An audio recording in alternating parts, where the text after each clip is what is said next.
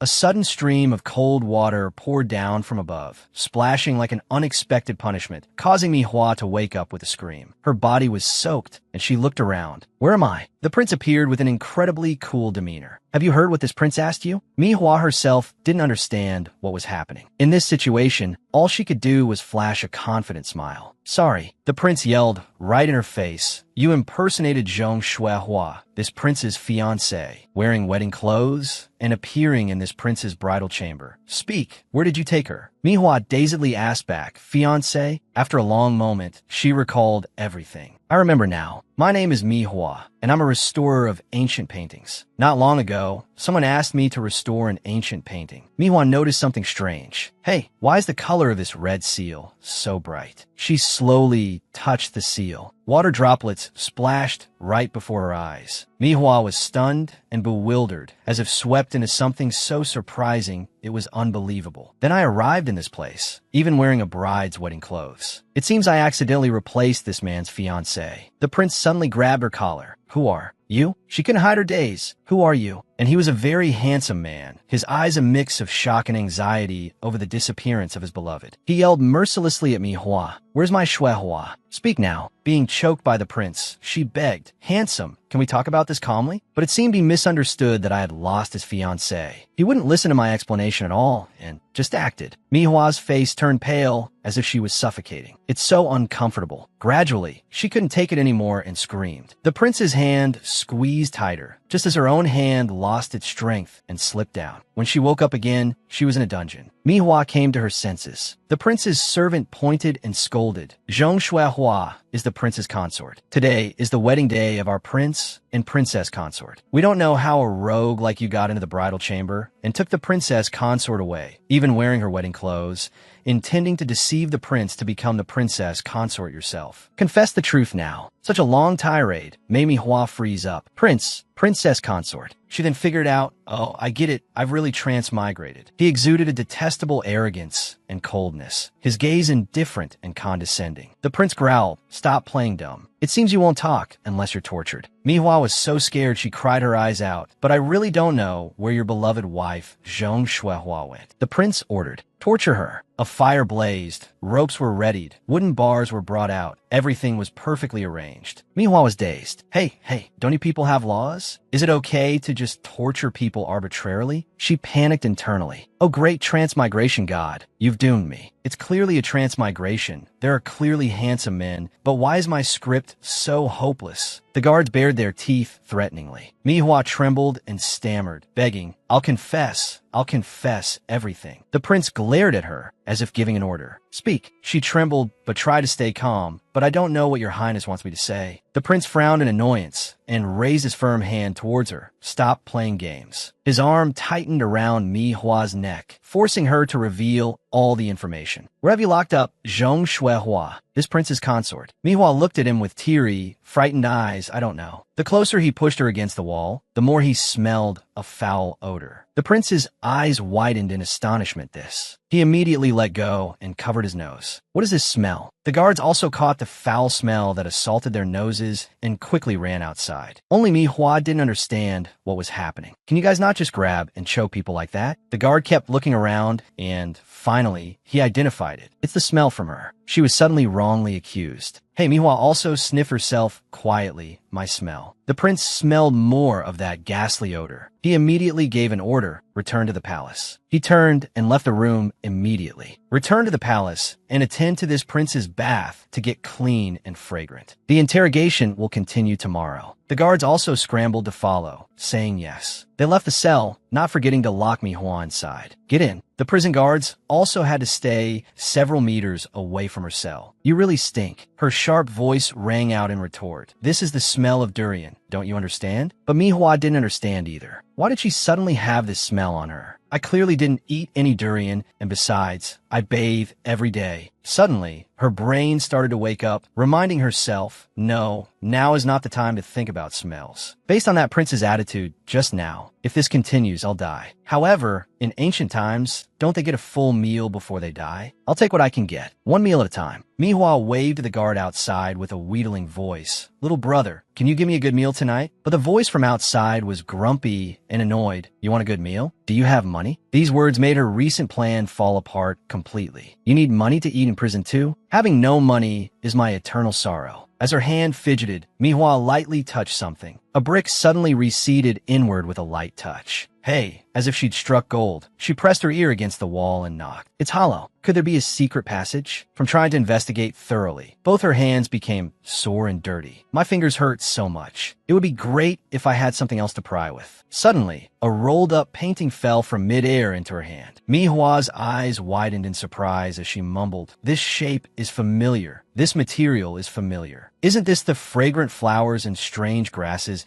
painting that I restored?" She gave a mysterious smile and began her work. If you're so eager to join the organization's prison break plan, then the organization won't be polite anymore. So, Manhwa kept chipping away at a corner until she finally got out. She stubbornly ran for her life outside. Looking at the scenery outside, Manhwa was drenched in sweat, but happier than ever. This is great. I'm finally out. I can continue to live freely again. But after running just a few steps, Manhwa vaguely remembered the painting. But that 100 Herbs scroll automatically disappeared the moment the secret passage was cleared. But she didn't pay too much attention to it. This thing that comes and goes as it pleases, it seems it's not yet. Manhwa found herself falling through the air after missing a step and plunging off a cliff. A terrified scream echoed. "I can't swim." Manhwa quickly plunged into the water with a loud splash that no one heard. She sank deeper and deeper into the abyss of the lake. If I knew I was going to drown, why did I even bother breaking out of prison? Manhwa's hazy eyes looked up at the surface of the lake, which was getting further and further away. As if in a dream, she vaguely saw a strange figure.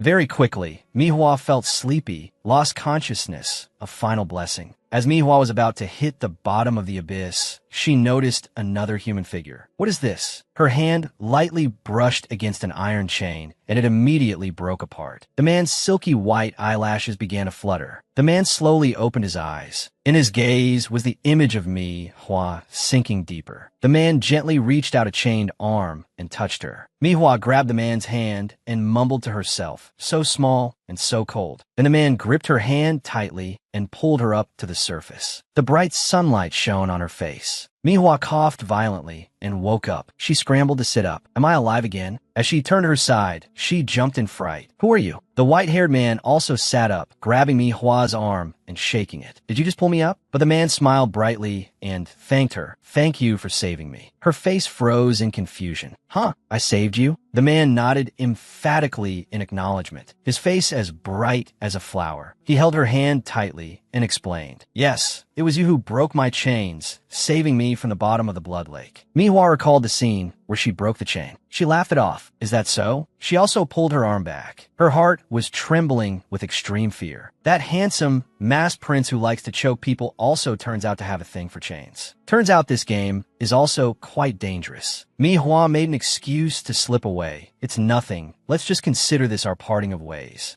With that thought, she turned and just wanted to run for her life. Let's not meet again. But surprisingly, hey, why can't my legs move? The white-haired man had been hugging Manhwa tightly since just now. You gotta be kidding me. The man's eyes sparkled. I like the milky scent on you. Manhwa immediately blushed in embarrassment. She pushed the man, making him tumble backward. What are you talking about, you pervert? After saying that, Manhwa raised her hand to take a sniff. This milky scent, it really is the scent of cow's milk. She mumbled, unable to figure it out. It seems that ever since I transmigrated, I've had a scent on me. But what's different about me now compared to before I transmigrated? Manhwa was puzzled. Could it be caused by that fragrant flowers and strange grasses painting? But speaking of scents, it should be the scent of fragrant flowers, right? At this thought, Manhwa was horrified. What the hell is with durian and cow's milk? Are you just shouting out slogans? The man still hadn't given up on her. Milk. The white-haired man slowly approached again. Milky scent fairy sister, making her heart skip a beat. To save her own skin, she ignored everything and ran for her life. Time to bolt. I'm telling you, this guy who was chained up is definitely not just ordinary trouble. In the middle of the forest, a mournful echo rang out. I'm dead. Tired. Manhwa sat down under a tree, panting heavily. You probably didn't follow me, right? Suddenly, a hand offered her a sip of cool water. Manhwa didn't think much and took it. Thanks. She smiled and raised it to drink, but the next second,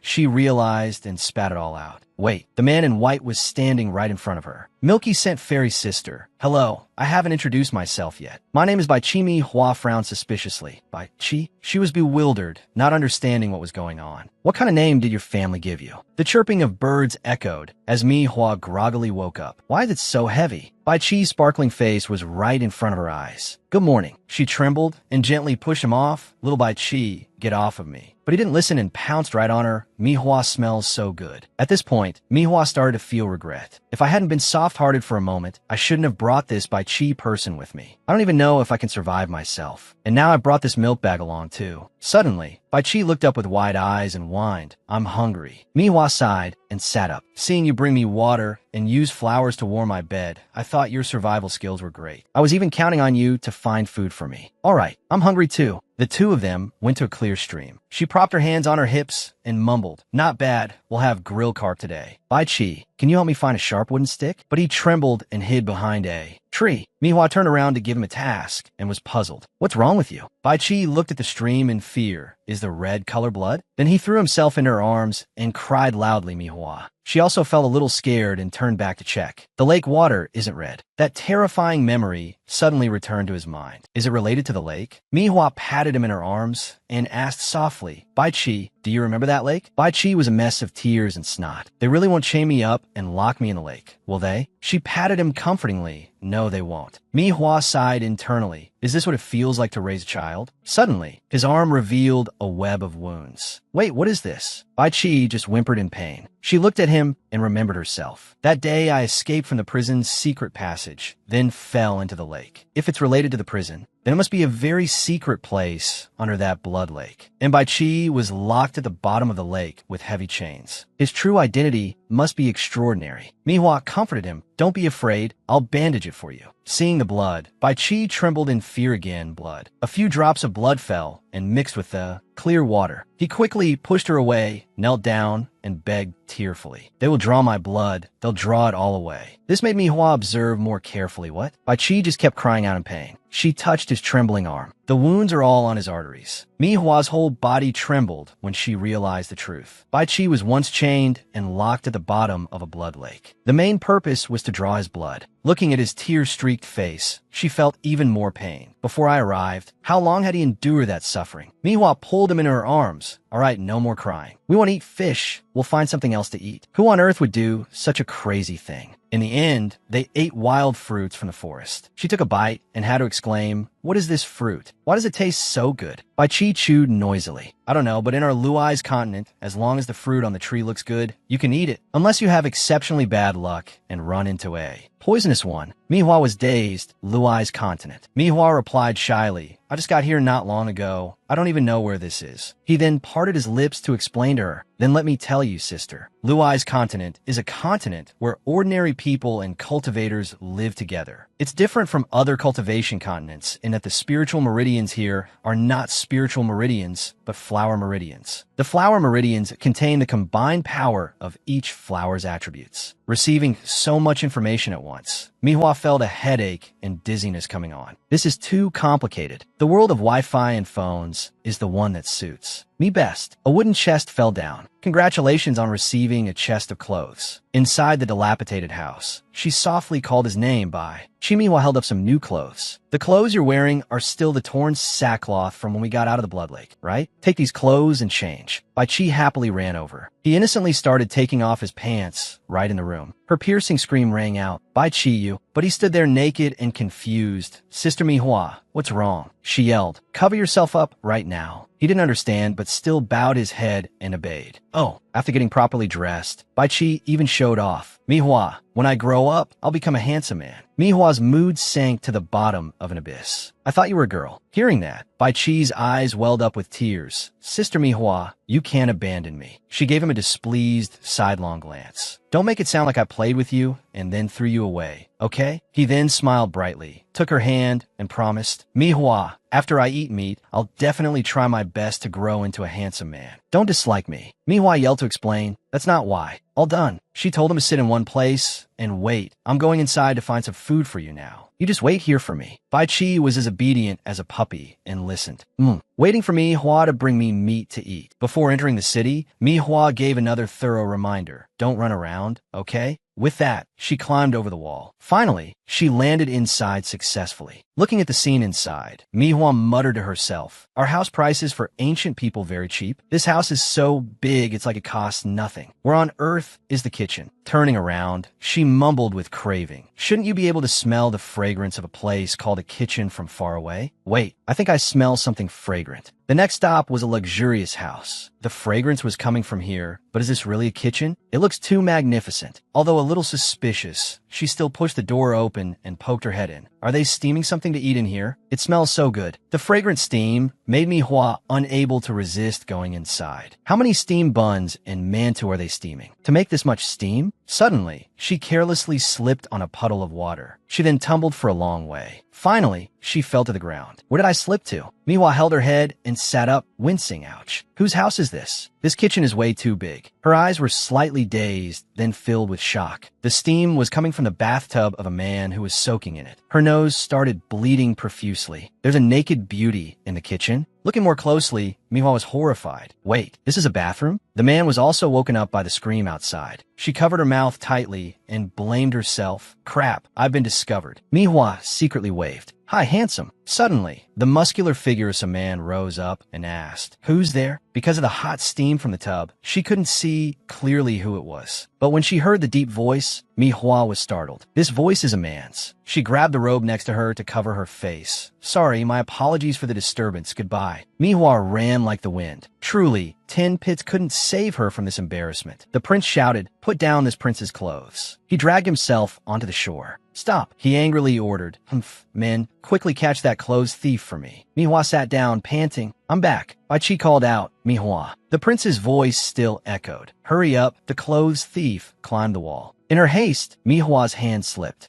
He panicked and opened his arms to catch her. Manhwa, be careful. Then Manhwa fell into Bai Qi's arms. The robe fell to the ground. He was happy that Manhwa was okay. I caught you. As for her, her heart was fluttering and pounding. But Manhwa quickly came to her senses, tossed the robe aside without a second thought, and easily pulled Bai Qi along. Let's run, milk bag. The two of them bolted like crazy into the forest. This was the royal hunting ground. Running so much exhausted Manhwa. It seems they're not chasing us here anymore. I'm so thirsty. Bai Qi patted her back. From a distance, he saw a large drop of water on a leaf. He went closer and called out, Manhwa, there's water here. I'll pick this leaf for you. Suddenly, Bai Qi fell into a trap. She called out in alarm. Bai Qi, this must be a trap for catching wild beasts. She asked him worriedly, You're not hurt, are you? You're so dirty. But Bai Qi was still grinning from ear to ear for getting water for Manhwa. Hee, look, the water is still inside. She smiled gently. You really are a silly milk bag. Their happiness was short-lived. The roar of a tiger echoed from afar. It slowly walked towards them. The tiger's eyes looked like it wanted to eat them alive. Bai Qi screamed, There's a tiger. Manhwa, run. She stood up and backed away in fear. If I run, this tiger will definitely jump into the trap and eat the milk bag. The trap is so shallow. Manhwa stared down. After it's done eating, it'll be very easy for it to jump back up. The tiger got closer and closer. She made up her mind. Whatever. Manhwa lured it towards her. Over here, you idiot. But tears and snot were streaming down her face from fear. Manhwa, you've never run 100 meters in under 20 seconds, and you dare to provoke a fierce tiger. She tripped over a small rock while running. Manhwa thought worriedly, I'm dead. A fatal tiger bite probably won't hurt that much, right? Grandma, Grandpa, Mom, Dad, I'm coming. But luckily, Manhwa was still safe and sound. She opened her eyes and wondered, I'm not dead, because he had appeared in front of her, protecting her. Manhwa called out in surprise. Bai Qi, now everything was a matter of life and death. Manhwa asked anxiously, Bai Qi, what are you doing? He remained silent. The fierce tiger menacingly approached them. He pushed Manhwa and shouted, Run. She tumbled to the side. Suddenly, Bai Qi transformed. Manhwa was shocked when she saw it. He appeared in a different form, strong as tempered steel. He smirked, his eyes blazing, his hands on fire as if challenging the whole world. Bai Qi challenged, Firepower strike. A beast like this is worthy of showing off to me.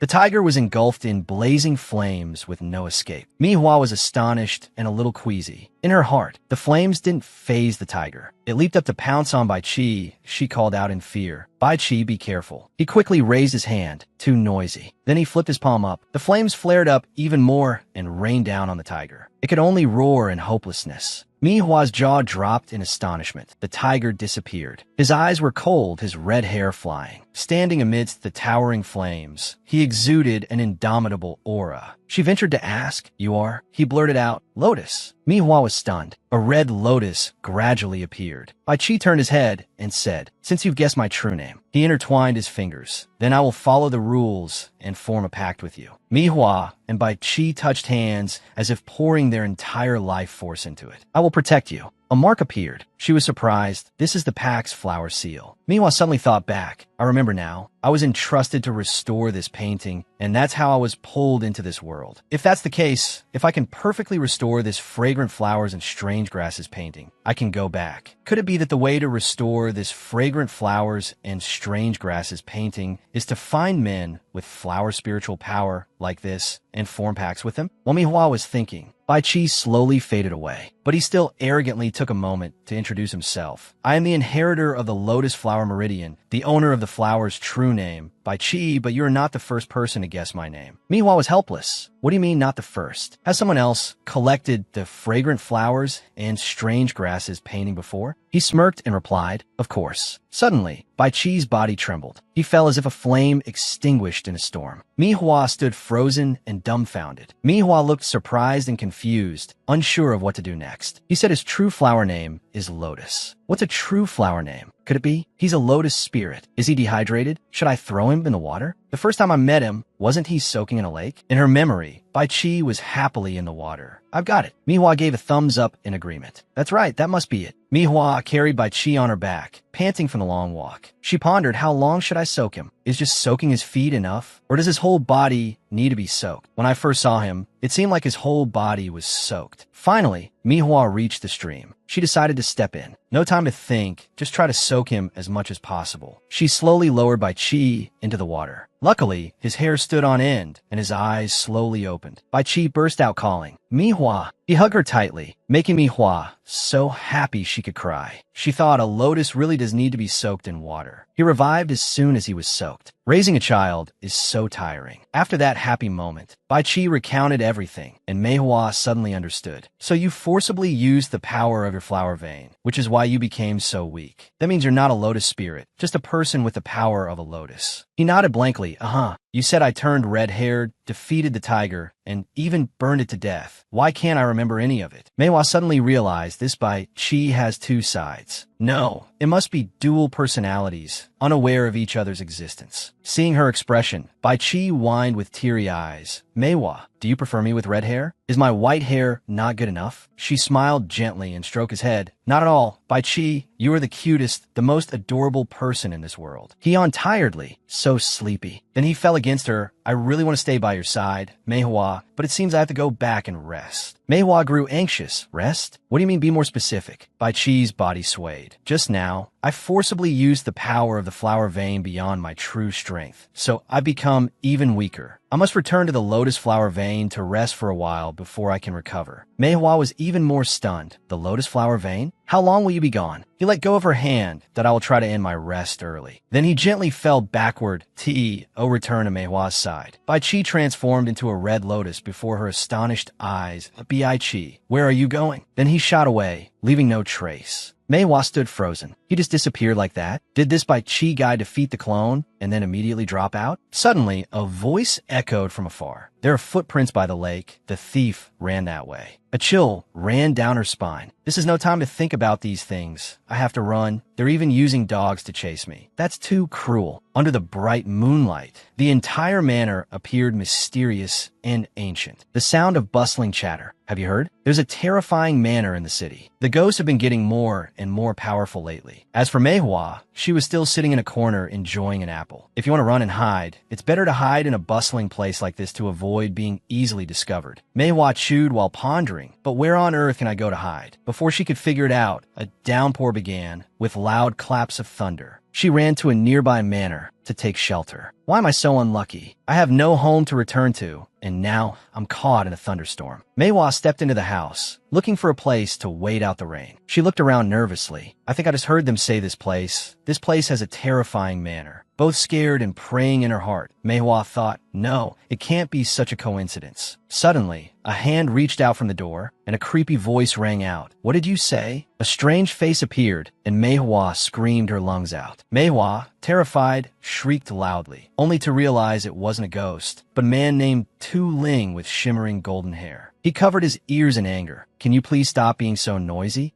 She wondered, a golden retriever spirit, a bird's nest, or a ghost. He took Manhwa's hand, looking at her like a strange creature. Why do you have such a strange scent on you? And your words are so unpleasant. Manhwa pouted and sniffed herself. My scent has changed again. This smell seems like popcorn. From now on, I'll change my surname to Popcorn. Completely unafraid now, she checked the tabletop. Although this place is dusty everywhere, if I clean it up a bit, I can probably still sleep here. Meanwhile, Tu Ling turned away and muttered, in this world, such a special existence is, as expected, still only her. Manhwa pondered thoughtfully. Besides, this ghost doesn't seem scary. That so-called ghostly prince is the scary one. Thinking so much made Manhwa's stomach growl with hunger. She looked at the last piece of food she had. Beep beep. The system reminded, Manhwa needs to replenish her energy urgently, but there is only one apple left in reserve. Luckily, she found a new food source. Beep beep. The system reminded again, Manhwa, you have received a pot of white rice. She opened the lid of the pot, her mouth watering. As expected, the kitchen is the best place to store food. Best. Manhwa happily opened the cupboard for bowls, singing impromptu, get the rice. Unfortunately, as she took out a bowl, she accidentally knocked over a jar, causing it to fall to the ground. Crash! Manhwa knelt down and worriedly picked up the glass shards. Is this glass? More surprisingly, Tu Ling appeared suddenly behind her, his voice menacing. What are you doing? Making Manhwa tremble all over. There's killing intent. She was in a state of extreme panic and embarrassment that I can explain. I really didn't do it on purpose. He asked her gloomily, what difference does it make whether it was on purpose or not? The important memento Shui Hua gave me is gone. He looped a rope around a tree branch and said dejectedly, what's the point of me living anymore? Just let me die. Shui Hua, I've failed you.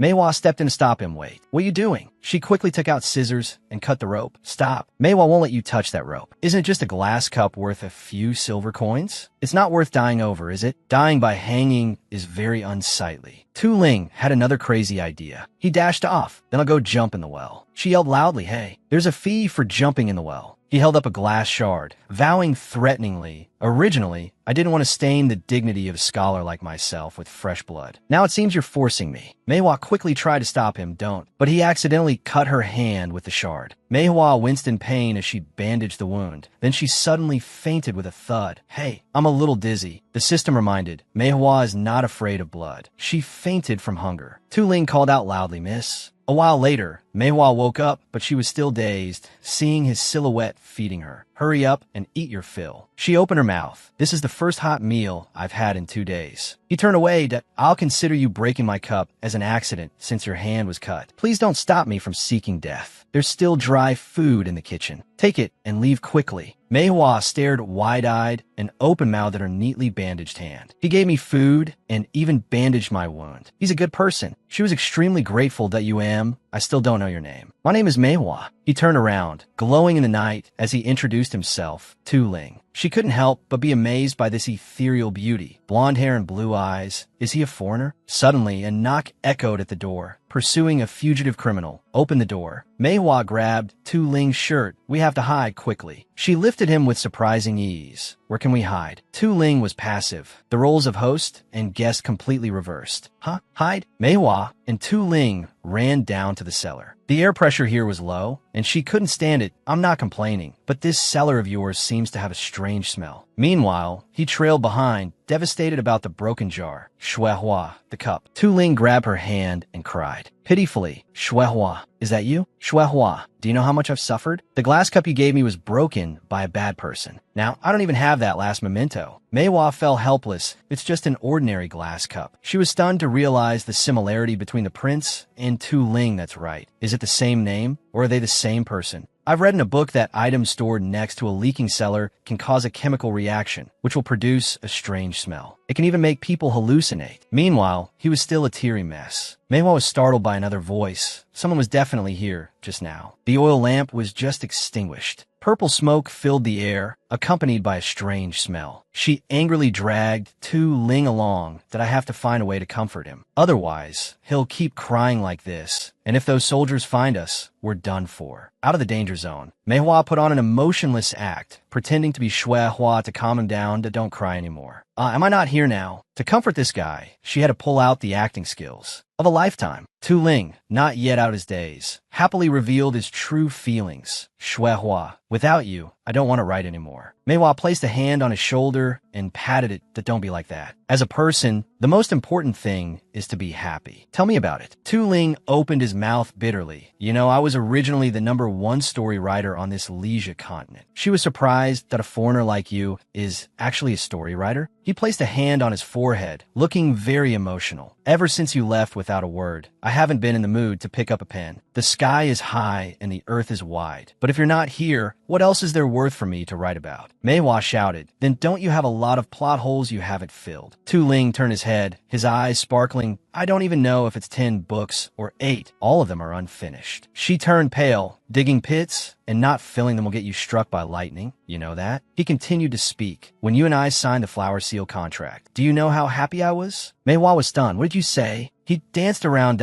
ate tea that time. You appear by my side, brewing tea and grinding ink for me, discussing plots with me. I was wary of you until you guessed my flower's true name. The painting of fragrant flowers and exotic grasses appeared around us, and only then did I confirm that you were my one and only. Manhwa was choking on this information overload. The painting of fragrant flowers and exotic grasses has been used by someone else. Before I came to this leisure continent, she even signed a contract with someone else. Tu Ling began to act out a sorrowful drama, but I don't know why you suddenly disappeared without a trace. Just vanished like that. In a world without you, what's the point of me writing? But it's all about other people's love and hate. What does it have to do with me? These words struck Manhwa like lightning. My sudden appearance and Zhong Shui Hua's sudden disappearance.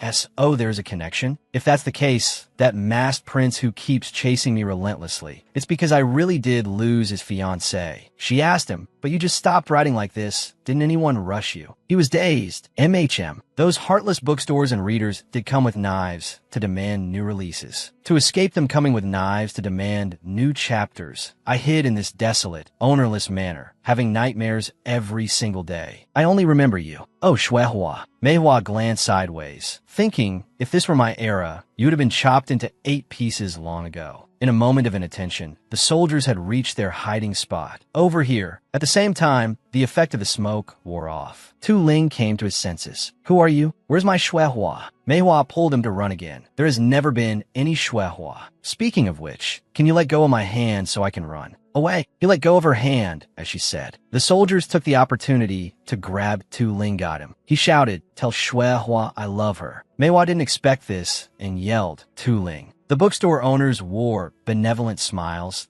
Tu Ling, our bookstore is waiting for the 5th volume of your Beauty Falls from the Sky. How could you just say you're not writing anymore? His eyes were listless, devoid of any vitality. Heartbroken from lost love, I'm not in the mood to write. They all raised their torches in unison and shouted, if that's the case, it's best we burn you to death. Tu Ling nodded, not resisting. Dying is fine too. I can go see my Shui Hua. She watched the spectacle, whispering her thoughts. I never expected a foreigner to be a writer in this country. This guy's Chinese proficiency is pretty good. Ignoring the shop owners lighting the fire, he remained completely unfazed. Manhwa was horrified and yelled, you're gonna burn him to death for not filling the plot holes? Are you guys for real? With that, she jumped in and threw a bucket of cold water. The fire at Tu Ling's feet was extinguished with a poof. The crowd turned around, grinding their teeth. What are you doing? Manhwa stood with her hands on her hips, annoyed. If you burn him to death, you won't have a writer anymore. The readers will cause an uproar then. She began to use herself as collateral. Why don't you give me 3 days? I will definitely make him pick up his pen. The bookstore owner frowned, calculating. That makes sense. All right then, we'll give you 3 days. The old man's face was grim. If the time comes and he still hasn't started writing then, she slung an axe over her shoulder and promised, I'll chop the firewood to burn him for you. The old man clapped his hands on her to deal. Only then did she run over to plead with Tu Ling. Hey, you heard them. In 3 days, you have to obediently finish writing, okay? If you don't write, it's not just you who will die. But he was still immersed in his sorrow. Manhwa had to wail dramatically. Have you seen our ice jar? We're about to see the bottom. Tu Ling snorted that I'm about to die, and you're still worried about the rice jar. Do you have any conscience? She immediately pulled him up by his collar. Don't whine to me. I'm not falling for that trick. Manhwa dragged him into the house. You have to start writing for me tomorrow morning. Being scolded, Tu Ling could only cry and whine. You evil woman, Shuehua is much better than you. The next morning, Tu Ling angrily slammed the table, demanding to go on strike, but Manhwa calmly retorted, if you don't write, you won't let me live, and I won't let you die. He collapsed onto the table, bewildered. I can't believe it's so difficult to die now. She turned and left without a second glance. By night, the lamp in the room was still lit. What on earth are you doing? She pointed at the table, scolding him like her own child. Why haven't you written a single word? Tu Ling was still lovesick and dejected. Ever since she disappeared, I haven't been able to write another word. He had lost all his energy. Why don't you hurry up and go chop the firewood and tell them to come a little earlier? Tu Ling also openly disdained Manhwa. She is my source of inspiration. A practical and materialistic woman like you can't compare to her. Suddenly remembering the pleasures of her past life, she smirked slightly. Then let me show you how many story platforms I've read. I'll show you the power of a VIP. Reader, isn't it just inspiration? I have as much as you want. With that, Manhwa began to open a book intently. First, let's fill the plot holes in your manuscript. Isn't it a painful wife-chasing scenario? Just write that the brain-dead male lead scorns the female lead. Then he discovers the female lead is the white lotus he's been searching for all these years. And then he becomes a doting family man. Tu Ling frowned in response. I've written that. She quickly opened another book. What about BL? You write that the crown prince is injured, blinded, and loses his memory, wandering into the mortal world and being saved by a scholar. Then add that the scholar is replaced by someone else. Then a series of dog-blood misunderstandings where you don't say, I don't ask, and it's done. Tu Ling smirked disdainfully that I wrote that a long time ago. Manhwa, not convinced, continued. What about a domineering CEO? What about Xuanhuan? What about rebirth and revenge? The answer was still, I've written that. I've written that too. I've written all of them. Finally, she became so angry she blurted out her own story and transmigration like me. In Tu Ling's heart, that image appeared again. Shuehua. Everything she said, you've told me all of it. At that time, his heart was captivated by this girl that I've been in the Leisure continent for so many years. I've always relied on my own literary talent and lived differently from the locals until I met you. Only then did I realize I was a frog in a well. Shuehua smiled faintly. These are just fragmented short passages of mine. If you want to turn them into a real story, it still needs Tu Ling's magical hands to paint it. Manhwa's jaw dropped as she shook him back and forth. Don't you fall asleep. His eyes were filled with the image of the old figure. I miss you so much, Shuehua. Everything she said is what you told me. Is there anything else about you that I don't know? It was now the morning of the second day. She resolutely tied a band around her forehead, then moved to the market to earn a living. First, I'll ignore that Tu Ling's life or death. If I don't make money, I'll starve to death. Across the way at the official's residence, something was amiss. He was shouting, Guo, what is this tattered thing? The young boy was still selling desperately, pleading, anything, boss, even a little money will do. My mother is waiting for money to get treatment. The old man pushed the young man to the ground. Get lost. Don't get in the way of my business. The painting flew to the ground with the momentum. The moment Manhwa saw it, she seized the money-making opportunity. Business has come. Manhwa seized the opportunity to help him. Let me restore this ancient painting for you. As a new business, I'll open your eyes. This attracted many passers-by, especially this brother. Can you really do it? Watch this. Her eyes lit up with happiness as she nodded. I guarantee it will sell for a good price. Returning to her stall, she began to mix colors, then dabbed the brush onto the color tray. Manhwa closed her eyes to feel it, then swept each color-soaked brushstroke across the painting. Tu Ling, watching from the side, was also astonished. I never thought she had such an artistic hand. The wealthy man standing nearby also had his pipe, worn around his neck, snatched by her. Manhwa trembled. Old master, may I borrow some fire? She began to perform magic with the pipe continuously, twirling it. A perfect scene of the person and the painting blending together. The The worried brother quickly spoke up. Are you trying to burn the painting? But the painting quickly caught fire, then spread faster. The chatter grew louder and louder. Could this be the legendary technique? The fire painting technique? Finally, after a quiet hour, Manhwa cracked her arm, which was trembling from exertion. It's done. She handed the painting back to the brother. What do you think? The faces peering and all gasped in amazement. The painting has been restored to its original state. The handwriting of the previous national preceptor. The works of a national preceptor are extremely rare among the common folk. The wealthy old man immediately ran forward with money. I'll buy this painting. A grumpy woman argued that,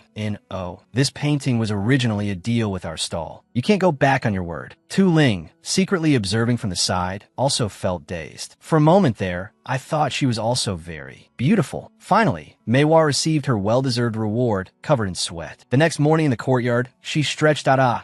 It feels so good to have money. Last night's dinner was great, wasn't it, Tu Ling? But no one answered. Where are you? There was a louder noise from the other side, that if you don't want to live anymore, we'll just grant you your wish. Manhwa rushed over and was scared silly. My goodness. She hurriedly ran over, screaming, isn't there still time left? The aggressive bookstore owners pointed. He came to us on his own, saying he couldn't write. She cried and hugged his leg tightly. It was so hard to finally get a meal. Isn't it good to be alive? Tu Ling scowled and pushed Manhwa away. You and your filthy money. Get away from me. I'm going to find my beloved Shuehua. Can you not tarnish my noble soul with your presence? The group of shop owners also started to chime in. Then we'll make our move. Seeing off the famous author of the Leisure Continent on his final journey. Fare thee well, goodbye. Hearing this, Manhwa stepped forward confidently. Did you all just say he's the best-selling author in the Leisure Continent? Have you forgotten about me? The three bookstore owners looked on blankly. Who are you? Then they were treated to a sight. Whose brushwork is this painting? The more the three of them looked, the more they liked it. This painting has both form and spirit. One look, and you know it's the work of a master. Tu Ling also wanted a peek. Manhwa smiled smugly. That is a painting of a young girl by the river. Tu Ling was speechless with astonishment. Here, Manhwa sniffed arrogantly. And you thought I only knew how to do shoddy repairs. His eyes widened in fascination. That I never thought a materialistic person like you could draw such a beautiful imperial painting. Are your hands those of a god descended to the mortal realm? She put her hands on her hips and replied, as long as you live well and finish the manuscript, I can produce as many of these paintings as you want. In her mind, she began to wonder, I don't know if I'm being praised or not. Manhwa's nose was also very sharp. What does this smell? It's like grilled chicken feet.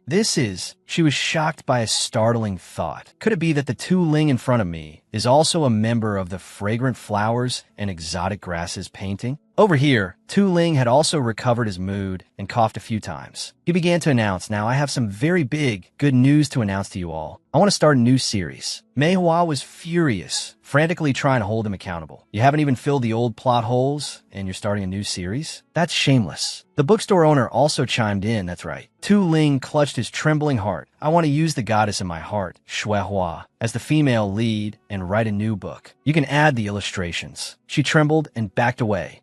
The bookstore owners finally left. Then we'll leave the task of urging Tu Ling's manuscript to you, Miss Manhwa. The light was still on in the room that housed this one. Manhwa slammed it in his face, full of frustration. This is the culmination of over 20 years of my painting career's power. Tu Ling's eyes were still not satisfied. Although it's very beautiful and has her charm. But, hearing him grumble, she began to clench her fists. This one is a bit too charming. The eyebrows are a bit thick, too ordinary. My Shuehua, her charm is... Manhwa shouted, shut up. She held up a few new drawings and pointed. This time you said it's too cold, lacking her gentle beauty. Tu Ling replied thoughtfully, that's right. Next, she fumed again. This one you said is too gentle, lacking her strength. He nodded shyly, that's right. Manhwa started to flare up, throwing all the drawings up, and this one, and this one too. You said the aura isn't right, the posture isn't right, the hair isn't right. Do you think you're the client from Party A? Do you know how many revisions you've made me do? Already, he still tried to hold his ground. Shuehua is the goddess in my heart. I absolutely will not allow your brush to show any disrespect. Until dawn broke. She rested her chin on her hand and sighed. Tu Ling stood beside her with a modest smile. Suddenly, a fragrance wafted to her nose. Manhwa's eyes lit up. Beef noodles. He brought over a heaping bowl. Are you hungry? I made you a bowl of noodles. Hurry up and eat. She stared blankly at the bowl of noodles. This way of speaking, he started to show off again. This is what Shuehua would say to me every time I was sad before. Mei face began to show suspicion as she continued. Did she also say something like, I'm so drunk, and I'm different from you because I'm not perverted enough, or something like that? And last night, when I told you about the wife-chasing plot, the replacement plot, the transmigration plot, Tu Ling's jaw dropped in astonishment. How do you know these things? Meihua slurped her noodles and explained, these are all part of our hometown's culture. Anyone who surfs the internet would know them. I suspect that Shuehua of yours is a fellow countryman of mine. Tu Ling was completely petrified. She said that exact same thing to me. How did it turn out like this? He recalled the word Shuehua once said, as long as it's sweet, it's fine, this smells good law, and the face slapping needs to be satisfying. It doesn't need too much logic. Readers love this genre. It will definitely be a success. Tu Ling began to have his doubts. Shuehua, is everything she said true? Everyone in your hometown knows these things. That night, he lay sprawled on the table in a daze. She then held up a painting. Tu Ling snapped out of it. His eyes were transfixed. Her beautiful painting gradually appeared before him. Tu Ling hugged the painting and cried loudly, Shuehua, my Shuehua. At that moment, Meihua stretched wearily. If client A is satisfied.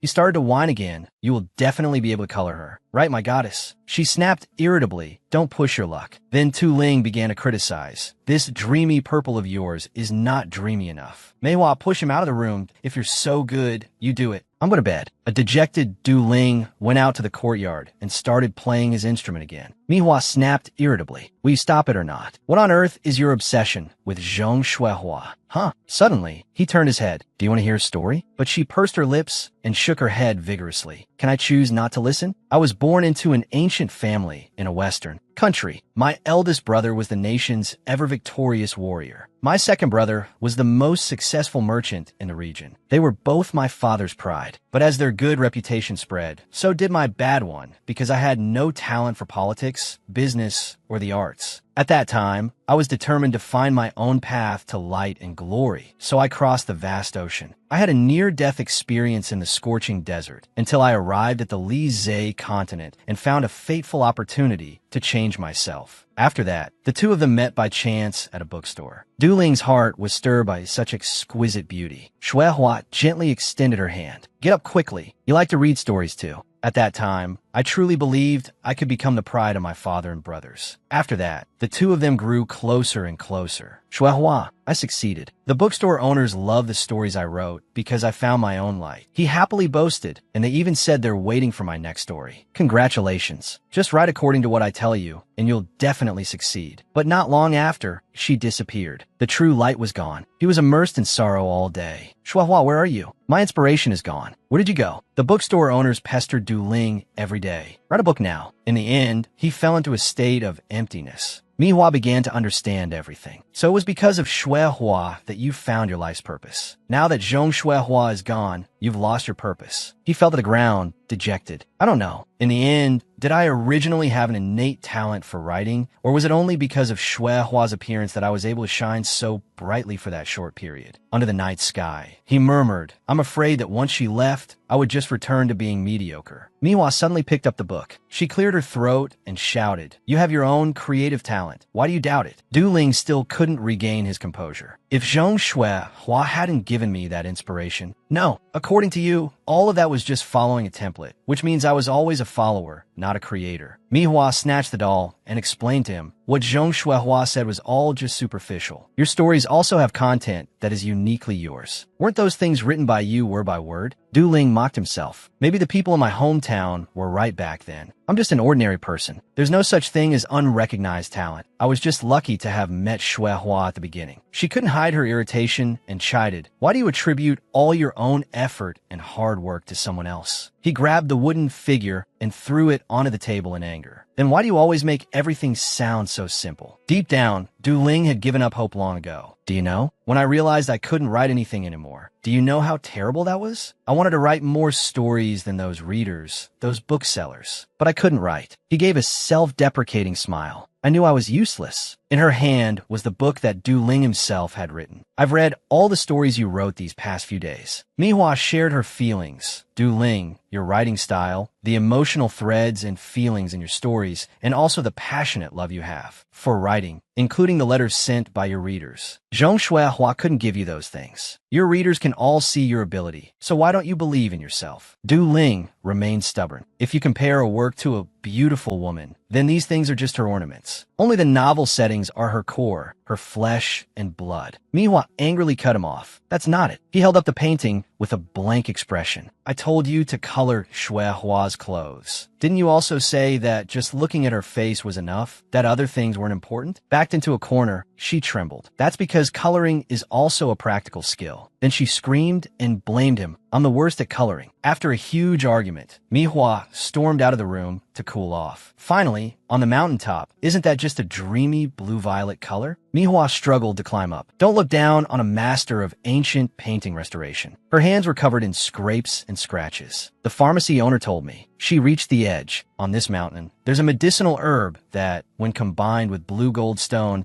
can create a special blue-violet color. But the rock Michigan Hua stepped on slipped, causing her to lose her balance and fall. The sun began to peek out from behind the mountains. With her battered body, she lay collapsed at the foot of the mountain. It hurt so much, but as soon as she turned her head, she saw a purple flower growing right beside her. She breathed a sigh of relief. That's it. It was already night when Manhwa returned to the house. A sound came from the alley entrance. Duling. She burst into the room, breathlessly showing off the painting. Duling. His eyes were stunned. His cheeks also flushed red. Here, Shuihua's portrait has been colored. Her whole body was covered in wounds. Her words became hard to understand. Whether it's an embellishment or the flesh and blood, it's all very important. Even a salted fish like me managed to do it. You have talent. Du Ling looked cautiously at her trembling form. Manhwa fell before she could finish her sentence. You can too. She finally fainted in his arms. What's wrong with you? He was stunned in disbelief. Here, seeing the blue-violet flower on the table, Du Ling gave a wry, fond smile. You fool. You went up the mountain and picked this flower. It's poisonous. Du Ling's perspective began to change. The goddess who always inspired him had suddenly left without a word. But this fool who only thinks about money and food climbed mountains and crossed ranges for him, nearly losing her life. He asked himself, without Zhong Shuihua, can Du Ling really write a story? Early in the morning, the bookstore owners swarmed the house. Miss me, didn't you say you would draw a picture for each of us to pay off Du Ling's debt? Manhwa shot up. She trembled as she put on her shoes and got out of bed. But Manhwa couldn't even hold the brush steadily. I'll draw now. How'd it turn out that I'm the one being rushed for a manuscript now? But it wasn't long before. She grew tired and her hand had no strength. I'm done for. My hand has no strength. The brush in her hand fell with a thud. Du Ling suddenly appeared and caught the brush. Then he pulled her into his arms. Don't you all want me to write a new story? He did this so that a weakened person like her would have something to lean on. What's the need for paintings? I've thought it through. Chasing new inspiration isn't the only way to write. Manhwa's cheeks suddenly flushed red. He responded to her with a brilliant smile. I will follow my heart and write a good story. After that, Du Ling really did produce a new manuscript. The final installment of The Beauty Who Fell from the Sky. I've finished writing it. The owners could hardly believe it. You finished it just like that? Du Ling frowned unhappily. You have a problem with that? He immediately changed his tune and praised him profusely. No, not at all. In fact, I think your writing is even better and more brilliant than before. He instructed them with a blank face. If you want the story, come to me. You're not allowed to go bother anyone else again. Do you understand? Manhwa, sitting to the side, couldn't help but exclaim, Du Ling, when you get serious, even they're afraid of you. Not only that, he also caringly draped a coat over her. The poison in you hasn't been fully purged. It's cold outside. Hurry and go inside. I'll cook some porridge for you. She immediately teared up like a child asking for a treat. Can I not eat porridge and have me instead? Du Ling agreed right away. All right, what do you want to eat? Manhwa was stunned in disbelief. He agreed. She immediately stood up and pretended to be smug. Suddenly being so nice to me. Is it because you've realized my charm? He answered bluntly. Of course it's because you've been poisoned. The door quickly slammed shut, shooing the guest out. Only a faint voice echoed out. I want to eat hot pot, the kind with lots of meat. Seeing this, Du Ling left, relieved. It seems she's all right. Looking at the bubbling hot pot, Manhwa squealed with delight. Hot pot. Suddenly, a strange scent wafted over again. Wait on Du Ling. Her eyes widened as she murmured, what is that smell again? Manhwa stared blankly at him. You're a sunflower. The painting of fragrant flowers and exotic grasses lit up brightly before her. Du Ling also recognized these things. You're like Zhong Shuihua. The sunflower in the painting lit up. He couldn't believe his eyes. You're the owner of the fragrant flowers and exotic grasses painting. She still didn't quite understand. Until now, she was still suspicious. Are you really Du Ling? Du Ling started to whine and cry. You just got me, and you're already starting to dislike me. Why is my life so hard? I must write a story called, You Wicked Person, Don't Even Think of Escaping to Expose You. Now she accepted it.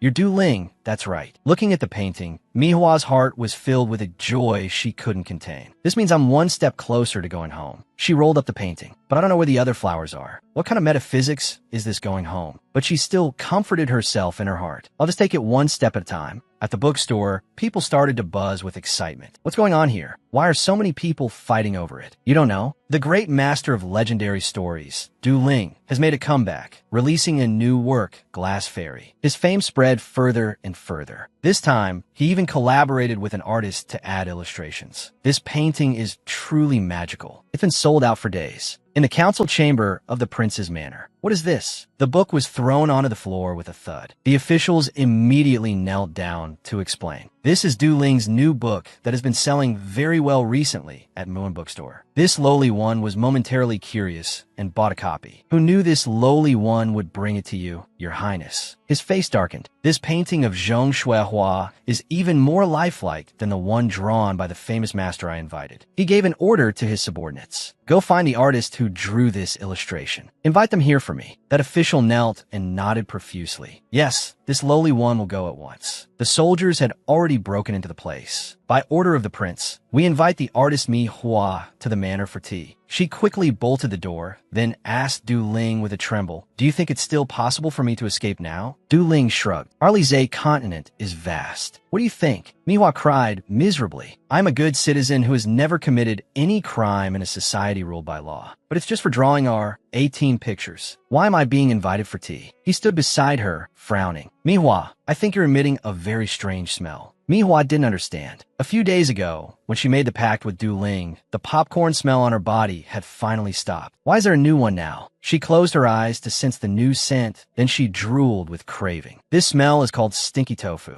I suddenly really want to eat it, but Du Ling backed away. I don't think I want to hear you explain what this smell is at all. A memory replayed in her mind. The prince had once recoiled from her scent. Manhwa gave a wicked smile. If it's still that next squeezing prince, I suddenly feel my chances of survival have increased by several degrees. The prince's eyes were filled with surprise. Manhwa was dressed in bright red makeup. This humble girl, she brought with her an indescribable scent that spread in all directions. The prince frowned. What is this smell? He began to order his servants to drag her away. Guards, take her away for a thorough bath and then bring her back. As Manhwa was being dragged away, she exclaimed, Your Highness, what has this humble girl done wrong? She was flustered and worried. This is bad. Why is there this bathing tactic? Dejected footsteps entered the room. The servant pushed her in. Her body was so battered she couldn't bear it. Bathed 18 times. Applied 10 layers of fragrant powder. Just from bathing, my skin has no layers left. The prince, inside, frowned and questioned her. You are the artist who drew the illustrations for the book Glass Fairy? Your figure looks a bit familiar. Raise your head and let this prince have a look. Only then did Manhwa remember her biggest worry right now. Manhwa trembled and made an excuse. This humble girl's appearance has been unusual since childhood. I'm afraid it will dirty Your Highness's eyes. A scent wafted past the prince's face. He looked at her, his vision blurry. I've been staying up late recently to approve documents, so my vision is a bit unclear. The prince rubbed the corners of his eyes. Never mind. Why did you draw the glass fairy in the story like that? Manhwa looked up, confused.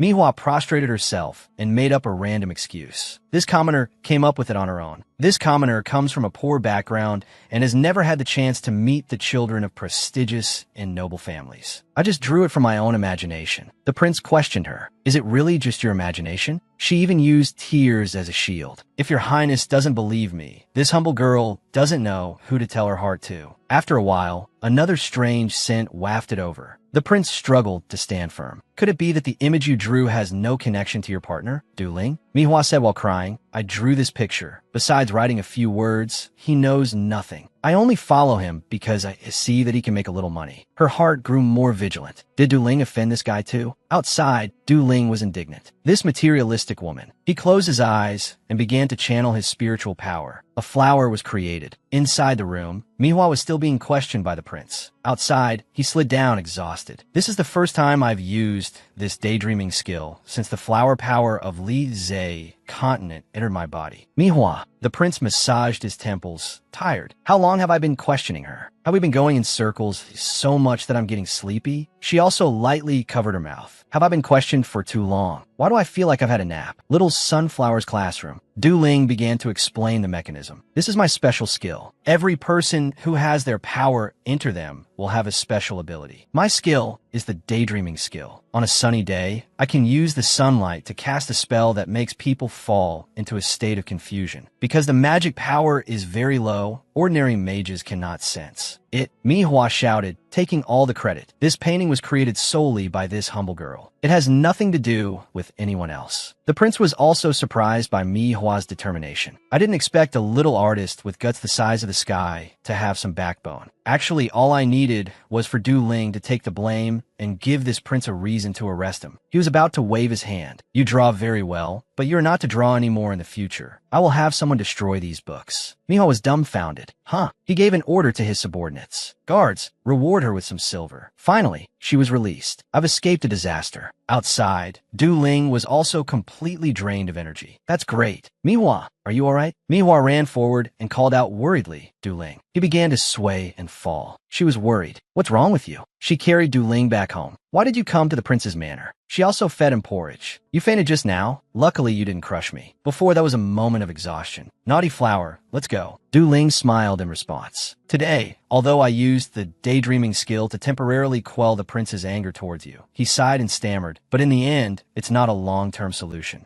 Du Ling was enthusiastically explaining. She shoved the bowl of porridge into his hands and hurriedly turned away. Oh no, I forgot to dish out the rest of the porridge from the pot. It's about to burn. But when she got to the kitchen, the pot of porridge was fine. Manhwa wondered blankly, could it be that I dished out the porridge before I left, and I just forgot? She turned to leave. That can't be right. Inside the room, a strange dark figure suddenly appeared. The person's hand was blistered and stinging. In the courtyard, Manhwa's sigh echoed. Running water, telephone, washing machine. She was pulling water from the well. I miss you guys so much. Above, a person wearing a mask was watching her. Running water, Thursday chicken, laundry chicken. The black-clad person's eyes were full of suspicion. I remember at first, a person named Zhong Shui Hua brought many storms and changes to the Lizhe continent. Below, by the stone table, she sighed in relief. Finally finished washing. The black-clad person's eyes grew more agitated. If she also comes from another world, if she also causes this whole world to be thrown into turmoil again, what should be done? She's a danger. This potential disaster must be eliminated. She accidentally broke a bowl. She cried and wailed. My freshly washed bowl. The next day, Manhwa dipped her brush into the black ink and was astonished. This also caught Du Ling's attention. What's wrong with you?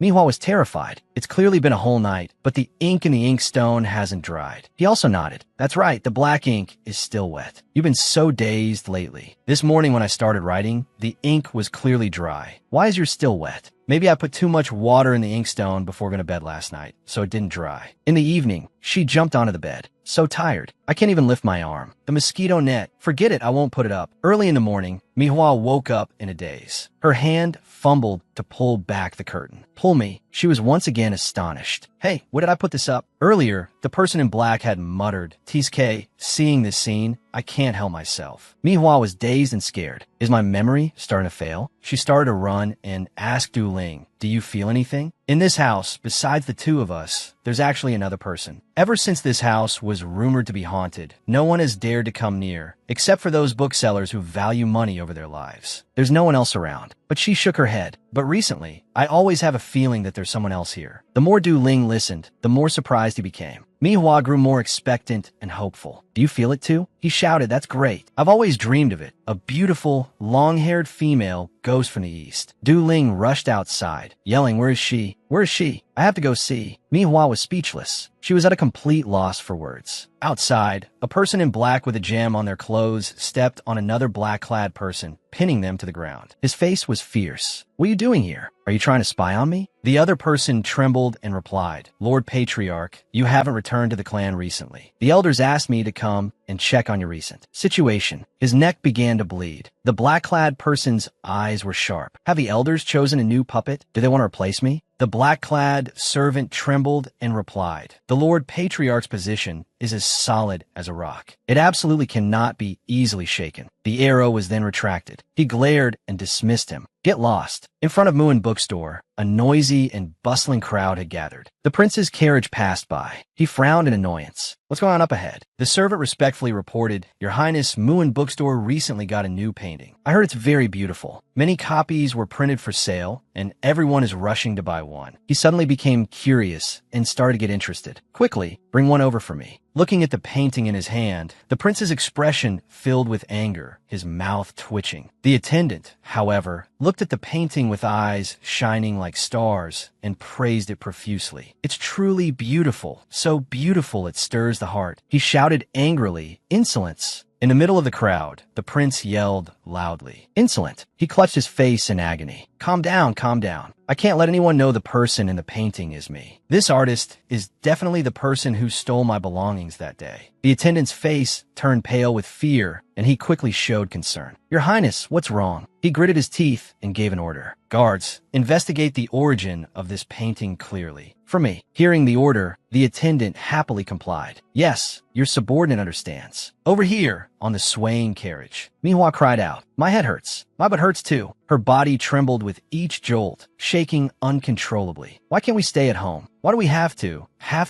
go out?" Du Ling was busy smoothing his hair and tidying his appearance. "Didn't I tell you 2 days ago? Muin is having a reader meet and greet, and they invited the two of us." You even nodded. "Before, it was just a perfunctory exchange like this." Muin said, "There's a reader meet and greet. Are you going?" "I'm sure, let's go." Recalling it, she couldn't help but blame herself. Have I really lost my mind? Ever since moving into that haunted house, I haven't been able to sleep well during these past few days of rushing to draw. Don't blabber to me about ghosts anymore. As long as you're alive, you have to draw for me." Manhwa cried. Moreover, this Du Ling guy, ever since he got his spirit back, has revealed his true nature as a capitalist. Suddenly, a shout from outside shattered the dreary atmosphere inside the carriage. She quickly lifted the curtain. "What's wrong?" A crowd was surrounding the carriage. "It's not even dark yet. Why are the mountain bandits here so early?" Du Ling's jaw dropped in surprise. The driver replied worriedly, "I don't know either. This is a main road and has always been very peaceful." Suddenly, he stepped forward with great confidence. "It's time to show my true skills." Manhwa stood behind him, cheering expectantly. "Du Ling, are you going to use magic?" He slowly descended with a powerful aura. A moment later, he pulled out a hidden instrument and, before everyone's bewildered eyes, began to sing. "Let me use my music to move these people who have strayed from the right path." The music from the instrument flowed out. The bandits whispered among themselves, "Boss, this foreigner's instrument looks very valuable." Each of them held a sword and shouted to each other, "Brothers, we've hit the jackpot this time. This year's quota is met." Du Ling, now scared, began to stumble and beg. "Wait, no, listen to my explanation." He backed away, and the instrument in his hand broke. Publicly available intelligence. Du Ling's classroom has resumed to answer questions. "I'm sure everyone wants to see me use the power of a flower lineage heir, right?" "That's right. Every flower lineage heir will inherit the power belonging to that flower lineage. And when that energy appears, it's like how I obtained the daydreaming ability, this power to bewitch people's hearts. And those abilities are not limited by cultivation level, which is why even the highly cultivated prince fell for the trick." Never mind. Du Ling shut his eyes tightly in fear. Suddenly a book. "These bandits are no good." She threw it at their leader, causing him to fall with a thud. The servant called out, in confusion, "Big brother." Manhwa cried out Du Ling. He turned around, startled that the book she threw was his own work. The old driver trembled as he hugged Manhwa's leg. She offered her hand to Du Ling. "Quick, get up here." He got on, and Manhwa whipped the horse. "Let's charge through." The horse ran wildly, charging straight at the group of bandits, causing them to scatter in chaos. After passing through, Manhwa looked proud. "I can't believe it's only been a short while, but I'm pretty good at driving this carriage. Maybe this is a natural talent." A short while. Du Ling's shout snapped her out of her daydream. "Stop, quick!" It turned out they were about to plunge off a cliff. Manhwa's face was streaked with tears from fear, not knowing what to do. Which side is the brake on this thing? Luckily, the carriage stopped right at the edge of the cliff. The sudden braking caused Du Ling and Manhwa to fall out of the carriage. They turned their heads. It was the old driver's moment of divine intervention. He coolly raised his little finger of 100,000 roads, safety is number one. She let out a sigh of relief after a narrow escape. We're saved, but we're surrounded again. That group of bandits blocked their path again, the knives in their hands menacing like a tiger's fangs. Du Ling and Manhwa hugged each other, trembling. On a tree branch, Yi Ban observed thoughtfully, "This is the main road. Logically, there shouldn't be any bandits. Besides, the martial arts of this group of bandits are not those of ordinary people. If someone wanted to use the pretext of bandits robbing and killing to silence someone, then it resembles that person's style of work. But should I go and save her?" In another development, Manhwa threw a burning book at the group of bandits. She postured to burn another book. "Behold the self-defense moves I learned from watching TV." Hearing this, they slowly backed away. She kept burning books and throwing them to scare them, which made Du Ling frantic as if he had lost his soul. "Those are all my stories, my life's work." The old driver cautiously approached Ada. "Young miss, young master, I forgot to tell you that inside the carriage there is..." Manhwa turned back, puzzled. He continued to speak. Kerosene, followed by a sky-shattering explosion. Manhwa fell face first to the ground, panting from the smoke, vaguely thinking, why was there kerosene in the carriage? I don't think I can make it. Is this the end of the whole story? Yi Ban walked through the smoke and flames and picked her up,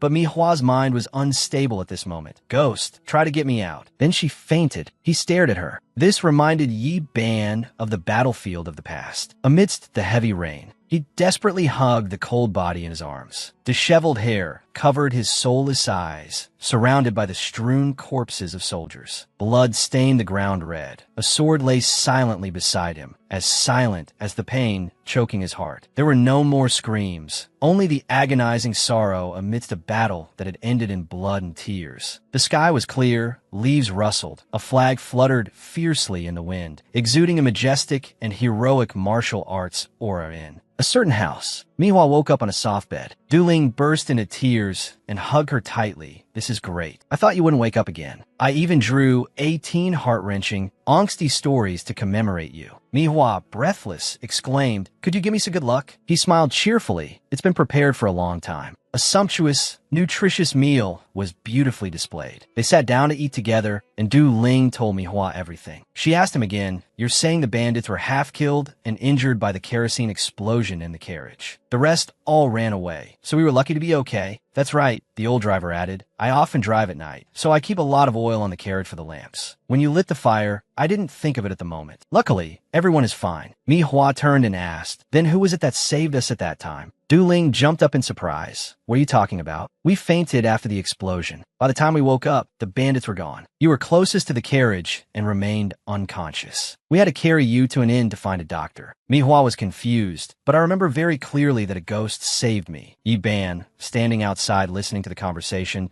thought to himself, "It was so dark, she probably didn't see my appearance clearly." The debate continued. Du Ling thought she was still delirious. "Are you still not recovered? Do you want to sleep a little more? The explosion must have made you silly." Manhwa held her ground, though with some doubt. "However, I clearly remember he was like a dark cloud, appearing very gently beside me. And he saved me." Du Ling suddenly found his next topic to write about. His creative spirit was burning fiercely, a ghost saving a person, followed by a tragic love story. Great topic, I must write it right away. A while later, in an old, abandoned house, red lanterns swayed in the sun. Manhwa bit her pen, pondering. Du Ling always says it was a hallucination from when I was unconscious. She was skeptical, but I remember that feeling so clearly. It was so real. Then she slumped onto the table and fell asleep. That it's just like the feeling I always get in this abandoned house. That feeling is exactly the same. Suddenly, Yi Ban snuck in. He picked up the drawing and was surprised. This, Zhong Xiuhua, when she first signed a contract with me, had never seen my real face either. Yi Ban angrily gripped his weapon, his killing intent rising. Why? Meanwhile, Manhwa was still peacefully lost in her dream. The osmanthus cakes are delicious. She suddenly fell. Yi Ban quickly caught Manhwa. He suddenly realized, then quickly threw her onto the bed. He was speechless with himself. Did not want to kill her. Yi Ban took the drawing and turned to leave. Why just now? Time flew by. Manhwa had a wonderful, deep sleep. She yawned. I feel so refreshed. She looked at the table, wondering, why is the drawing on the table gone? Suddenly, The door opened. The old man and his servant carried in a scroll of paintings and called out, "Miss me, the painting of the beauty you drew last time sold very well. I've come up with a plan to draw a dress-up collection." He threw it straight onto me Hua's table. "Please trouble yourself to draw a few more sets of clothes for this beauty." Her head was buzzing. "Isn't it just a few sets?" He used both carrot and stick. "Your paintings are very beautiful, but these clothes you've drawn, they really have no aesthetic sense at all." The fatal remark made Mi Hua collapse in an instant. "Huh? Are you trying to make a world-traveling Nikki?" Mi Hua went to a clothing store with shimmering red lanterns, her sharp voice ringing out. "Quick, bring out your most fashionable dresses for me to see. Let this young lady see what the fashion standard of Leisure is." The shop owner smiled brightly. "The most fashionable dresses are, of course, all prepared for the noble ladies in the back." At the same time, Yi Ban continued his journey. He sat on a roof, carefully observing Mi Hua's every move. She was holding clothes to try on, being led inside by the shop owner. "There are many people ahead. Please follow me, young lady." Before Mi Hua could explain, she was pushed inside by the shop owner. "Right? No, wait." The shop owner interrupted. "Young lady, hurry and try them on. These are all the latest styles this season. If they don't fit, we won't sell them." This was too sensitive a matter, forcing Yiban to push aside a roof tile and turn away, his face slightly flushed. "It's better if I don't watch anymore." Half an hour later, Yiban looked down again to see what Mi Hua was doing. Unfortunately, she was no longer there. "What happened? Why can't I sense her presence anymore?" He appeared and disappeared in a flash, arriving at the fitting room she had just entered, but the room was empty. Yi Ban covered his nose due to an unpleasant smell. This is the smell of incense. The Mi Hua he was looking for had been captured by the prince's men and put in a chest. It was dark inside. She woke up, still confused. "Where am I? I was just in a clothing store." Mi Hua bumped into something and cried out, "Ow, that hurts." Then she felt around to check. "It seems I'm in a large chest. There's cotton and silk underneath. So right now I'm in a chest for cotton and silk fabrics." Because the chest was small, she kept bumping into things with the slightest movement. Mi Hua peeked out through a tiny hole in the chest. "Are we on a carriage? Where are they trying to take me?" she fumed. She pressed closer. "I must still be in the city. Is it still in time to call for help?" Just then, the carriage carrying Mi Hua was stopped at the city gate. The guard ordered, "Halt. What's on the carriage?" The prince's man, in disguise, explained, "We are from the Nishong clothing store, bringing this month's new clothes and dresses to the noble young ladies at the summer villa." The guard nodded. "All right, go." Mi Hua seized the opportunity to call for help. "Is anyone there? Help me." The man, scared, quickly whipped the horse to avoid being discovered. When they reached the forest, he finally opened the chest. The sunset light blinded Mi Hua. He mercilessly pointed his sword at her neck, threatening, "Going around slandering our prince. Speak. Was it the Grand Preceptor who sent you?" Mi Hua grimaced, "Huh?" Suddenly, something flashed by, making the man groan in pain. Da-da. A piece of clothing was thrown over Mi Hua, accompanied by a voice. "Cover yourself." She trembled and covered herself.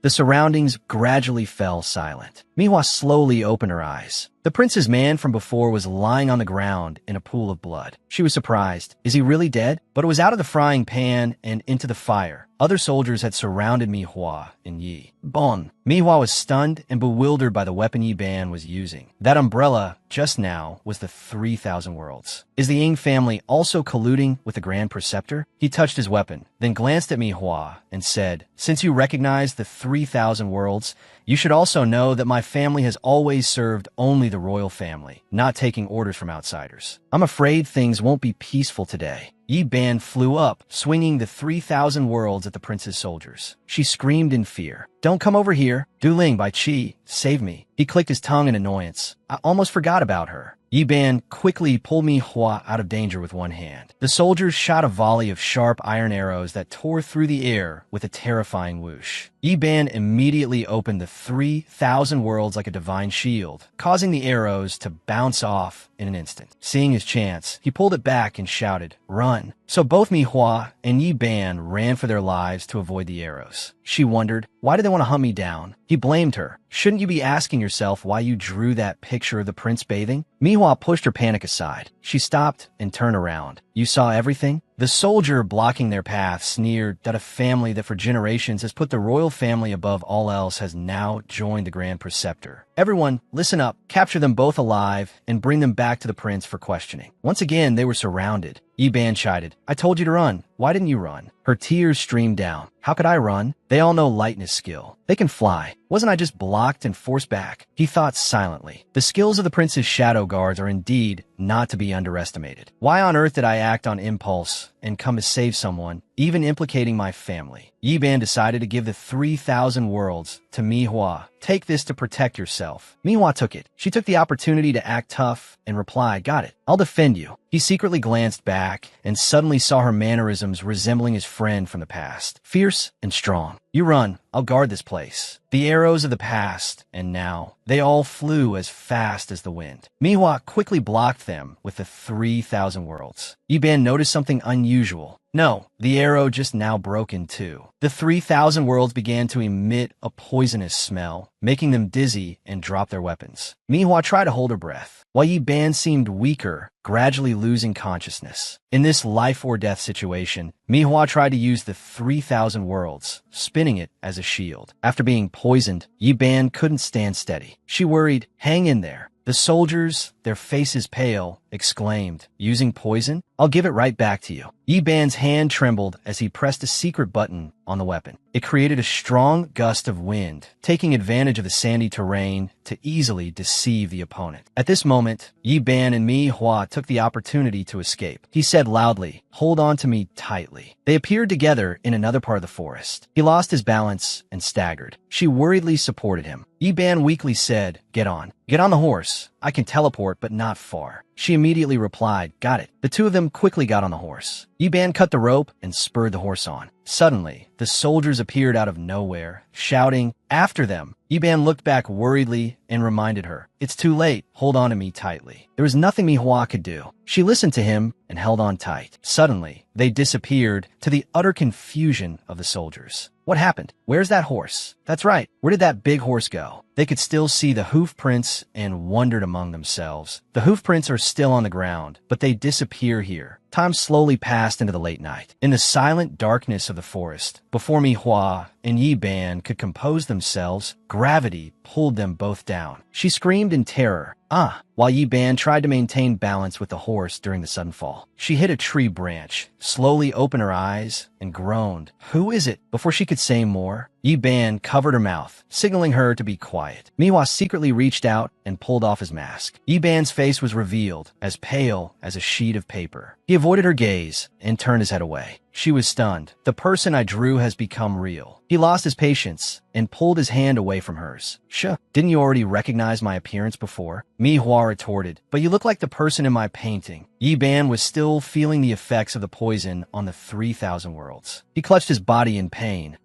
This poison, I have to get on the horse to force out the toxins. Thinking they had escaped far enough, the soldiers still managed to track them down. The horse is there. You can't run far. Yi Ban cursed inwardly. He pulled Manhwa and held her like a hero, saving a damsel. Hold on to me tightly. The action stunned her. Yi Ban clutched his wound. He couldn't go far because of the pain. Manhwa said worriedly, how about I go and distract them? Yi Ban grabbed her wrist to stop her. You be going to your death. He gripped so tightly that Manhwa couldn't bear it and cried out, it hurts. Yi Ban's heart was filled with turmoil. Then he let go of her hand. Manhwa rubbed her wrist, feeling awkward, and said, although I don't know who you are, you saved me. If I were to abandon you and run away, I would no longer be called Manhwa. Yi Ban recalled a bittersweet memory with Yu when the little girl used a branch to beat a snake. Big brother, look, I've beaten the evil snake to death. Yu forced a smile, just hoping he would notice. Big brother, the evil snake is dead. Yi Ban was worried, which turned into anger. Why didn't you run? The little girl's eyes shone brightly again, as if burning away the pain in her heart. A tearful smile appeared on her lips amidst the pouring rain. Big brother, you were bitten by the snake and injured to save me. If I were to just leave you behind and escape by myself, I would no longer have a name. Yi Ban returned to the present, covering his face and thinking, is this poison too strong? I thought I had forgotten everything. Manhwa took his hand and made a solemn promise. Don't worry, I saw your face. You saved me, so I will take responsibility for you. He shouted helplessly, there's no need. She patted his shoulder. I understand your image. You never show your face, because being seen means losing your chastity. Hearing her say that, he directly spat out his drink. Manhwa patted him reassuringly. I was just joking. Don't get so worked up. She smelled the fragrance on Yi Ban's body. Wait, you. He backed away in fear. What do you want to do? Mihua gradually remembered. This scent. Her eyes lit up as she remembered by chi this scent is. Suddenly, the soldiers jumped out from nowhere, looking majestic and imposing. You are surrounded. Yiban pushed Mihua behind him. She stepped back, and the light of the 3,000 worlds flashed. It spun violently like a tornado. Yiban, with cold blue eyes, sweat dripping down his resolute face, let out a roar that seemed to echo through the deep forest. The force sent the soldiers flying in all directions. Exerting too much force made him stagger. Mihua quickly supported him. Are you okay? She stammered. Queen of the night. You are queen of the night. Yiban was stunned and shocked that she had discovered the truth. Yiban entered the place of inheritance for the queen of the night's flower vein, a space filled with blue light and floating, glowing flowers. He stood on a glowing circular platform, facing a giant queen of the night petal that radiated a brilliant light like an angel's wings. Yiban closed his eyes in thought. Then he opened his hand. Sparkling particles like stardust in the night sky fell onto Yiban's hand. He pondered. Even my own existence is hard to detect. Yiban gave a wry smile. I end this world. There is still someone who can guess my flower's true name. Returning to reality, his eyes narrowed as he faced Mihua. She, like a detective, had correctly guessed his identity. Queen of the night, you are queen of the night. Definitely. The slap of fate was truly loud. A soldier took the opportunity to jump in and shout, go to hell. Yiban quickly used the 3,000 worlds to block the blow, but because he was not yet well, he couldn't stand firm. This is bad. I have no strength. Mihua screamed in terror, ta-da. This very scream unintentionally activated her hidden potential. A strange, bright power surrounded her, blocking the man's sword strike. It had to block that blade. She was amazed to witness at first hand the painting of fragrant flowers and strange grasses. Both of them were in the wondrous magical stream. Of it, Yiban held out his hand. Let's go. Mihua timidly placed her hand as he instructed. Then they gradually disappeared.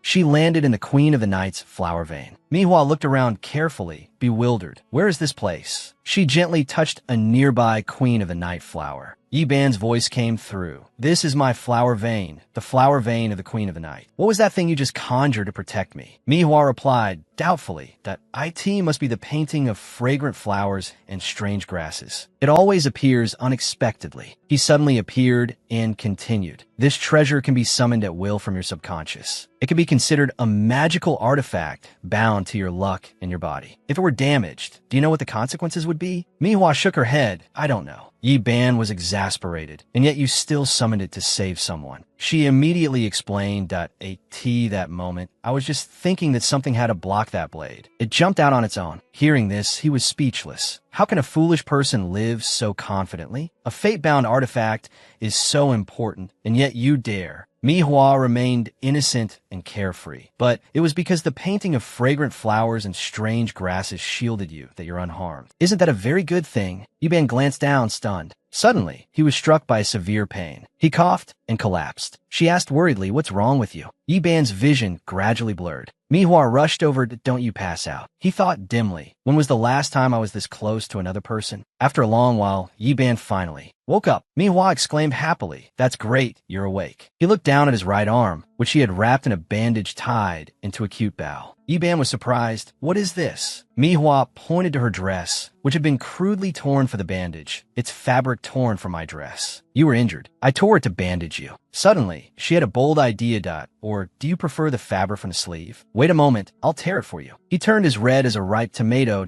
no need. But Mihua still tore off a piece of her sleeve. As she did, a small yellow pouch fell out. Yiban quickly picked it up. He was curious. This is... She smiled brightly and explained, these are osmanthus cakes from Fonglin Pavilion. They're delicious. Yiban's hand trembled as he unwrapped the cake. This brought back memories of the past, the pastries from Fonglin Pavilion. The image of Yi Yu appeared in his mind again. The little girl giggled as she ran to give the cake to Yiban. He gripped the package tightly, tormenting himself. Mihua advised, don't squeeze it so hard. Feeling guilty, Yiban threw the package back to her. You keep it and eat it yourself. Yiban tried to stand up. I want to go to the altar. I can recover faster there. He staggered as he walked. Seeing this, Mihua ran to stop him. Isn't this place your flower vein? Just teleport there, it'll be faster. Didn't you just teleport in here a moment ago? Yiban, covered in scratches, was exhausted and powerless as he uttered, I can't deploy it. Even though this is my flower vein, it's the same. After saying that, he collapsed again. Mihua was stunned. Why did you fall again? She thought to herself, why are all the men here so weak? Manhwa helped Yi Ban walk. That don't sleep. I have a question I want to ask you. He tried to open his eyes. What? She looked up at the surroundings and asked, the flower vein and the inheritor of the flower's true name. What exactly is the connection? Manhwa recalled that before Bai Chi disappeared, it seemed little Bai Chi had also said something about having to return to the flower vein to rest. Yi Ban explained, on the Lesia continent, every species of flower shares the same flower vein, but each inheritor of a flower's true name can enter the flower vein. This place is considered our private space. When injured, we can come here to heal and rest. Manhwa wondered, you can also bring me into the flower vein, just like you did. Does that mean I'm also an inheritor of a flower vein? The two of them stepped onto the altar. Yi Ban replied in surprise, probably not. The inheritors of the flower vein are predetermined. I've never tried to bring another person into my flower vein before. This time was a complete coincidence. Manhwa helped him down to rest. She wondered, then why did you save me? The question hit a nerve with Yi Ban. He pushed Manhwa's hand away and turned his head to avoid the question that I don't know either. Yi Ban grew weaker. He coughed up a mouthful of blood, his body unsteady and staggering. Manhwa was worried. Hang in there. Let's talk. Tell me, who exactly is trying to kill us? Yi Ban trembled, his breathing labored, his heart filled with frustration. Why does this poison seem even stronger than before? He collapsed, blood gushing out, his breath weak, his eyes losing focus. Manhwa's desperate call rang out, panicked and helpless. Brother, what's wrong with you? Yi Ban struggled. Don't come over here. He sat on the altar to begin the recovery process. It created a barrier to protect its master from danger. He introduced himself. That my name is Yi Ban. Manhwa was worried. How about you rest inside the painting of fragrant flowers and strange grasses for a bit? Bai Chi did the same last time. He was helpless. It seems you don't understand anything about it either. Leaning against the barrier,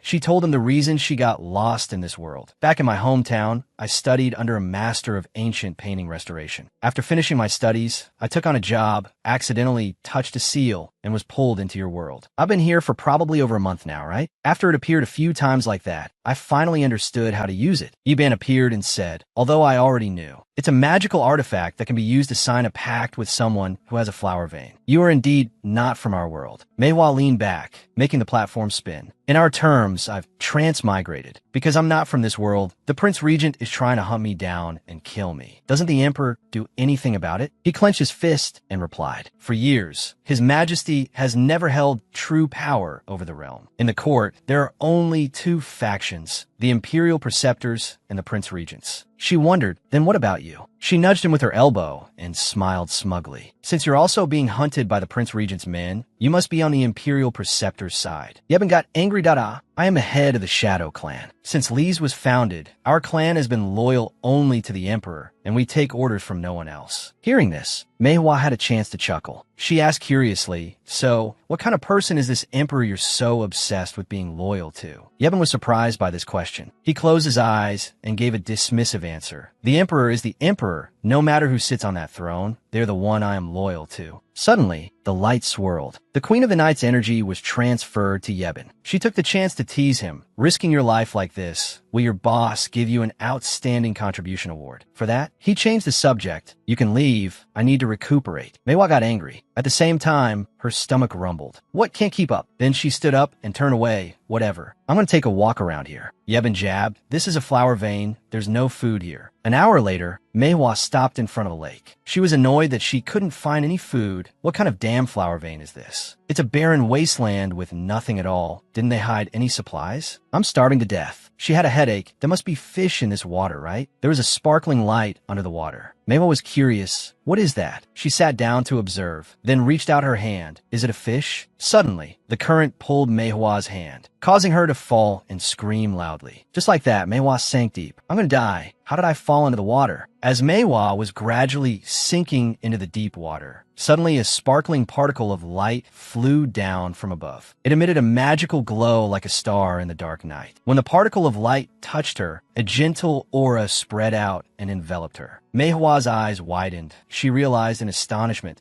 it seems I can breathe now. A pastry carrying the energy of the Queen of the Night appeared in her hand. This is an osmanthus cake. That Queen of the Night flower grew larger and larger, enveloping Manhwa's entire body and taking her to another dimension. Manhwa slowly opened her eyes and gently touched the ground. The gentle afternoon sun covered the serene, ancient-style courtyard. In the courtyard below, a group of teenagers in martial arts attire were diligently training with wooden posts. The shouts rang out rapidly, showing a lively and determined atmosphere. She looked around in astonishment and mumbled, "This place is..." Suddenly, another group of youths were punching and kicking Yebin. "Beat him!" He shouted. "No, don't." Manhwa didn't just stand there. She rolled up her sleeves and scolded, "Hey, you little rascals, don't you dare engage in school violence in front of your big sister, you hear me?" She reached out her hand, but to her surprise, it passed through everything. Manhwa was surprised. This isn't the real world. Shouldn't I have fallen into the water? Back then, Yebin said the flower vein didn't have a lake. She recalled, and that glowing osmanthus cake. This is Yebin's flower vein. Manhwa watched the fight and gradually understood. Could this all be Yebin's memories? Suddenly, she heard a voice. Clan leader, the young master can't connect with them, and his strength. Manhwa became indignant. Clan leader, is he his father? Hey, how can you just stand there and watch such an adorable treasure being bullied? The clan leader uttered coldly, "So weak, he's truly useless. Take him and throw him on the back mountain to cultivate." The servant was shocked by this decision. The back mountain is full of fierce beasts, and the young master is still small. He continued mercilessly, "Our clan has served and protected the royal family for generations. We have no need for the useless." The man obeyed with a yes. Manhwa was astonished. Is he really his biological son? He turned his head and sighed. Both are the clan leader's children. How can the two siblings be so different? To her surprise, a strange, bright atmosphere lit up around Manhwa. That stream of light took her to another place. Manhwa gently touched the ground. By the flickering fire, a worried Yu said, "Big brother, wake up, it's so cold." Yebin woke up. Manhwa was stunned. How did he grow up so fast? He groggily raised his head. "Why are you here?" The little girl took off her hood and smiled innocently. "I saw the lightning. I know you're most afraid of lightning, so I came here to be with you." Manhwa's jaw dropped. This is his younger sister. Yu giggled. "Sure enough, as soon as I came into the mountains, I saw you had fainted. You didn't faint from fear, did you? I won't tell father." Manhwa was impressed. It was his sister who brought him here. This little girl is something else. The little girl took something out. "Oh, right. It said you don't need to eat, but I was afraid you'd be hungry." Yu took out a pastry with a dirty, smudged wrapper. "The pastry is all wet." Yebin took it and replied, "It's okay. I'm hungry." He gobbled it down. "It's delicious." Manhwa was exasperated. "The clean, fragrant osmanthus cake and tea I gave you earlier. You didn't even want them." Yebin choked and started coughing violently. Seeing this, Yu quickly gave him some water. The little girl said awkwardly, "Don't rush." Yebin immediately took the water flask and gulped it down to clear his throat. Yu patted his back and asked worriedly, "Big brother, are you feeling any better?" Yebin was moved by the little girl's concern. With tears in his eyes, he said, "Little sister, you're so good to me." He immediately hugged the little girl and cried. The little girl smiled and patted his back reassuringly. "It's okay. Don't cry, don't cry." Witnessing this scene, Manhwa smirked. "I never would have thought this grumpy guy used to be such a crybaby." Suddenly, a snake slowly approached Yeyu. Then it lunged, its mouth wide open. Seeing this, Yebin and Manhwa worriedly shouted in unison to warn Yeyu, "Be careful." Hearing that, Yeyu was stunned, not understanding what was happening. The snake was about to bite the little girl's neck. Manhwa reached out to push the girl away, but couldn't. "Oh no, I forgot I don't belong in this space." Luckily, Yebin managed to grab Yeyu's hand and pull her back. However, he was bitten on the arm. Yeyu turned back and saw it, shouting, "Big brother." Manhwa also said worriedly, "Yebin," seeing the blood flowing from Yebin's hand. The little girl's eyes suddenly became lifeless as she mumbled, "It's bleeding." She tremblingly picked up a wooden stick, continuously mumbling, "Die, die, die." Then she swung the stick and shouted loudly, "D." One strike hit the snake directly, and it fell limp. Yeyu tremblingly turned back and said to Yebin, "Big brother, are you okay? The evil snake is dead." Yebin pressed on the wound and said worriedly, "I'm fine. You should have dodged just now." Yeyu approached him, "Big brother, you were bitten by a snake and got hurt to save me. If I had just left you behind and run away by myself." The little girl smiled, but tears streamed down her face as she continued, "I wouldn't be worthy of the name Yeyu." Seeing this, Yebin hugged the little girl to comfort her. "Don't cry, it's okay. This snake isn't venomous. It's just a small wound. Yu praised him. Big brother, you were so amazing just now. Pushing me away so quickly, you can definitely become the strongest warrior of our Shadow Clan, protect our clan, and protect me. As soon as she finished speaking, a stream of light flared up and surrounded Yebin. Manhwa observed this and thought to herself, there's a light on him. Suddenly, Manhwa was taken to another scene. She was suspicious. Where's this now? Yebin flew up. Below, Yu waved and smiled brightly, saying, Big brother, I brought you food. They were older now. Yebin landed steadily. He helplessly put a hand to his head and said, Food isn't a problem for me. Don't bring food anymore in the future. What if father and the elders find out? Hearing this, Yu put her hands on her hips and replied, I won't let them find out. My concealment technique is the best among the younger generation. Yebin took the bag of food and said helplessly, I know. Yu then cheerfully put her hands on her hips. I heard from people in the clan that father has high hopes for you. Yebin patted Yu's shoulder. Changing the subject, I rarely get to see you, so let's not talk about such boring things. Hurry up and eat. Freshly made osmanthus cakes. She opened the cake box and said to him, I remember that your favorite thing to eat is osmanthus cake. Yebin held the cake box in his hand and asked in surprise, These are pastries from Fonlin Tea House. Witnessing this, Manhwa put a hand to her mouth and smirked. This arrogant guy was even pretending with me. He clearly likes osmanthus cakes. I have to laugh at him when I get out. Yebin placed a flower in Yu's hair. He reminded her, You're always so carefree. It's about time you did your makeup to look a bit more like a girl, he said as he patted her head. Yu happily touched the flower and asked, Big brother, do you want me to try a different hairstyle? Yebin was stunned by her appearance. He frankly hummed in agreement. I want to see you looking beautiful. Yu stood up, leaned in, and said with a bright smile, Okay, next time I come, I'll change my hairstyle for you to see. She looked at Yu's smiling face and said, Don't mind that blunt guy. You're very beautiful, just as you are. But I'm really looking forward to seeing you with makeup on. A while later, Manhwa groggily opened her eyes. She sat up amidst the blue flowers. A voice echoed continuously. 1 day, 2 days, 5 days, 10 days. Yu didn't appear again. Manhwa shouted worriedly, Yebin, is that you? At this moment, Yebin, holding a sword, was running like the wind. Something must have happened to her. At the Shadow Clan manor, it was a ruin filled with corpses. Manhwa slowly appeared there. She said in surprise, Yebin. He was forcefully pinning the clan leader down, aggressively pointing his sword at his neck and shouting. Where did she go? The man laughed loudly and said, That year I sent you to the mountain to cultivate. Yebin impatiently cut him off. Answer me. Hearing this, the man gave a bitter laugh. A clap of thunder split the sky. He grabbed the blade of Yebin's sword and laughed maniacally. A fine sword strike indeed. It wasn't a waste for me to send you to the mountain to cultivate. This is the expression a member of the Shadow Clan should have. Yebin's face contorted, his eyes filled with hatred. Suddenly, the clan leader pulled Yebin's lapel closer. He stabbed the sword into his own chest, coughing as he continued. This is how our Shadow Clan should be. A fine sword strike. Yebin was stunned by his action. Witnessing that scene, Manhwa worriedly covered her mouth. Yebin gritted his teeth. You. Red blood flowed from the stab wound. You shouldn't have been close to that girl. Her sword strikes are no longer swift. That is her fate. Yebin scowled. The man kept mumbling, Remember this hatred. Besides the one who sits on the throne, everyone in this world is your enemy. You should not have feelings. A person witnessing the scene panicked. Lord Clan Leader. Yebin turned his head at the sound, his sharp eyes staring at the man. He approached. The man, terrified, backed away while saying, I don't know. I heard them say. They took the young lady to carry out the Red Moon mission. The Red Moon mission is a fatal, top-secret mission of the Shadow Clan. Even if the mission is successful, the one who carries it out must commit suicide by poison. A clap of thunder passed. The dying clan leader watched Yebin's footsteps approach. His voice was broken. You are a queen of the night. I thought the air of this flower had disappeared. Long ago. Manhwa urgently shouted, Yebin, don't. Put it down. He angrily raised his sword. That's right, just as you thought I had died long ago. The secret of the Shadow Clan. The Shadow Clan is the private guard of the royal clan that founded Lee's. They served the king of Lee's for generations, and their duty to protect the emperor is a matter of course. They only obey the commands of the emperor himself. Occasionally, they will carry out dangerous secret missions for the emperor, including intelligence gathering and enemy reconnaissance. Assassination. The clan leaders of the Shadow Clan for generations have ensured their bloodline are all heirs of the flower vein. But the Queen of the Night's flower vein had declined decades ago, and there was no one with even the true name of the flower. Yebin and his sister Yu were the chosen ones to be the next clan leaders of the Shadow Clan.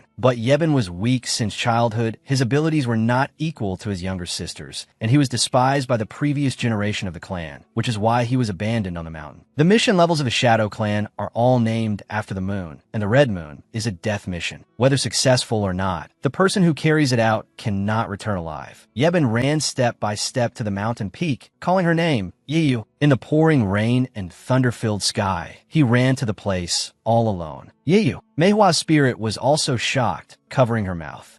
Yeben hugged his sister's battered body, his hand trembling as he stroked her head. The memories of just yesterday were like a dream. Next time I come, I'll change my hairstyle for you to see. You're not allowed to say it's ugly. Okay. Yeben took the flower and placed it in her hair, mumbling to himself, I see it now. It's truly beautiful. The soldiers gradually surrounded the two, but he just held her tighter in his arms. Little you, you're truly so beautiful. Yeben carried his little sister on his back and began to fight his way through. Blood flowed, staining the entire mountain peak along with his desperate screams. He dragged himself bit by bit, carrying his little sister back. The fresh blood turned black. Manhwa, witnessing this, was also shocked. It's turned black. A sword stuck in the mountain peak was illuminated by the sunlight. Below, countless people bowed respectfully. We welcome the succeeding clan leader of the Shadow Clan. But Yeben had no will to live left. Everything was empty. Who am I? The subordinate trembled and replied, You are? You single-handedly charged the battlefield and killed hundreds of enemy soldiers, and you defeated the former clan leader. You are our clan leader? Lord Yeben. He covered his face, mocking himself. Clan leader? Yeben laughed loudly, but behind it was an unbearable anguish. I killed my father. My little sister is also dead, just to get this position of clan leader. The subordinate trembled and mumbled, Lord Yeben.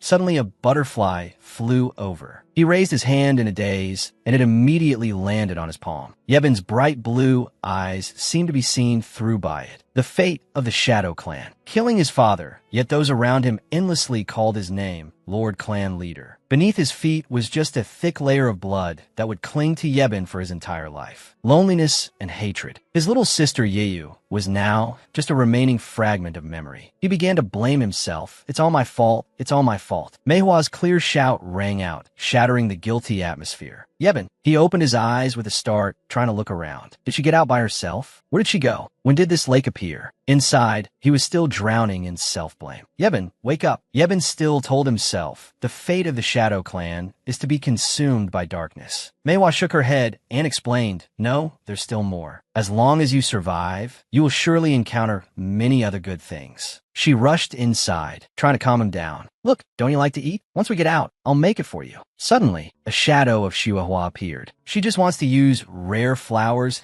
and strange grasses to bind you, to make you forever loyal to her. The stone in Manhwa's hand suddenly melted. Chihuahua hugged her and said scornfully, as the master of rare flowers and strange grasses, you don't need to sympathize with them. The present day Yeben was still suppressing his pain. The sea of memories was accidentally released during his healing. Outsiders who enter are easily consumed by hallucinations. In Yeben's vision, he saw her struggling. Manhwa, over here, she was still ignoring Chihuahua. Try to wake Yeben from his memories. Yeben, wake up. Isn't what you've always wanted a family? I can be your family. She pressed her head against this. Let yourself go. Manhwa also began to open up. I have also experienced loss. As Yeben got closer, he stared blankly as the ropes binding her gradually disappeared. Oh, Manhwa had also succeeded in saving that soul. The stone was reactivated as well. Manhwa slowly and groggily came to. Before her was Yeben, covered in wounds. He gripped her wrist tightly and pulled Manhwa into his arms, whispering, I swear that I will devote all my loyalty to whoever knows my true name of the flower. Manhwa was dazed and didn't understand. Hey, the pact of rare flowers and strange grasses immediately appeared. The Queen of the Night flower began to bloom. Yeben's voice echoed in her ear. I will protect you. The next day, Manhwa groggily woke up. Where's this? Where's Yeben? Du Ling rushed in frantically. Manhwa, run. Muen has come knocking at the door. He asked worriedly, You were missing for 2 days and 2 nights. I looked for you everywhere, but couldn't find you, leaving so many manuscripts behind. Muen's men also chased them to the room, but Du Ling quickly blocked them. Miss May, I know you're in there. If you have the guts to not hand over the manuscript, then you should have the guts to open the door. He even tried his best to give her time to escape. Go. I'll cover for you.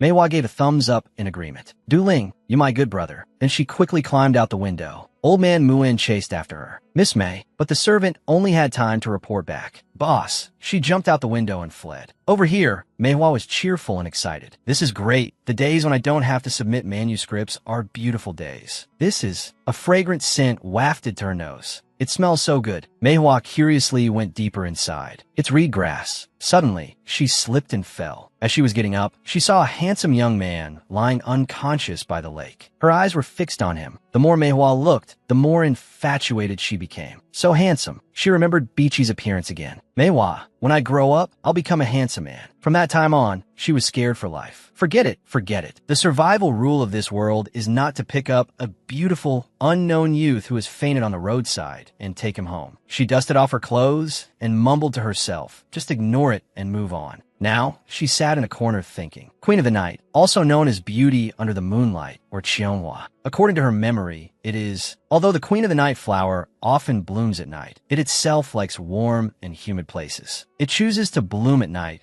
because the temperature is lower, water transport is slower, which can extend the flower's life. After all, a Queen of the Night flower lasts for 1 to 2 hours from bloom to wither. Manhwa thought of him again. Yebin is the heir of the Queen of the Night's flower vein, so his habits are very similar to the flower. Yearning for light and warmth is his heart's desire. Perhaps it's also like Yebin's deepest memories, but he was destined to live only in the darkness. And Yiyu was his light at that time. Yiyu's death was because she had personal feelings, while the Shadow Clan only serves the King of Lees for life. So the clan does not allow its heirs to have any personal attachments. Manhwa almost understood, so she went from being the most suitable heir to becoming the final whetstone for Yebin when he succeeded as clan leader. The relationship between the two siblings is like the whisper of the Queen of the Night flower, a beautiful moment, an eternal period of time. Yebin's name is a homophone for the word night, for the Queen of the Night, which only blooms at night. This name is strangely fitting. As Manhwa was about to walk away, someone held her back. She sighed and turned around. I say, little friend, but the boy still clung to her stubbornly. You're just trying to get a free ride. A bolt from the blue, a loud explosion rang out. Manhwa's eyes widened in shock. The fire slowly spread. She ended up carrying the boy and running away with him. Oh heavens, do you have to push me like this? After a short distance, she was bewildered. Why am I carrying him and running away? In the Prince Regent's manor, chaos began to erupt. What? His Majesty was attacked by assassins on his way to the royal temple to pray for blessings. And now, there's no trace of him? The officials knelt in fear. Prince Regent, please calm your anger. We have already sent people to search the mountain. We will definitely find His Majesty. At Du Ling's house, she still didn't know the boy's true identity. She exclaimed worriedly, the wound on his back is infected, so this kid has had a fever for a day. The youth suddenly opened his eyes and woke up. Manhwa asked with concern, what's your name? Whose family are you from? The boy looked dazed as he tried to remember. What's my name? Manhwa looked at him calmly after many failures. Last time, Beechee was also a child with a strange mind. This time, it's another kid who's delirious from a fever. Could it be that all the handsome guys here traded their brains for their looks? The boy's eyes welled up. I'm hungry. Manhwa sighed helplessly. All right then, I'll call you Xiaobai. I'll go get you some porridge. As soon as she opened the door, Muin was already waiting with a threat. Manhwa, this time you must revise the drawings. Otherwise, I'll burn Du Ling alive. She turned away coldly. Burn him then. Du Ling, with tears and snot running down his face, said heartbrokenly, I told you she's a heartless person. Capturing me is useless. Muin was boiling with anger. I'm not even rushing you for the drawings anymore. Young miss, can you please just make a few changes? Look, the character is supposed to be so frail he's about to fall over. What did you draw him as? Manhwa asked without a care. Isn't this frail? This is what I look like when I'm frail. The bookstore owner criticized. Completely wrong. He tried to act out the posture for Manhwa to visualize. Frail should be like this. She felt a chill from her brain and reminded him, with your 90-kilogram body, don't force yourself to be frail. Inside the room, the boy peeked out from behind the screen. He poked his head out, looking bewildered. What are they doing? The boy struck a certain pose. The bookstore owner looked over with sparkling eyes. She quickly blocked his view. What's a child gotta be nosy about? Muin looked over with a perverted smile. Now, this is a frail and pitiful look. He walked over, smiling with satisfaction. Manhwa, at the side, gritted her teeth. Don't you look at our Xiao Bai with that sleazy expression. All right, I'll go fix it, okay? The boy still didn't understand what was happening. What's wrong? This time, even Manhwa was captivated. So adorable. He blinked his round, innocent eyes, not understanding anything. These two people are getting stranger and stranger. Manhwa, having found her creative inspiration, coaxed the boy. You wear these clothes? She even put a hairpin on him, and then reminded him again and again. Just act frail, and Big Sister will draw a portrait of you. The boy really played his part well, looking pitifully frail. Even Du Ling mistook him. Where did you pick up such a beautiful young lady? Manhwa's eyes lit up. The boy began to ponder. Am I really that good? She nodded and patted his head. Xiaobai is the best. He also rushed to hug her.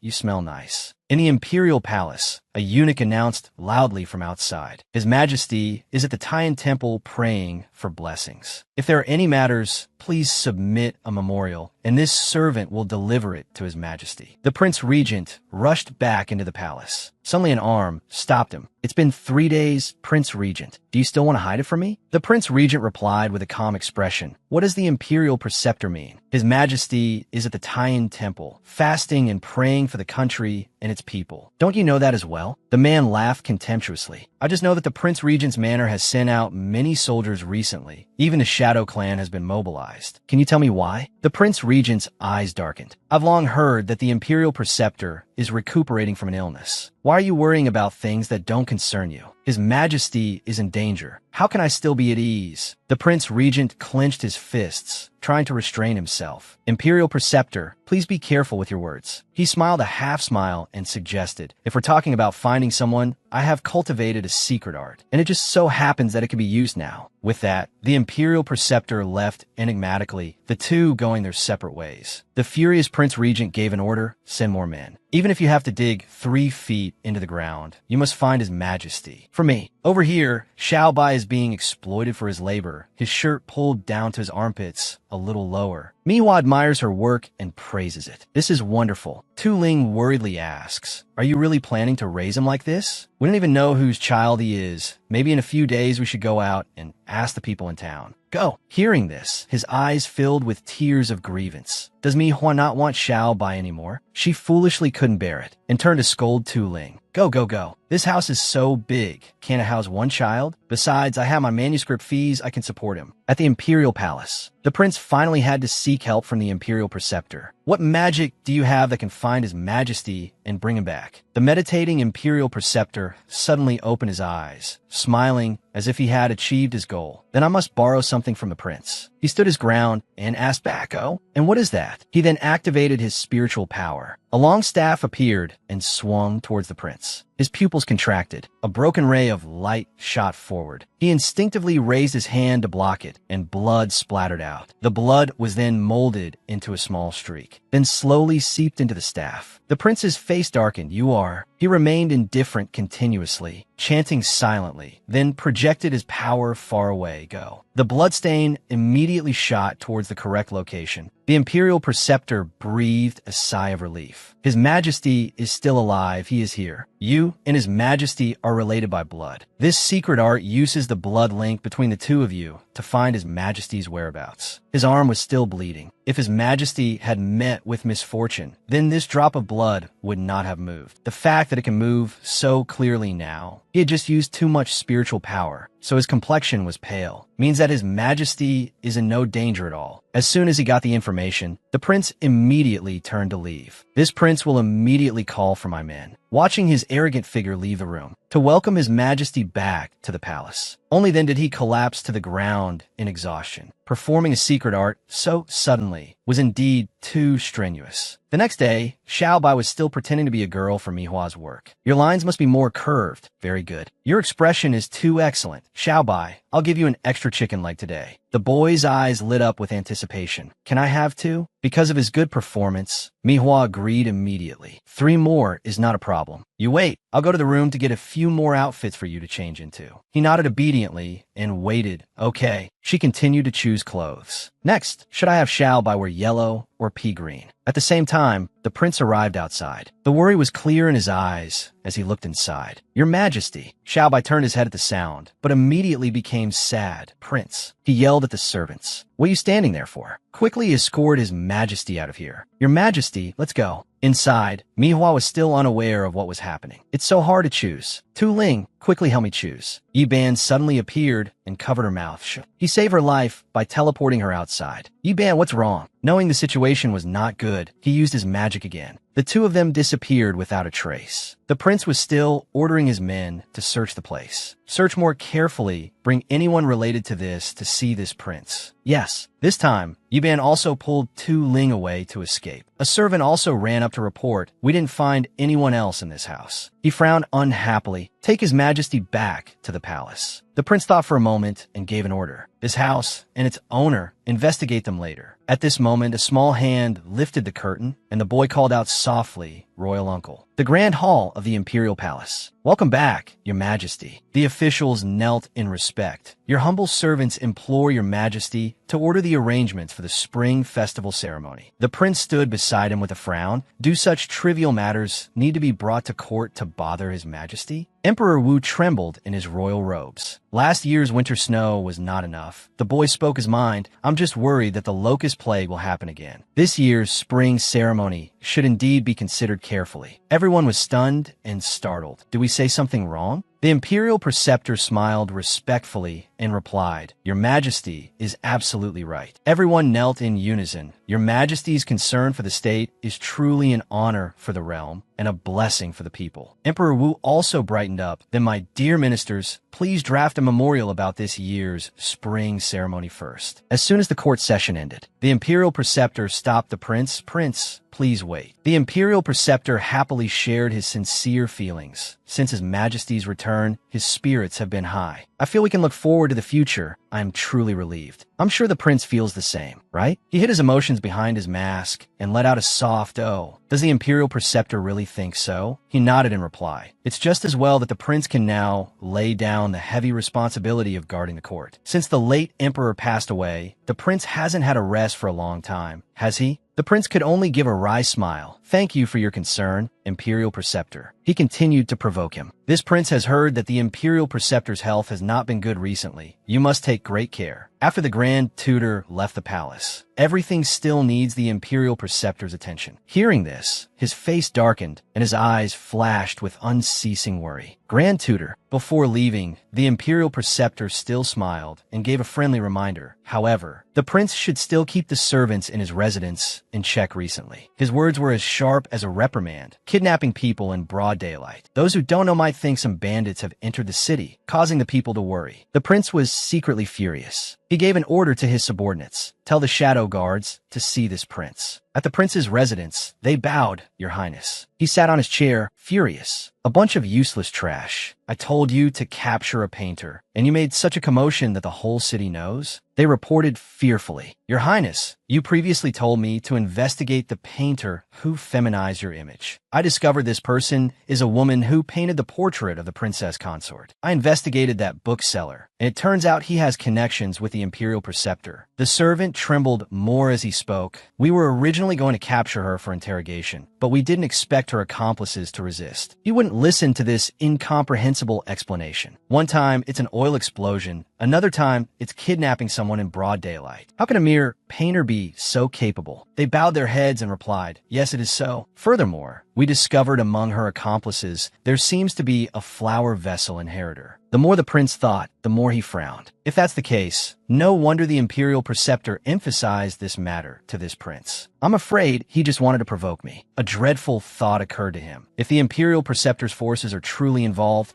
I fear it's not as simple as just creating portraits of this prince and Zhong Shuihua. They must have some kind of conspiracy. The prince, still scowling, waved his hand. However, there are rules for everything. You acted on your own without reporting to this prince. Go to the punishment hall to receive your penalty and reflect. They obeyed the order, yes. He began to piece together his memories. The people in the city are all fine. It's common for the royal family to have disasters, but this painter is connected to a flower vessel inheritor. Perhaps she's related to the woman who impersonated the princess consort. The prince's face hardened, wanting to know the truth. This matter must be investigated thoroughly and urgently. Inside the forest, Manhwa suddenly let out a loud sneeze. She thought suspiciously, why did I suddenly sneeze? Could someone be missing me? But Tu Ling was panicking. We left that manuscript behind. Those booksellers will definitely kill us. The more she thought, the more she found that guy suspicious. Since meeting that prince, I don't find the bookseller as scary anymore. On the throne, Xuyen Bak was anxious and bewildered as the cold gazes of the imperial preceptor and the prince declared war on each other. Imperial preceptor, royal uncle. The prince clearly presented his opinion first. When the late emperor was still alive, dredging the rivers in winter was something that had to be done every year, and it was effective. The imperial preceptor smiled and interrupted. Is that so? The rivers have been dredged for so many years, yet floods still occur. Having the Ministry of Works start construction on new waterworks is the safe way. He raised his voice threateningly. Starting construction on waterworks requires 100,000 people. In recent years, all of Lizhe has been promoting the reduction of taxes and labor services. Doing so would go against the imperial edict. The imperial preceptor was taken aback. He defended his own opinion. Building and repairing the waterworks is the only way to treat the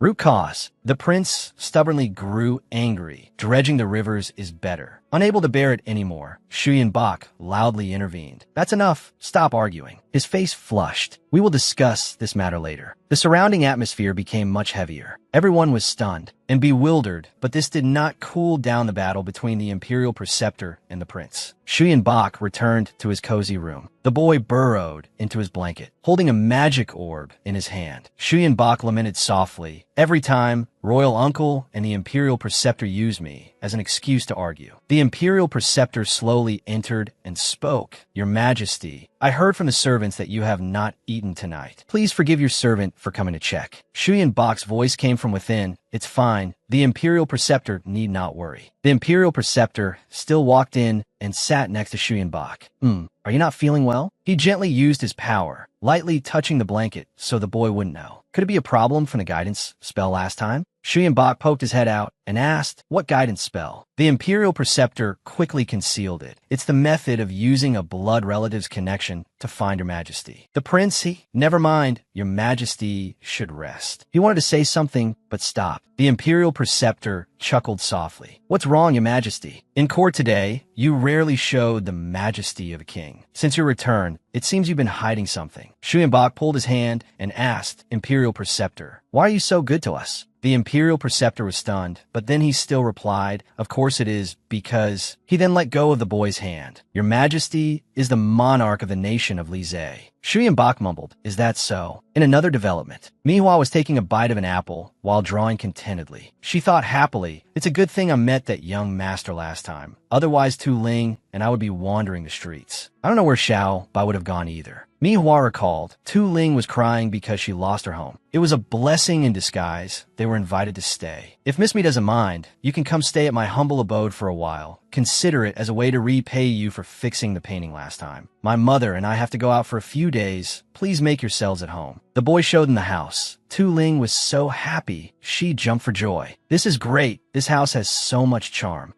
This room is perfect for me to write romance stories. Manhwa was curious. You call this a humble abode? He replied happily. I'm glad you like it, miss. After reminiscing, Manhwa yawned. Anyway, it's good to have a place to stay. Her spirits were extremely high. Time to cook. Suddenly, Xuyen Bak fell from the sky. Manhwa shouted in surprise, Xiao Bai. She immediately hugged Xuyen Bak. I've finally found you. Manhwa pressed her forehead against his. How did this child disappear for a while and get a fever again? Yi Ban appeared at the right time. His Majesty has been sad and unhappy since he returned. Last night, he even made me bring him to see you. Manhwa was utterly shocked. Her jaw dropped. Your Majesty. He repeated, His Majesty is the current emperor of the nation of Lizhe. Min Xuyen Bak. And Xuyen Bak was still hugging me, Hua, tightly like a baby. Manhwa took Xuyen Bak into the room to rest. She slowly tucked him in. Then she gently stepped out of the room and closed the door. Manhwa couldn't believe what Yi Ban said and asked again in a daze. You just said, that little bun who only knows how to act spoiled is the emperor of Lizhe. Yi Ban frowned, that's right. Manhwa pointed straight at his face. If you knew everything, why didn't you show up earlier to remind me? As expected, you can't just bring home handsome teenagers you find on the street. Yi Ban's eyes darted away. I was out on mission. By the time I got home, you had already brought His Majesty back. I could only get there in time to save you and Tu Ling. Manhwa clasped her hands in prayer. He will definitely kill me. If not, I'll just wait for death. He said wearily, that's why I wanted to let His Majesty see you one last time, then take him back. And Manhwa seemed to realize something. Hey, wait. A light went on in her head. His Majesty is your big boss, right? In any case, his position is higher than that CEO prince, isn't it? If I have His Majesty's backing, why should I be afraid of that prince? I won't have to live in hiding every day anymore. Yi Ban's professional demeanor kicked in. His face darkened. Don't you dare get any ideas about His Majesty. Manhwa's hands and feet trembled. Don't be angry. Afterwards, they sat down to rest in the living room. Yi Ban asked, how much do you understand about the Li Zhe continent? Manhwa answered with a bright smile. The Li Zhe continent has flower vessels. It's like there are some cultivators and also ordinary people. Hearing this answer, Yi Ban held his forehead in dismay. You don't know anything, and you still dared to pick up the emperor and take him home. Manhwa was embarrassed, but when I picked him up, I didn't know he was the emperor. He explained, the nation of Li Zhe is a place where cultivators and ordinary people coexist. But the spiritual energy that cultivators need comes from the flower vessels of the land. The flower vessels contain the spiritual energy of heaven and earth. That is why Li Zhe has always revered all kinds of flowers. She tilted her head, so the flower vessel is a spiritual meridian. I've read a lot of cultivation novels, I really don't understand. Yi Ban continued, it is said that the creator god of the continent, feeling lonely after living for too long, created the very first flower vessel, Chu Su, and he nurtured his first love within the flower vessel. From then on, the Li Zhe continent gradually became a place full of life, a place where both humans and flowers coexisted. The creator god gave all the spiritual power of this world to the flowers and the flower vessels to manage. So the safety of the flower vessels and the safety of this world are closely linked. Manhwa wondered, so the power of this continent's creator god is all scattered into different parts and managed by the flower vessels, right? It sounds similar to the legend of Pangu turning into rivers and mountains after being weakened. Yi Ban replied, the flower vessels, in order to ensure their spiritual power can last forever, will choose a few people to inherit the power of the flower vessel and protect its existence. He summoned his power as an example, and one of the inheritors of the true name of the flower will become the inheritor of this flower vessel's greatest power. They will protect and lead the other flower vessel inheritors. The epiphyllum flower spirit appeared in Yi Ban's hand. Manhwa understood. The flower vessel gives power to the inheritor, and the inheritor protects the flower vessel, making it have intense power. She recalled the time the epiphyllum enveloped her. He nodded, that's right. This is the contract between the inheritor and the flower vessel. Manhwa was curious. So how many flower vessels are there in Li Zhe? Are their strengths and weaknesses all the same? He replied, there are as many flower vessels in Li Zhe as there are species of flowers. All flowers grow under the nourishment of the flower vessels. Each branch of the flower vessel has different strengths and weaknesses. So even though they are all inheritors of the true name of the flower, their abilities vary in strength. Manhwa broke into a sweat hearing this. As expected, the world of cultivation, no matter where it is a world where the strong prey on the weak. Yi Ban whispered, it is true that flower vessel inheritors fight and compete with each other to strengthen their abilities. However, in short, each flower vessel of the Li Zhe continent is still considered to be at peace. Manhwa breathed a sigh of relief. It's good that a peace lover like me is fine. His eyes darkened, but 3 years ago, the fragrant flora appeared and shattered this peace. The fragrant flora is a cursed list. All those with the true name of the flower and a flower vessel can only be bound to each other. They can only sign a contract with the owner to regain their greatest power, but they cannot disobey others. Yi Ban continued his story. Originally, the power of the inheritors of the true name of the flower belonged to them alone, but now they are forced to obey the master of the fragrant flora. It could be said that obtaining the fragrant flora is to obtain all the power of the Li Zhe continent. Manhwa's head was buzzing. She couldn't remember the name for a moment. If so, I remember that person isn't that. His face turned ashen. Right? She is Zhong Shuehua. She started to think of herself as useless. What kind of strange woman is this? The prince's consort, Tu Ling's inspirational goddess, and also the previous master of the fragrant flora. Yi Ban continued, but a month ago, after Zhong Shuehua disappeared, the contract of the fragrant flora also lost its binding effect. We flower vessel inheritors were then able to regain the power that belongs to us, until you, another heaven-chosen one, appeared. She was shocked as if doused with cold water in winter, trying to deny everything. I don't have it, I'm not. Don't talk nonsense. He added, the imperial preceptor and Prince Min Tian then are both inheritors of the true name of the flower. They are flower vessel powers in this land of Lizay. Apart from the strongest, Grandmaster my new Tuet can be considered unrivaled. Her face darkened as if a storm was coming. Huh, isn't the little emperor the one with the strongest flower vessel power? Manhwa pointed to Shuyan Bak's resting room while he was still in a deep sleep. He's the emperor. Yiban shook his head. The royal bloodline does indeed allow one to inherit the true name of the flower from birth. But His Majesty has been physically weak since childhood, so the inherited flower vessel inevitably faces the opposition of the imperial preceptor and the prince, which is why the situation in the court is so complicated. Manhwa smiled brightly, suddenly understanding. Actually, Yiban, you didn't tell me these things before because you were trying to protect me, right? His face turned as red as a ripe tomato as he turned his head to avoid her gaze. Not all. She took the opportunity to tease him. Why are your ears so red? Did I hit the mark? The prince's soldiers were clamoring outside the door. The prince has given an order to search the nearby empty houses. The manager inside, come out now. Hearing this, Manhwa felt uneasy. What should I do? How are we discovered so quickly? The prince's soldiers approached the house. Suddenly, the house collapsed. The soldiers were stunned, their faces covered in dust. The soldiers panicked. Boss, what kind of haunted house is this? There's probably no one living here, right? He spat a leaf out of his mouth and gave the order. Withdraw. He coughed and left immediately. Next time, before investigating, check the household register to see who it's registered to.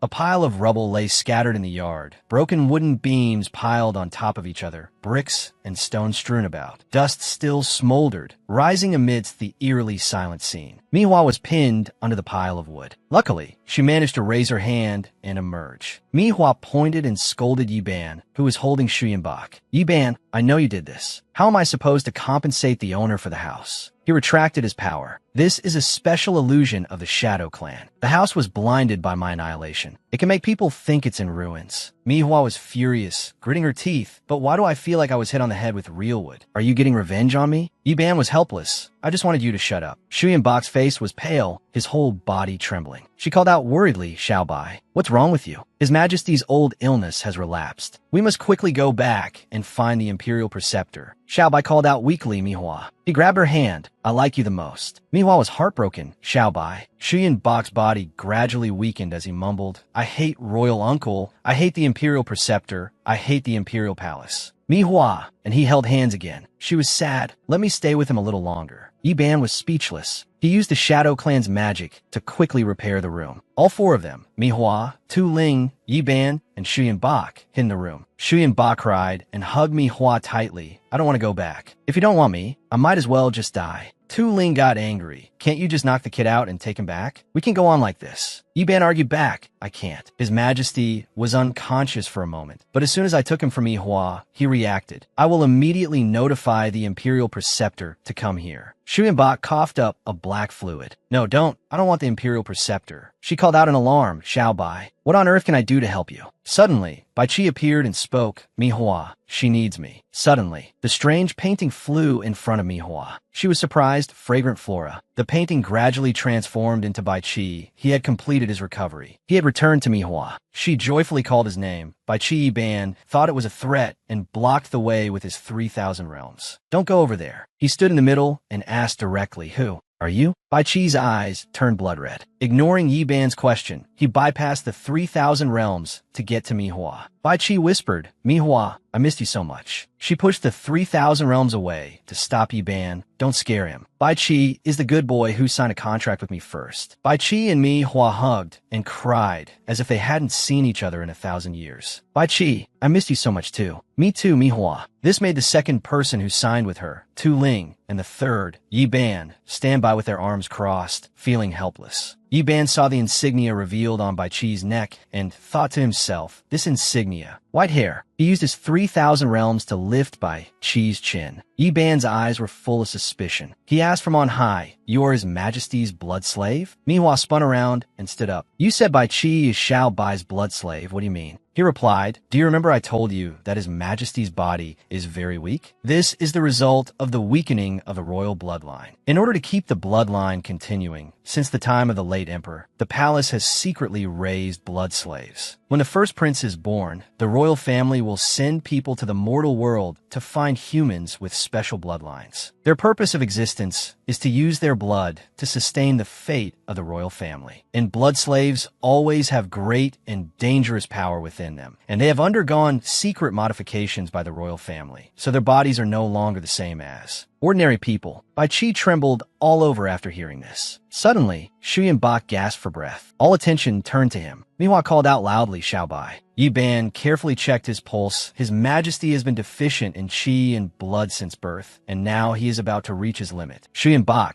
tried to put his hand on her and called out softly, "Manhwa." She was worried, "Xiao Bai." Yi Ban turned around. He walked towards Bai Qi, since the blood slave is here. Manhwa remembered the scene where Bai Qi begged her not to take his blood. She called out worriedly, "Yi Ban, wait." She quickly ran to block him. "Don't hurt him." He glared, the way to save his majesty. The imperial preceptor has tried countless times, but there is only one way that can be effective. Yi Ban immediately grabbed Bai Qi's hand. He called out in fear and worry, "Manhwa, save me." At this moment, Shu Yanbok's health was getting worse. He was constantly coughing up blood. Tu Ling panicked. Xiao Bai's coughing up blood again. Manhwa helplessly turned back to Shu Yanbok. "Xiao Bai," she suggested. "Yi Ban, why don't you take him back?" Although she said that, Manhwa didn't want it in her heart. She felt conflicted. Bai Qi saw her current feelings and pulled his hand away. "Manhwa, you don't need to worry. Let me save his majesty." She was shocked by this bold decision. Bai Qi slowly floated into the air, ready to make a sacrifice to save Chuan Bai. Manhwa called out worriedly, "Bai Qi Xiao Bai." Bai Qi thought to himself, while I was trapped in the water, I thought I would never see the sun again for the rest of my life. Now I can sign a contract and be summoned by Manhwa's will. He closed his eyes and continued to think, this is so much better than before. Yi Ban took Chuan Bai's pulse to check on him. After his majesty received the blood, his condition has stabilized a lot. Standing behind Manhwa, Bai Qi felt very happy to have been of some help. It's true, from using too much strength, Bai Qi fainted. Manhwa quickly caught him. Bai Qi reassured her, "I'm fine." Thinking about how they locked me in the enchanted water in the forbidden area, they must have wanted to keep my blood pure at all times. Yi Ban's face was grim as he thought. Before, Bai Qi was locked in the forbidden area, and every time his blood was taken to nourish his majesty. His majesty still didn't show much improvement. Now that he's in front of Manhwa, just one time of taking his blood to nourish his majesty has made his majesty's condition so much better. Bai Qi's power is not simple. Tu Ling asked her, "Miss Manhwa, you've also been busy all night. I'll go cook some noodles for you." She replied gratefully, "Thank you." Manhwa smiled brightly when Chuan Bai woke up. "Xiao Bai, you're awake." Tu Ling, can you make a bowl of noodles for Xiao Bai? Although Chuan Bai's condition was better, he was not happy inside. He suddenly sat up and called, "Manhwa, I heard you're the owner of the fragrant flowers and strange grasses." Manhwa said innocently, "That's right." Chuan Bai's eyes filled with tears as he said, "So, you had other contract holders before me?" Manhwa was embarrassed. "Ah, that's right." Chuan Bai listed every person who had a contract with Manhwa, making everyone feel insulted. This white-haired chicken, this blondie, and he didn't even spare the stone-faced Yi Ban. Tu Ling angrily retorted at once, "Those two are freeloaders. What do you mean, blondie? I'm not like those freeloaders." Manhwa was just speechless. Bai Qi put on a pitiful expression. "Manhwa, did I do something to make everyone misunderstand? It seems like nobody likes me. I'm just the first contract holder to appear by Manhwa's side." Tu Ling said smugly, "Oh, it's not very nice to say it out loud, so we need to rank them now? Then I'm the one who's been around the longest." Yi Ban raised an eyebrow.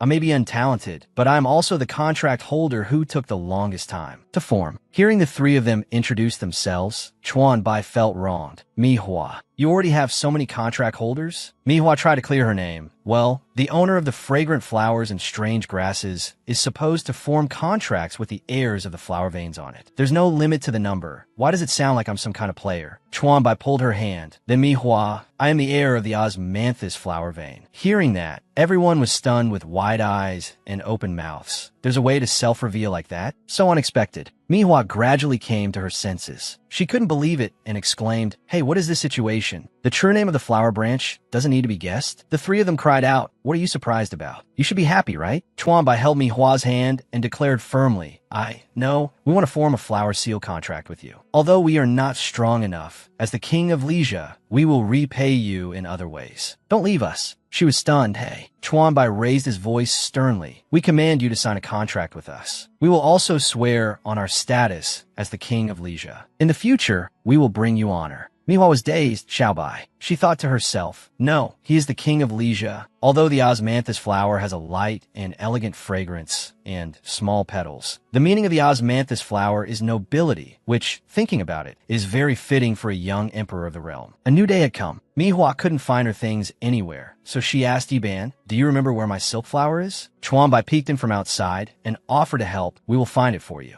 He innocently held a crumpled flower. On his head was the silk flower Mihua was looking for. Mihua's face froze, Xiaobai, while Yiban helplessly took it. Your Majesty, next time, just let this subordinate do such things. Chuanbai wanted to help Mihua again, but his clumsy hands and feet caused a bowl to fall and break. Mihua was startled. Xiaobai, no, Your Majesty. No need. Once again, Chuanbai offered to help Mihua get a nice outfit, so he tore a nearby outfit. Mihua, your fabrics are really of poor quality. In a few days, we will have people from the palace make you some clothes. But Chuanbai didn't know that it was Tu Ling's outfit. He screamed, where did this spendthrift come from? This high-end silk outfit, I've never worn it except to banquets. Mihua pulled Tu Ling back. Let it go. Forget it, he's the emperor. Seeing Chuanbai acting strangely, Mihua went to Yiban to get to the bottom of it. She asked seriously, Xiaobai, no, did his majesty ever have a contract with Zhong Shuohua? Was he asked by her to be so proactive in helping? Like this? He shook his head. In the past, his majesty did not have a complete consciousness of his own, so he couldn't get along with others. So you are the first person to have a contract with his majesty, which has a different meaning. Mihua broke into a sweat. That whole first contract holder thing, suddenly I feel like I'm so promiscuous. After that, she decided to go to Chuanbai's room, where he was working. Mihua approached to soothe him. Your Majesty, you really don't need to feel pressured. Towards my contract holders. Chuanbai held up a drawing. Mihua, who is this? I think he look a lot like the prince. Do you like this type of person? Mihua froze. No, this is hard for me to explain right now. After Yiban, the next person to have his true form recognized is the prince himself. Chuanbai was sad because he felt useless. We don't know what kind of man Mihua likes. I see that Yiban, Tu Ling, and Bai Qi can all help Mihua, but we don't know what we can do for Mihua. She tried to comfort him. Xiaobai. Chuanbai cried loudly and ran away. Mihua was stunned and called out, Xiaobai. She sighed. Suddenly she saw a notebook on the table. Mihua immediately opened it to read. This is Xiaobai's diary. Chuanbai's words were written as follows. 15th year of the Jiuan era. Father Emperor said that this year's court flower festival will be presided over by me. He said I'm already 6 years old. As the current crown prince, this is my responsibility. Mother Empress always wakes up early to comb her hair and do her makeup. She says the mother of a nation cannot be without decorum. She still has many things to handle. But Father Emperor lazily watches Mother Empress do her makeup and even teases Mother Empress like a child. Wait, the Empress's eyebrows must be drawn by us. Your Majesty, you should go change into your ceremonial robes. How can this be? I also want to do makeup for Mother Empress. But I was in the middle of my studies. The Grand Tutor and the Grand Preceptor said they wanted me to go with them to review the ceremonial literature. And Royal Uncle Ming Tian, as the person with the strongest flower vein power in the royal family, was the officiant of that year's flower festival, leading many flower vein heirs. At the prayer ceremony, we prayed that the great god Fangya, the creator god of Leisure, would protect Leisure with favorable rain and wind. When the ceremony began, I was to hand the most blooming flower branch of the day to Royal Uncle, for Royal Uncle to conduct the ceremony. However, they didn't know that I wasn't afraid of the ceremonial literature, the words used during the rites. The one I was most afraid of was my royal uncle. Mihua was surprised and turned the pages, reading intently. Wow, the court flower festival seems so lively. I want to join too. She was stunned by the words. If I had known it was the last time Father Emperor and Mother Empress would attend the court flower festival, then I should have tried to perform a little better. Did the god Fangya feel that I wasn't sincere enough? So he took my Mother Empress and Father Emperor away. So the Grand Tutor also wanted to leave because Father Emperor and Mother Empress were both gone. So even Royal Uncle wanted to hate me. He once said, Your Majesty is the king of Leisure. So you must take care. Don't let your health delay state affairs. Chuanbai wrote with a heavy heart. As long as I am obedient, people won't leave me, right? Mihua sat reading the sad words Chuanbai wrote in his diary. Her face darkened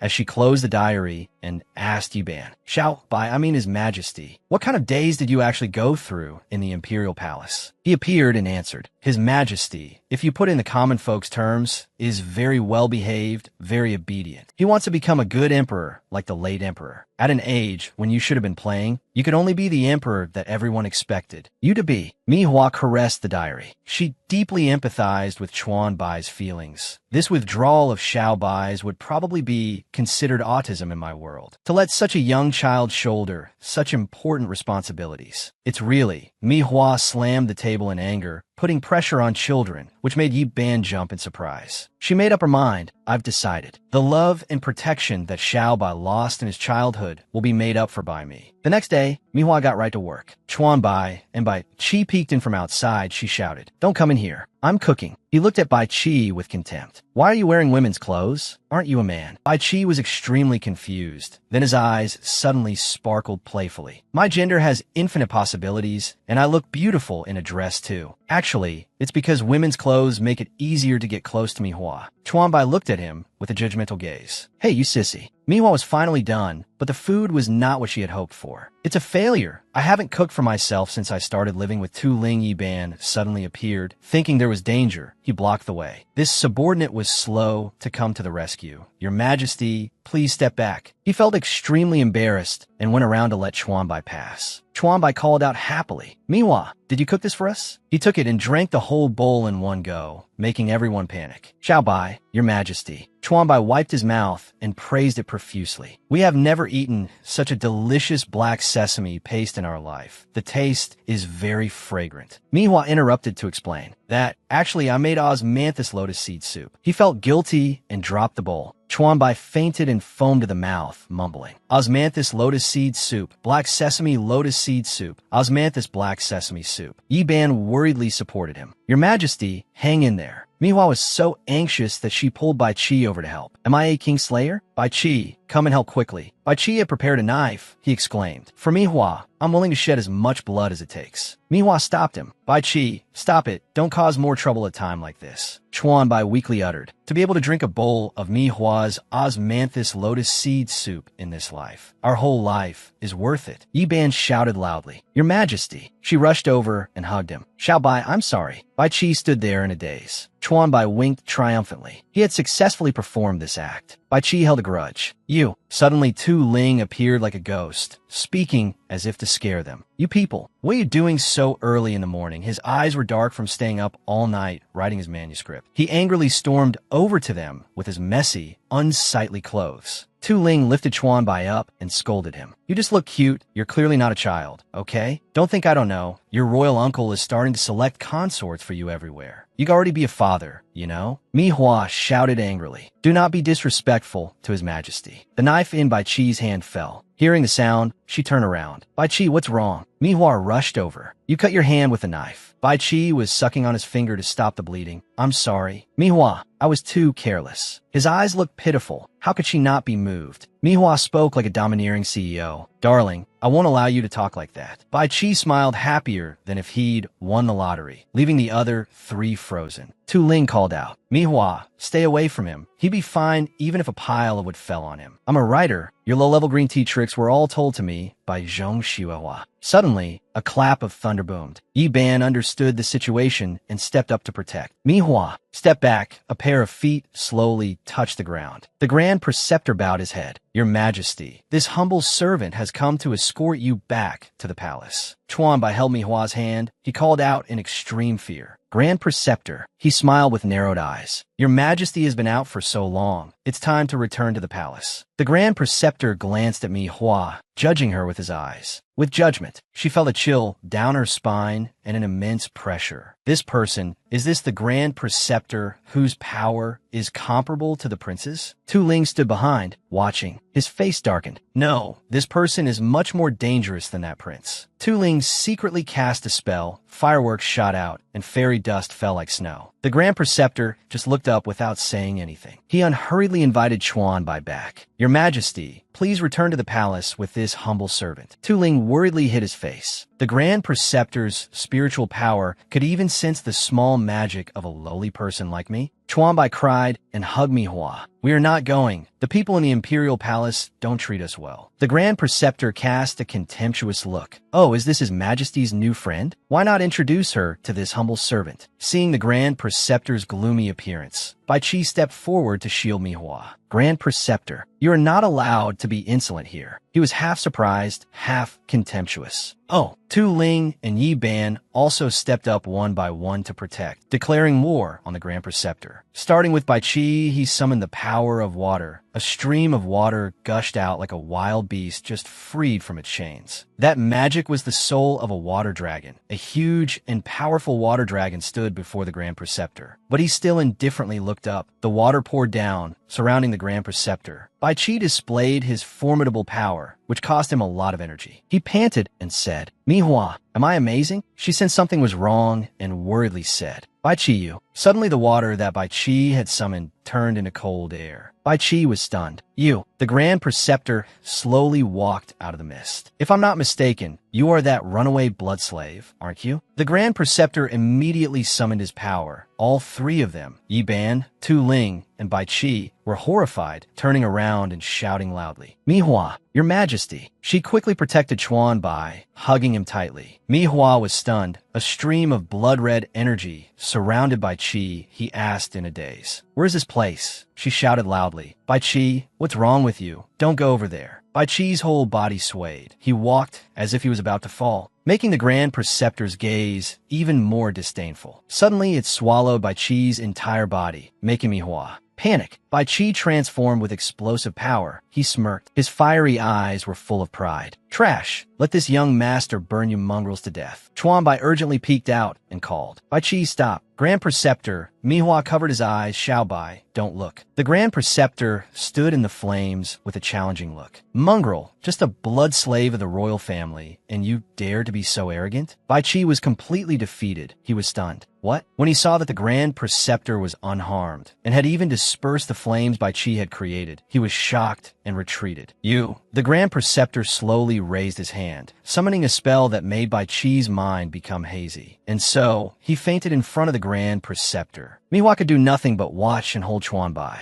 and Chuan Bai pleaded loudly, Grand Preceptor, don't. Tu Ling's face turned pale. Yi Ban was in a dilemma. Everyone was helpless against the Grand Preceptor's power. Manhwa thought to herself, I originally wanted Xiao Bai to return to the Imperial Palace quickly. Now that I think about it, this Grand Preceptor is not a good person at all. Chuan Bai was moved and called her name, Manhwa. The Grand Preceptor glared. I was originally going to forgive you for kidnapping His Majesty, but it seems he summoned his magic again, a power that condensed everything. Chuan Bai couldn't bear to see everyone suffer. He broke free from Manhwa, struggling to stand up like a brave hero. Manhwa was surprised. Xiao Bai. In this critical moment, Chuan Bai activated the hidden potential within him. Chuan Bai created an earthen vortex, countering the magic to the Grand Preceptor's surprise. This use of magic cost Chuan Bai a lot of energy. All of the Grand Preceptor's magic disappeared. Only the rocks and earth that Chuan Bai had summoned remained. He was utterly astonished. Your Majesty, you've awakened the power of your flower vein. Already? Chuan Bai gritted his teeth, refusing to submit. Stay away from Manhwa. Once again, he immediately summoned his power to fight the Grand Preceptor. But with his current health, Chuan Bai couldn't muster the strength anymore. He felt dizzy. Manhwa called out an alarm, Xiao Bai, and then went to support him. This ability of yours that needs constant recharging, it's really impossible to watch. Yi Ban called out worriedly, Your Majesty. Manhwa patted and soothed Chuan Bai like a baby. Good boy. Meanwhile, the Grand Preceptor watched from a distance, casually speaking to Yi Ban, which stunned him. Chief of the Shadow Clan, do not forget your identity. Yi Ban froze stiffly. The Shadow Clan focuses only on His Majesty the King. Everything is for the safety of His Majesty. Suddenly, there was a strange noise. The Grand Preceptor created an animation that trapped Tu Ling, Yi Ban, Manhwa, and Chuan Bai. The Grand Preceptor gave a fake smile. Right now, His Majesty's body is not well. The Imperial Palace is the most suitable place for His Majesty to rest. These dilapidated places should not be stayed in for long. Take everyone here away from me. In a room with a rich fragrance. Manhwa appeared in a sparkling dress. She knelt before the Grand Preceptor. Lord Grand Preceptor, this is... Manhwa thought guiltily, is my luck about to change? I actually wasn't thrown into the sky prison. He sat casually drinking tea. You are His Majesty's friend, so you cannot be treated poorly. You could just stay by His Majesty's side. The Grand Preceptor just closed the window like that, startling her. She gave a hollow laugh. So what if you're good at magic? Manhwa obediently knelt and asked,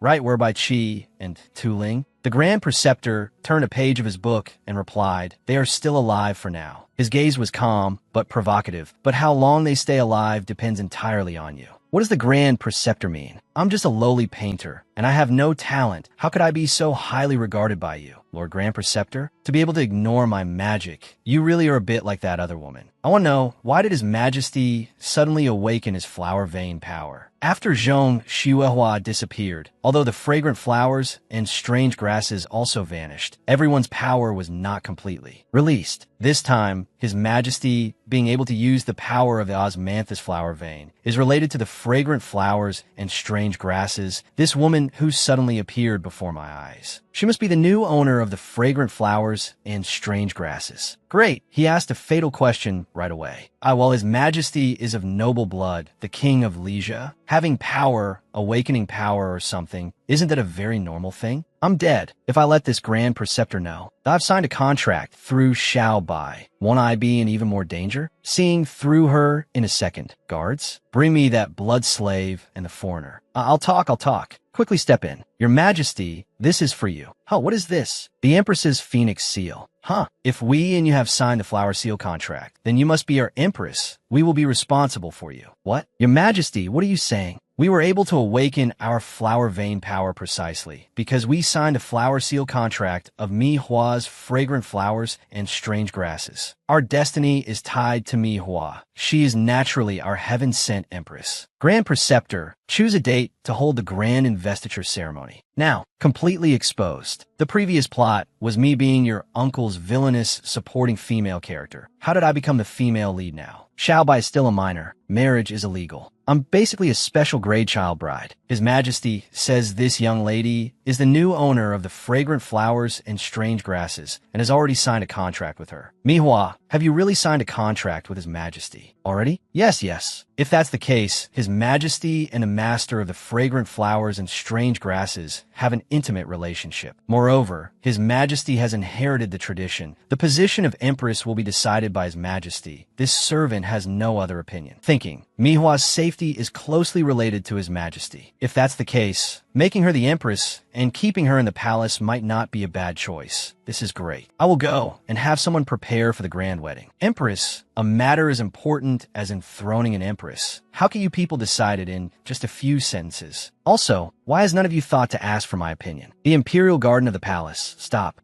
Wait, this freezing cold air is slowly turning around. Not happy. There's no escaping this. Remembering, Prince, His Majesty wants to have a grand wedding. The person he wants to marry, that woman is embarrassed. They look exactly alike. She's the painter who dared to impersonate the princess consort, and after escaping, she stole your clothes and created a humiliating painting of you everywhere. Suddenly getting closer, terrified, woman, you really are the one. I'm dead. While the prince and Manhwa were talking, with a very tense atmosphere, the Grand Preceptor's voice suddenly came, Manhwa, how is your study of the palace etiquette going? He approached Manhwa, making the prince warily step back. The prince showed an unhappy expression. Watching the Grand Preceptor and Manhwa talking happily, he held a grudge. Clenching his fist, he thought to himself, I heard reports that this woman is the new master of the fragrant flowers and strange grasses, and has even formed a contract with His Majesty. The prince's eyes flashed with a hateful glare. Then Zhong Xuehua's disappearance must be related to her. The fragrant flowers and strange grasses are related to the national pulse of all of Leisha. This time, I absolutely cannot let her fall into the hands of the Grand Preceptor. The prince stepped forward and asked, breaking the atmosphere between the Grand Preceptor and Manhwa. Lord Grand Preceptor hasn't introduced us. Could this be the Empress that His Majesty has chosen? I wonder which prestigious family's daughter she is. Manhwa shyly avoided the question. The Grand Preceptor introduced.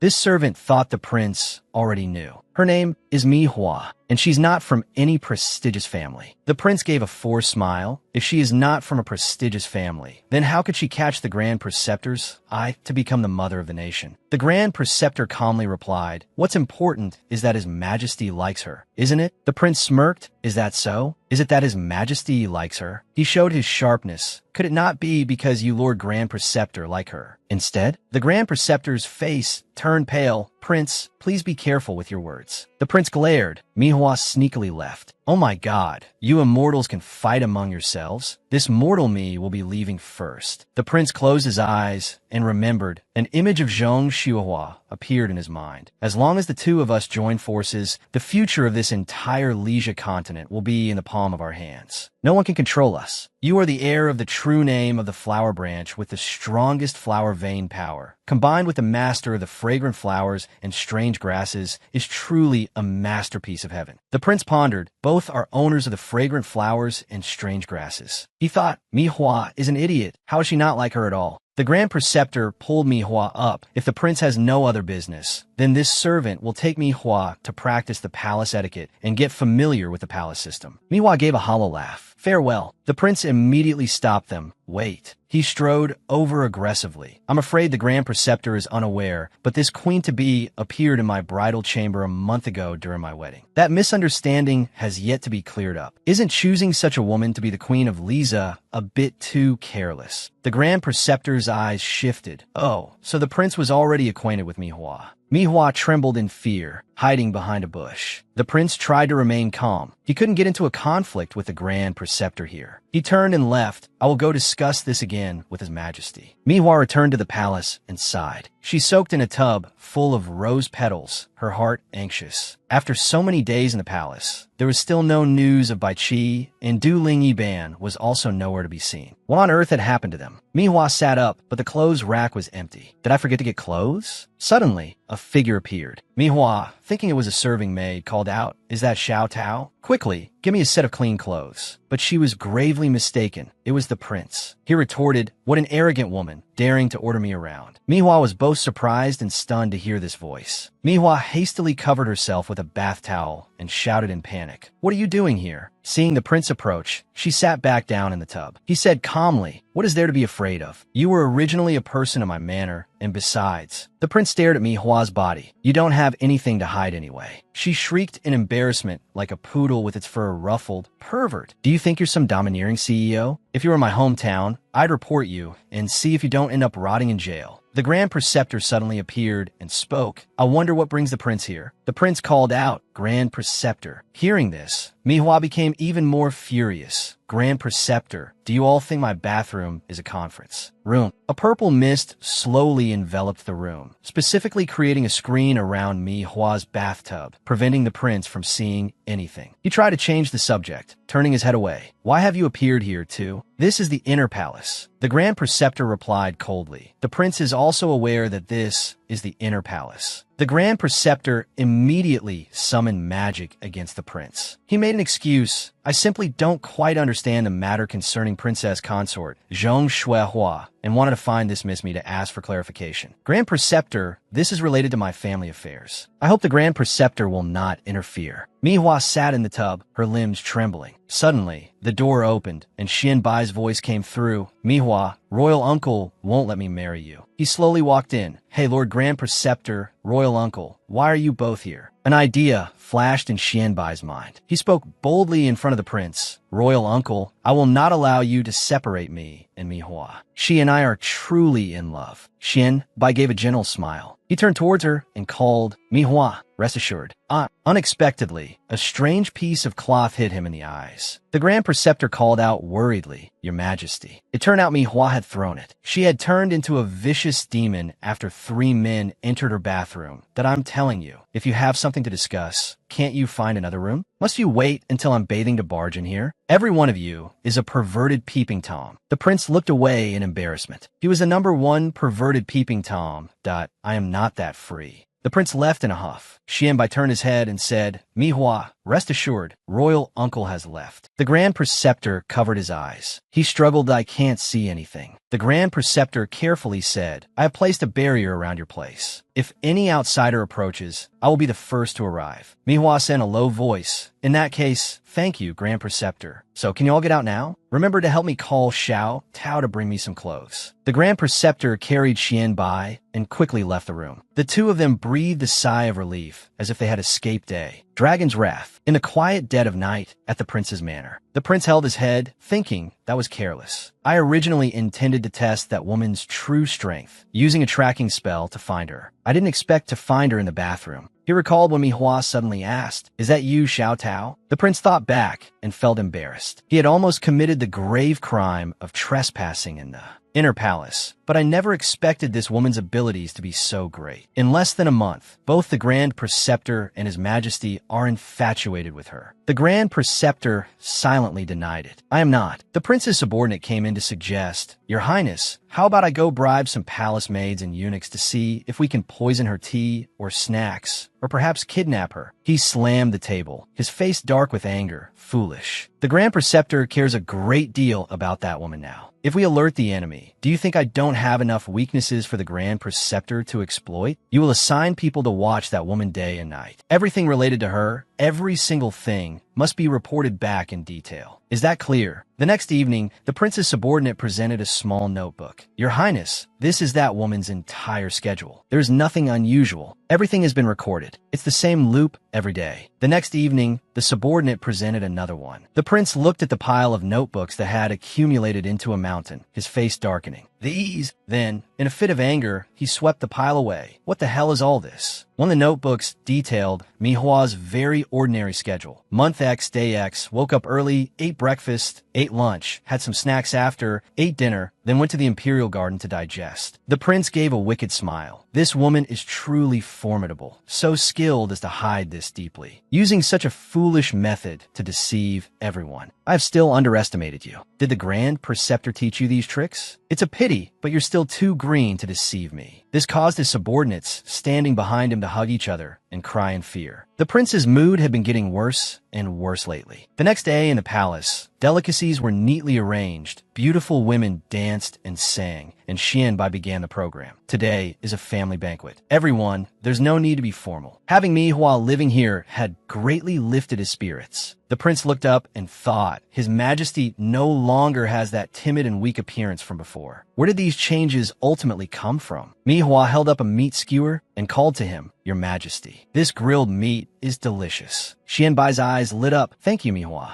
He took the first bite and praised it profusely. "It's really delicious. Even more delicious than the dishes I usually eat." She brushed a layer of oil on the grilled meat for Xianbai to eat, right? Brushing a layer of oil on this makes it tastier. He and Manhwa were ecstatic over the excellent food. "This is also very delicious." She replied, "Yes, it's so good." The prince observed and recalled. This scene was a bit familiar. When Xianbai's father and mother were still alive, his sister-in-law had offered, "Your Majesty, this is delicious. I just tasted a bite. The floral scent is very fragrant and rich." His royal brother seized the chance. "Is that so? Then I shall try some as well." His sister-in-law said softly, "Your Majesty." The prince immediately dispelled the thought. "No, she and His Majesty are not at all like my royal brother and sister-in-law. She is 100% an enchantress." He slammed his hand on the table with a thud. Meanwhile, Manhwa was still engrossed in the wine. This fruit wine is so easy to drink, as expected of the imperial kitchen. Xianbai worried, "Manhwa, you've already drunk 3 jars of this fruit wine." Manhwa squinted towards the prince and said, "The prince is wearing a mask." He was bewildered when he saw her gaze. Manhwa angrily shouted, "You are a bad guy." Xianbai tried to stop her without Manhwa. She angrily walked straight to the prince's seat. "I rarely get to have this dream with food and drink. Why did you have to come in? Get out from me." The prince shot up in fury. "What are you talking about?" Manhwa, still tipsy, spoke without missing a beat. What? You nearly strangled me that day, sent people to hunt me down, and even burned down my and Du Ling's house, you brute. And with that long face, no wonder that Zhong Shuihua wanted to run away too. She spoke without missing a beat, embarrassing the prince. The people around were surprised. This queen-to-be knows the prince. He pulled Manhwa back. "This is the royal palace. Don't you dare act crazy." The Grand Preceptor stood up angrily. "Prince." She stumbled and fell. Manhwa quickly grabbed the prince's hand to steady herself. "He snapped you." Her eyes glistened like morning dew on a leaf. The prince blushed in alarm. Suddenly, Manhwa vomited a great torrent all over his face. The prince's face froze. She tore a strip of cloth from her sleeve and pressed it hard against his face. Manhwa continued her tirade. "I want to cover your face." I don't want to see your ugly face. Truly a face born of its destiny. Suddenly, she saw something peeking out from the prince's clothes. Manhwa moved closer. It turned out there was a flower pattern on his shirt. You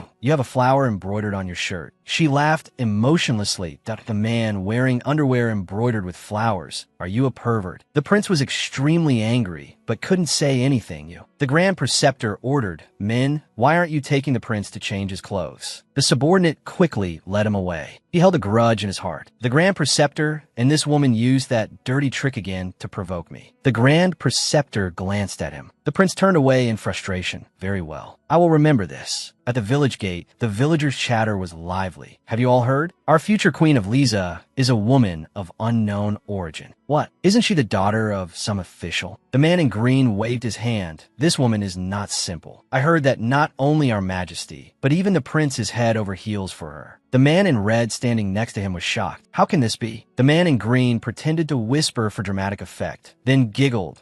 And why Gray Tan's cousin's son who works in the palace said so. At the banquet, the two of them were staring at each other and even pulled at each other until their clothes were disheveled. The man in red replied, to be able to make his majesty, the prince, and the Grand Preceptor all fall for her. Could it be that this woman has some kind of sorcery? The prince, sitting in his palanquin, lifted the curtain to listen. Who knows? Maybe she's devastatingly beautiful. A vein popped on his forehead when he heard the next sentence. I wonder if commoners like us will have the chance to admire that beauty. The men in the palace are truly fortunate. The prince couldn't take it anymore. He snapped a piece of wood. His subordinate quickly lifted the curtain to calm him. Your Highness, calm your anger. I will have all these rumor mongers arrested and thrown in jail later. He said sternly, no. Muzzling public opinion is like damming a flood. Doing so would only make the rumors seem true. The prince's hand clenched. You go and investigate where these rumors are coming from. He smirked. If even her reputation is not as proper as the people say, I'd like to see what ability she has to sit firmly on the queen's throne. In her room, Manhwa was astonished. What did you say? They say I'm devastatingly beautiful and no sorcery, which is why I bewitched the prince and also his majesty. Yi Ban replied, this is all intelligence the Shadow Clan gathered on the streets. It is absolutely not false. She was helpless that if I were really that powerful, would I not be in this current situation of being unlucky for 40-something chapters under house arrest and forced into marriage? It's not like it's one of Du Ling's all the court officials fall in love with me stories. He nodded. The stories with you as the main character, like the seductive concubine who ruined a nation and the nation-toppling enchantress, are the bestsellers on Street. They've been reprinted 18 times in a month and still can't meet demand. Manhwa still couldn't believe it and pressed, what is all this about? Yi Ban turned to leave. Although I can be sure that none of this was your intention, it's hard to avoid being exploited by ill-intentioned people. He turned and left her room. The Imperial Palace is no exception. You must be more careful. Manhwa sat and pondered. Right now, the only person who treats me sincerely is probably just Yi Ban, right? Where on earth are Du Ling and Bai Qi? The next morning, she happily held a bowl of hot rice porridge, about to slurp it down. Suddenly, a whip struck Manhwa's hand. The teacher scolded her. How many times have I taught you? You must use a spoon to eat porridge, swallowing a small mouthful at a time. You must not make any sound in the process. She ate while feeling aggrieved. This cruel, feudal society. After noon, a pile of documents was waiting for Manhwa. What are these? The Grand Preceptor, reading a book, spoke up, the rules for women, the precepts for women, and the rules of etiquette that you must master after becoming the queen. Manhwa was so angry she could cry. Starting from now until I'm 80, I still won't be able to finish reading these books. Do you understand? He continued, unfazed, therefore, please make good use of your time. Seize every moment. Manhwa's head was buzzing. Maybe I should call the prince to come and take me away. These days are not meant for a human being. Meanwhile, in the throne hall, the prince asked sharply, regarding the establishment of the queen, how far have the preparations of the Ministry of Rights gone? An official immediately reported, the establishment of the queen follows our prior laws. He interrupted, stepping forward, isn't this too hasty? This woman's origins are unknown. Grand Preceptor, do you not see how the people view this woman? Her character is not proper. Is she suitable to be the mother of the nation, to assist his majesty? The Grand Preceptor glanced over.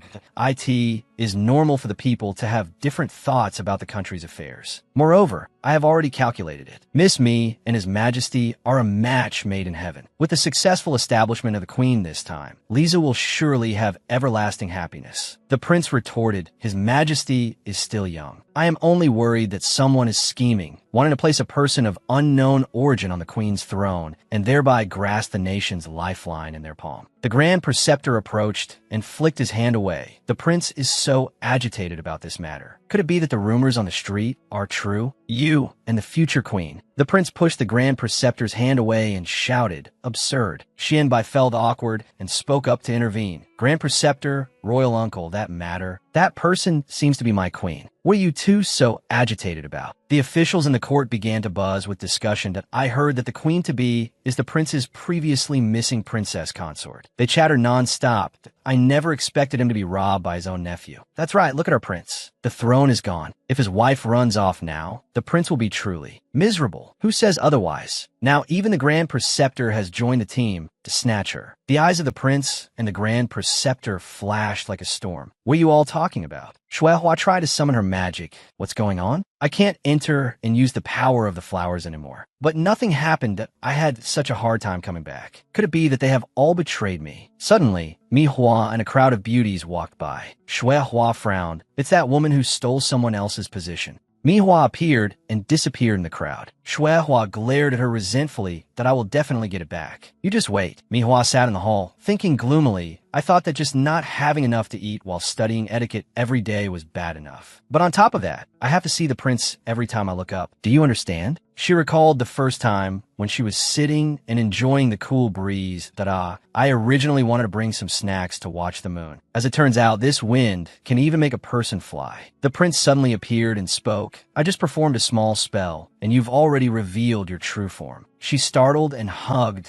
the pillar, and Owen is going to separate me from this pillar. He was both angry and utterly confused. Manhwa recalled the second time, when she was feeding the goldfish. Ah, it's a goldfish, she exclaimed in admiration. Back then, by Chi and I, suddenly, the prince appeared, grabbed the fish, and shouted, trying to contact them through the spirit fish? Don't even dream of it. The fish was already dead in his hand. A passing official was utterly shocked. The longest living goldfish in the palace has been crushed to death by the prince. Manhwa was tired of this life. When on Earth will you let me go? I don't get enough to eat every day, and I have to study a pile of books. On top of that, that prince harasses me non-stop every day. She stood up and shouted, Prince, come out now, and let me have some peace. Unexpectedly, something strange rushed in and hit Manhwa as a voice rang out, "Is royal uncle someone you could just call out to?" Both Manhwa and Liang fell down. Liang weakly stood up. Why did you push me? Manhwa retorted, push? Weren't you the one who just? She replied, you don't need to explain. I know, you just can't stand the sight of me. Meanwhile, Liang's subordinate beauties helped her up and asked with concern, Princess, are you all right? Manhwa was resolute. Who are you? Liang put on a fake, teary-eyed look that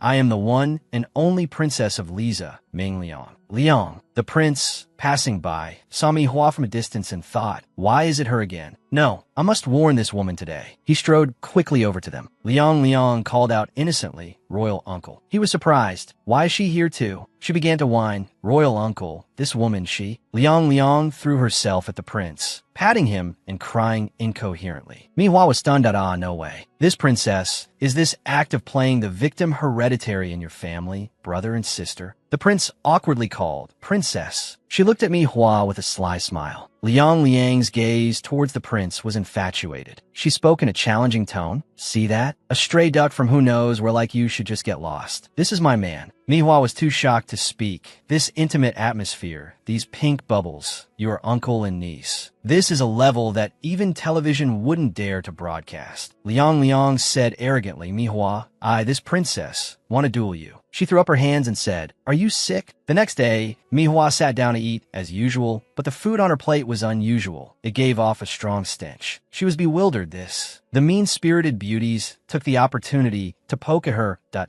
Miss me, not feeling well? Then there's no need for dinner tonight. Take it away. The beauty next to her said, yes, and took Manhwa's tray of food away. She was horrified, but couldn't say anything because she was so hungry. Manhwa went to the imperial kitchen, kicked the door open with a cloud of dust, and shouted, everyone inside, listen up. This stunned the people in the room. She held a large spoon, her mouth watering. I'm a little hungry. It's fine. I'll just have one spoonful. In the quiet of the night, as everyone was sound asleep, there was suddenly a loud noise. It turned out Manhwa's bed had collapsed, a trick by the beauties. Two beauties quickly entered and called, "Miss me." She calmly moved to the other side and pulled up the blanket. "It's fine, you may leave." The two beauties fell silent, their plan having failed. The next day, a new challenge awaited Manhwa. A dense pile of caltrops was scattered across the hall. She was stunned. What is this situation? Manhwa stood and pondered that, is this a new lesson from the Grand Preceptor? Special Forces training. The beauties snickered to each other. Let's see how she gets out now. Things didn't go as planned. Manhwa yawned, turned around, and left a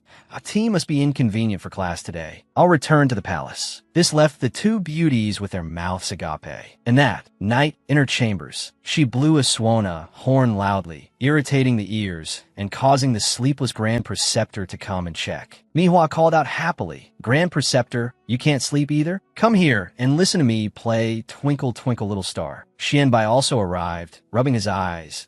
Manhwa playing a lullaby to help me sleep well. He rushed to hug her. "Manhwa, you are truly too good. Although I still can't sleep, I'm very touched." The Grand Preceptor looked on judgmentally. What on earth is happening? Then the Grand Preceptor put Manhwa to bed, and soon she fell into a deep sleep. He looked on with pride. Since she arrived, the entire palace has suddenly become lively. Even the princess wants to befriend her. I'm starting to look forward to where she will lead Lisa. The next morning, Manhwa woke up in high spirits. Her bed had been replaced by the Grand Preceptor's order. The Swana horn is truly powerful. In another part of the palace, Liang's loud voice rang out. "What? You're saying she completely ignored my schemes?" The beauties bowed their heads. "Yes, this woman is very arrogant." Shuehua approached and called out, "Princess, I told you your method wouldn't work." Liang angrily raised her hand and shouted, "Say that again." Shuehua quickly grabbed it. "Princess, to capture a man's heart." Liang listened blankly as Shuehua said, "Is not done through such foolish methods." She gave a sinister smile. "Let her be arrogant for a little while longer." In the room, Xianbai sat thinking about the rumors that I heard that Manhwa was once royal uncle's fiancée who never went through with the wedding. His face became panicked. I never thought my biggest love rival would be royal uncle. Xianbai imagined Manhwa as the prince's consort, calling him a good child. He was dejected that I lose in both height and appearance. I'm not a child. Due to poor personal ability, he is overshadowed by the prince. The solution to this matter is, before he could finish, he was cut off. This matter will be handled by me to ease his majesty's worries. This made the world admire the prince,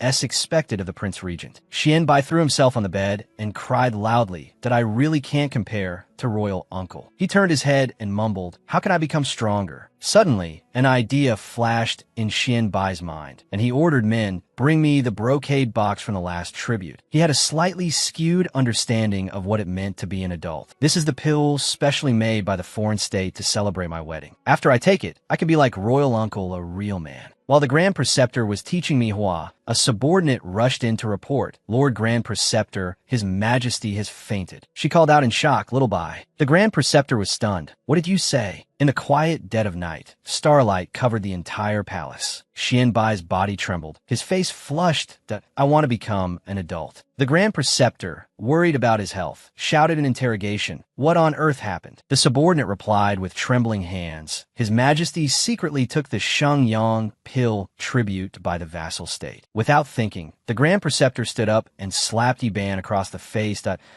this how you watch over His Majesty?" He closed his eyes. "If His Majesty wishes it, I have no other way. I hope the Grand Preceptor will quickly take His Majesty to the blood slave for treatment." Xianbai opened his eyes and asked, "Grand Preceptor, am I about to become an adult?" He was distressed. "Why is His Majesty in such a hurry?" "Lisa has no such requirement for you at the moment," Xianbai explained, "but if I don't grow up quickly, Manhwa will be snatched away by royal uncle." Manhwa, he fainted mid-sentence. The Grand Preceptor said loudly, "Your Majesty." He quickly carried Xianbai to see Bai Qi in the secret dungeon. "His Majesty's health is not good and needs your blood." He lifted his head, a defiant smile on his face. "What does his life or death have to do with me?" The Grand Preceptor's face turned cold. "I was not negotiating with you, but giving an order. I know your blood has a special incantation that can achieve the greatest effect." His face was filled with anguish as he called out Manhwa. The Grand Preceptor was worried. "Your Majesty." He gave a bitter smile. Fragrant flowers and exotic grasses are fine as long as the master is alive. His eyes were full of threat. But as for how its master wants to live, I can't guarantee that. Bai Qi's expression changed, afraid that Manhwa would be in danger. He obeyed, I know. His bloodline moved into Xianbai. Xianbai's rosy complexion returned as he softly called Manhwa. The next day, in the emperor's bedchamber, he shouted, I won't take the medicine. The subordinate pleaded miserably, Your Majesty, you should at least have a bite. Xianbai acted spoiled, no. But when Manhwa walked in and asked, Who isn't taking their medicine? He was startled.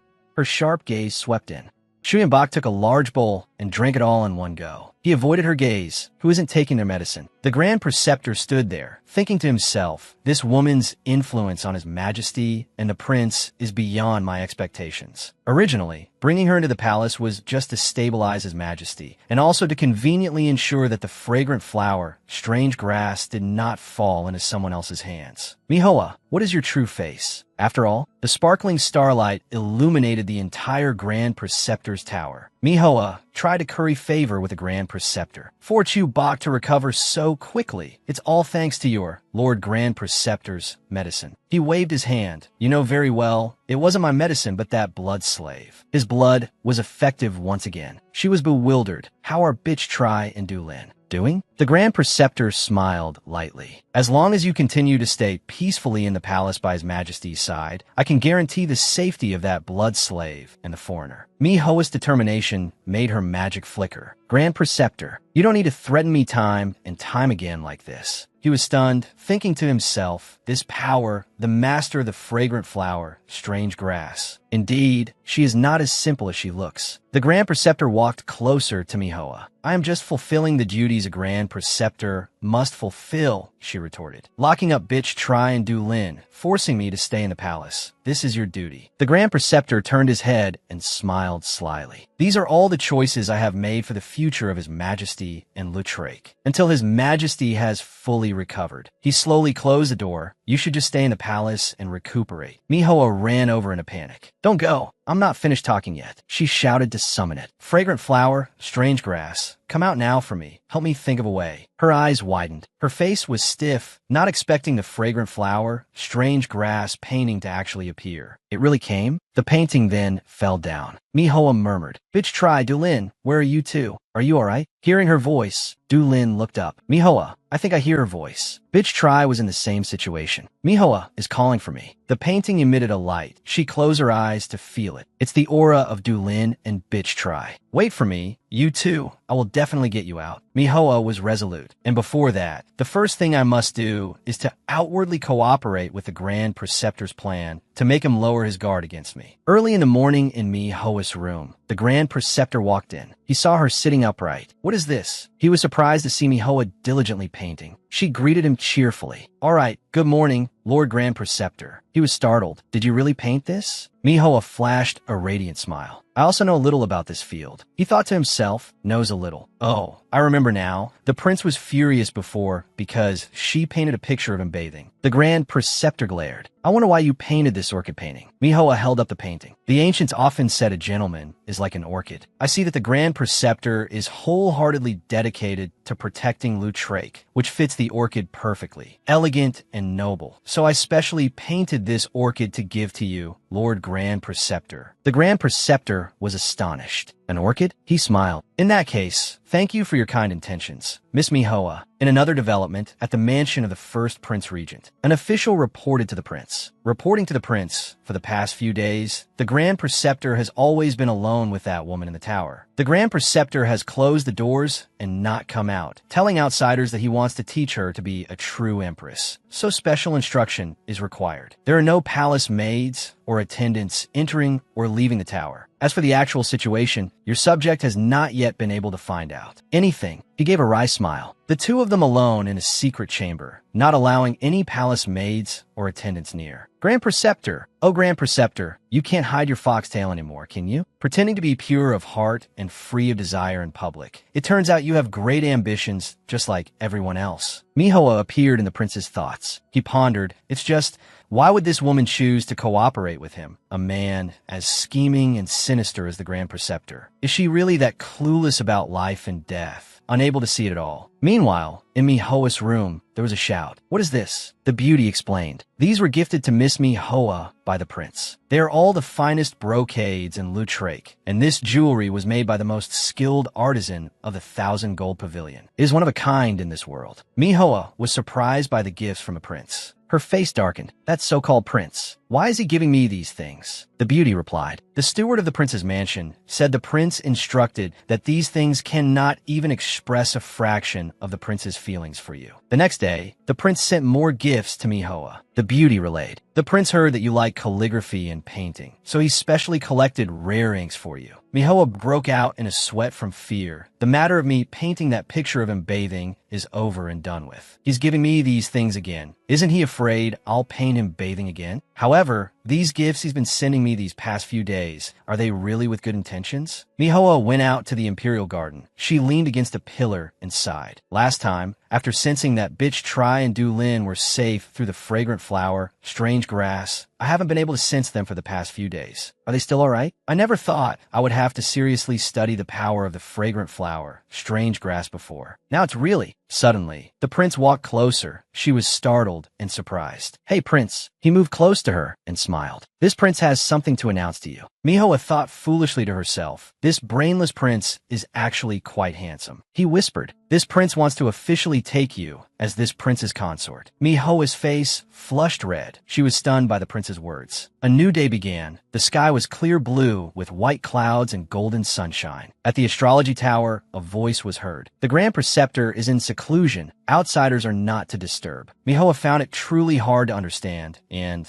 it had to be at this time. She recalled when the prince met her. "I don't know what's gotten into the prince. He suddenly proposed to me. He had offered what the Grand Preceptor can give you. This prince can also give and even multiply it. Go back and think it over carefully. This prince will wait for your answer." Mihoa thought worriedly. This is no small matter. Right now, only the Grand Preceptor can discuss this. Mihoa walked around the tower. She was frustrated. The urgent matter now is to see the Grand Preceptor. She went to the door and touched it, but was blocked. She was stunned. A barrier. The Grand Preceptor never set this up when I came before. What do I do now? Mihoa tried again, using her magic. The fragrant flower, strange grass, painting appeared before her eyes. The painting glowed and wrapped around Mihoa. Then it brought her to where she wanted to go, which was inside the Grand Preceptor's tower. Mihoa was surprised. "I'm inside. It's mission complete." The painting gradually disappeared. She asked in surprise, "Fragrant flower, strange grass, so you have this kind of ability too. Why didn't you appear when I was in danger before?" Suddenly a white orb flew before Mihoa's eyes. She looked up. "What is this?" The orb suddenly transformed into a giant iron cage, trapping Mihoa inside. The objects close to her also floated in the air. She found the exit, but it was too far away. Why is the door so high up? Where is the Grand Preceptor? Mihoa stood thinking, perhaps the key to getting me out of here are these small things. She tried to catch an object. Whatever, I'll just catch one and figure it out from there. But unfortunately, Mihoa missed every single one she tried to catch. "One," she exclaimed in exhaustion. "I don't believe this. If only I had a stick." Mihoa then summoned the painting. She could hardly believe it. "You've been very obedient lately. Every time I think of you, you appear." Mihoa gripped the painting like she was playing baseball. She took a mighty swing. She was overjoyed. "I hit it." Suddenly, a red chest fell down. Mihoa opened it. "What is this?" She helplessly took them out, a clay figure, a pinwheel, a small wooden drum. This is a toy box. Strangely, inside the chest was a sparkling gem. Mihoa reached out to try and hold it. A lapis lazuli gem. Before she could pick it up, the gem blew out a strange stream of air that surrounded her. Mihoa was startled. An image of a mother and son holding hands appeared before her eyes. It was the Grand Preceptor as a child and his mother. The little boy looked bewildered as he saw a red gem glowing under the bed. He called to his mother. "Mother, gem, gem." The little boy picked up the gem. His mother smiled brightly. "You want this? Yin Yin Z, you like this?" When Yin Yin was about to pick up the gem, the Grand Preceptor of that time, who would later become Yin Yin's master, he bent down and picked it up first. Yin Yin was sad. "Your gem." He stared at the gem, then secretly glanced down at Yin Yin. He bent down and offered it to him. "Here." Yin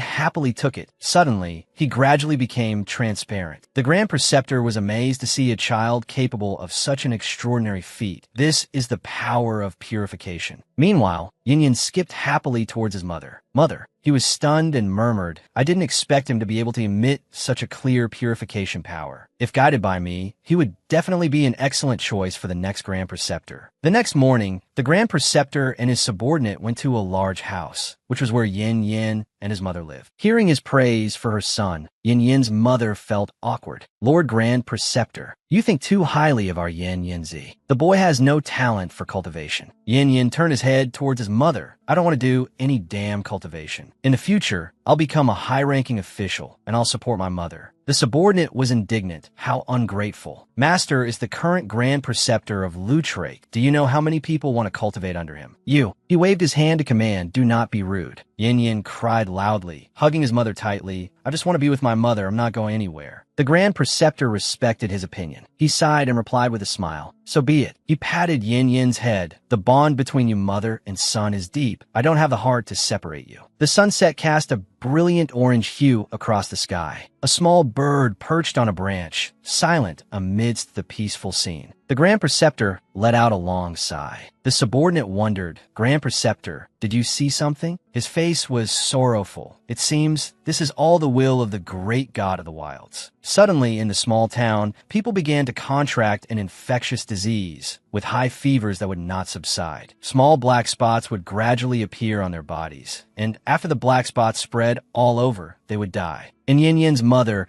could not escape this plague. She coughed incessantly. He called out worriedly, Mother, what's wrong? I should go find a doctor to take a look. His mother stopped him. Good Yin Yin Z. She said while coughing, don't go out. It's very dangerous outside. Yin Yin still struggled free. The clinic, I remember there's a clinic on Dong Street. His feet moved swiftly. The clinic. A turn there, and I'll reach the clinic. Yin Yin turned the corner. Inside, corpses were scattered about. The air was heavy. The streets were desolate and filled with sorrow. Everyone was desperate amidst the deadly plague. He was aghast. No, I must save Mother. I'm not afraid. While running, Yin Yin tripped over someone's leg. Fortunately, the Grand Preceptor caught him. Yin Yin cried out with tears in his eyes, Lord Grand Preceptor. He knelt down and pleaded desperately, I beg you, please save my mother. This is disappearing. Is this the Grand Preceptor's power? Kneel down. Lord Grand Preceptor, I beg you to save my mother at the large house. Mother, Mother, we're saved. Mother, the Grand Preceptor is here. He will save you, right? Lord Grand Preceptor, you'll be like just now. Use your magic to heal my mother, right? Awkwardly, it's too late. Your mother, she is already. You're a liar. Mother said she would always be by my side. You're a liar. After the plague broke out in town, if it wasn't for her going out every time to find food. For me, I clearly promised Father that I would protect Mother well. That we would always be together. It's all my fault. It's all my fault. Cry, have a good cry. It was destined in her fate. This is the end of the bond between you and your mother. Is over. Now that you are all right, her soul can also be at ease. Bowing, this time the plague has finally been resolved. You are still young. Do you have any plans for the future? Lord Grand Preceptor, please allow me to follow you. You once said, this plague was not too serious. It was just that no one in the city knew the healing arts, which made it difficult to resolve. If I had become your disciple sooner, would I have been able to save my mother and the other fellow townspeople? From now on, I don't want something like this to happen again. I want to be like you, to save even more citizens of Lutrake. To save even more citizens of Lutrake. Good. From now on, you could just call me Revered Master. Yin Yin, come show us a little something. Wither, channel chi, grow. Wow. Yin Yin, you really are very talented. This is called the spirit channeling art. Our eldest senior brother practiced for half a year to achieve this. You've only been learning for a week. What are you looking at? Revered Master, Quan Yin Yin, his spirit channeling art has already reached the 5th level. Already. Oh, can you show me? Please guide me. Revered Master. Very good. It's because Revered Master teaches well jealousy. Master indeed did not misjudge him back then. Mihoa looked at the red gem in her hand and wondered it's over. She observed the gem meticulously. What this lapis lazuli gem recorded is what the Grand Preceptor has been through. She turned to look at the objects floating around and guessed, perhaps any other things. There are also other past memories of the Grand Preceptor. She held her hand out in front of the brush and it suddenly stopped moving. Suddenly, a black hole appeared under Mihoa's feet. She looked down in surprise, her whole body gradually falling into that black hole. A hand with a magical artifact spinning around it appeared. That person spoke, "Stop, come down." Mihoa was caught. She thought to herself, this scent. She lay completely in the Grand Preceptor's arms and said in surprise, "Grand Preceptor." He looked at her and asked with confusion, "Miss me, why are you here?" He put Mihoa down, turned around to adjust his clothes, and said, "I remember I gave instructions. Without my permission, no one is to take a single step into the Grand Preceptor's tower." Mihoa scratched her head and replied awkwardly about that. Actually, suddenly a stream of light flew past Mihoa's eyes. She looked at the magic formation and asked in surprise, "What is this?" The Grand Preceptor turned his head and explained to Mihoa, "This is the mystic vein formation of Lutrake." Mihoa immediately asked, "It sounds like it's related to the national pulse of the Lutrake nation." The Grand Preceptor closed his eyes and spread his arms. Streams of light spread out and surrounded his body. He explained, "This formation has existed since the founding of the Lutrake nation. Besides the Grand Preceptor and members of the royal family, there are very few who can enter this formation. The fact that you could enter the formation today means that your future and the fate of Lutrake are closely intertwined." Mihoa looked worriedly at the Grand Preceptor, who was enduring pain. "Lord Grand Preceptor." He immediately raised his hand to stop her from getting closer. "I'm fine." Mihoa asked worriedly, "What is going on?" The Grand Preceptor wiped the sweat from his face and said seriously, "Every so often, I must enter the formation to communicate with heaven and earth, to sense the direction of the Lutrake nation's destiny." Mihoa still couldn't hide her worry. "But just now you were clearly in great pain." The Grand Preceptor turned his back, coughed hard, and explained, "The formation can enhance my sensory abilities, but I am the source that powers the formation." He asked calmly, "You know of His Majesty's blood slave, right?" Mihoa asked in surprise, "This all has to do with Bitch Try." The Grand Preceptor shook his head and denied it. "No, the blood slave is the vessel that sustains His Majesty's life, while I am the vessel that sustains the national pulse of Lutrake." Mihoa murmured in a sad voice, "Is this the responsibility a Grand Preceptor must bear?" Hearing this, the Grand Preceptor gave a wry smile and said, "Otherwise, you think Lutrake clearly has an emperor. Why would it need a Grand Preceptor?" Mihoa was uneasy. Why? The Grand Preceptor closed his eyes, surrounded by a dim red light. He explained, "The Emperor is only exercising the power of the Son of Heaven, but the vitality and fortune of Lutrake need the Grand Preceptor to maintain. This is the destiny of the Grand Preceptor of Lutrake." His tone suddenly turned serious. "And you, Mihoa, the holy spirits of Lutrake told me, you do not originally belong to this world." Mihoa was surprised to hear this. The Grand Preceptor's voice gradually became oppressive. "Have you ever thought about it? The fragrant flower, strange grass, why did it choose you? What is your mission exactly? You're the one with the fragrant flower, strange grass. What is it that you must do?" Mihoa trembled. She was utterly bewildered. "Ah." The Grand Preceptor frowned and interrupted her seriously. "Even if everything before was just an arrangement of fate, now that you have become the master of the fragrant flower, strange grass, you should be clear about your responsibility." Mihoa thought, the responsibility of a master. Images of Daban, Dulin, and Bitch Try appeared one by one. Daban said seriously, "How much do you understand about the fragrant flower, strange grass? How much do you understand about your own abilities?" Mihoa became resolute, thinking to herself, "Right, I made a pact with them. I need to protect them, right? I have to get Dulin and Bitch Try out." The Grand Preceptor frowned and asked Mihoa, "Why did you come today?" Mihoa was suddenly brought back to her senses by the question. She quickly answered, "The prince, he said, he wants to marry me." The Grand Preceptor's face darkened upon hearing this. "Marry you? What about you? What are your thoughts?" Mihoa immediately said, loudly, "I definitely don't want to. I promised you Bach, no His Majesty." Hearing this, the Grand Preceptor smiled brightly with satisfaction and said,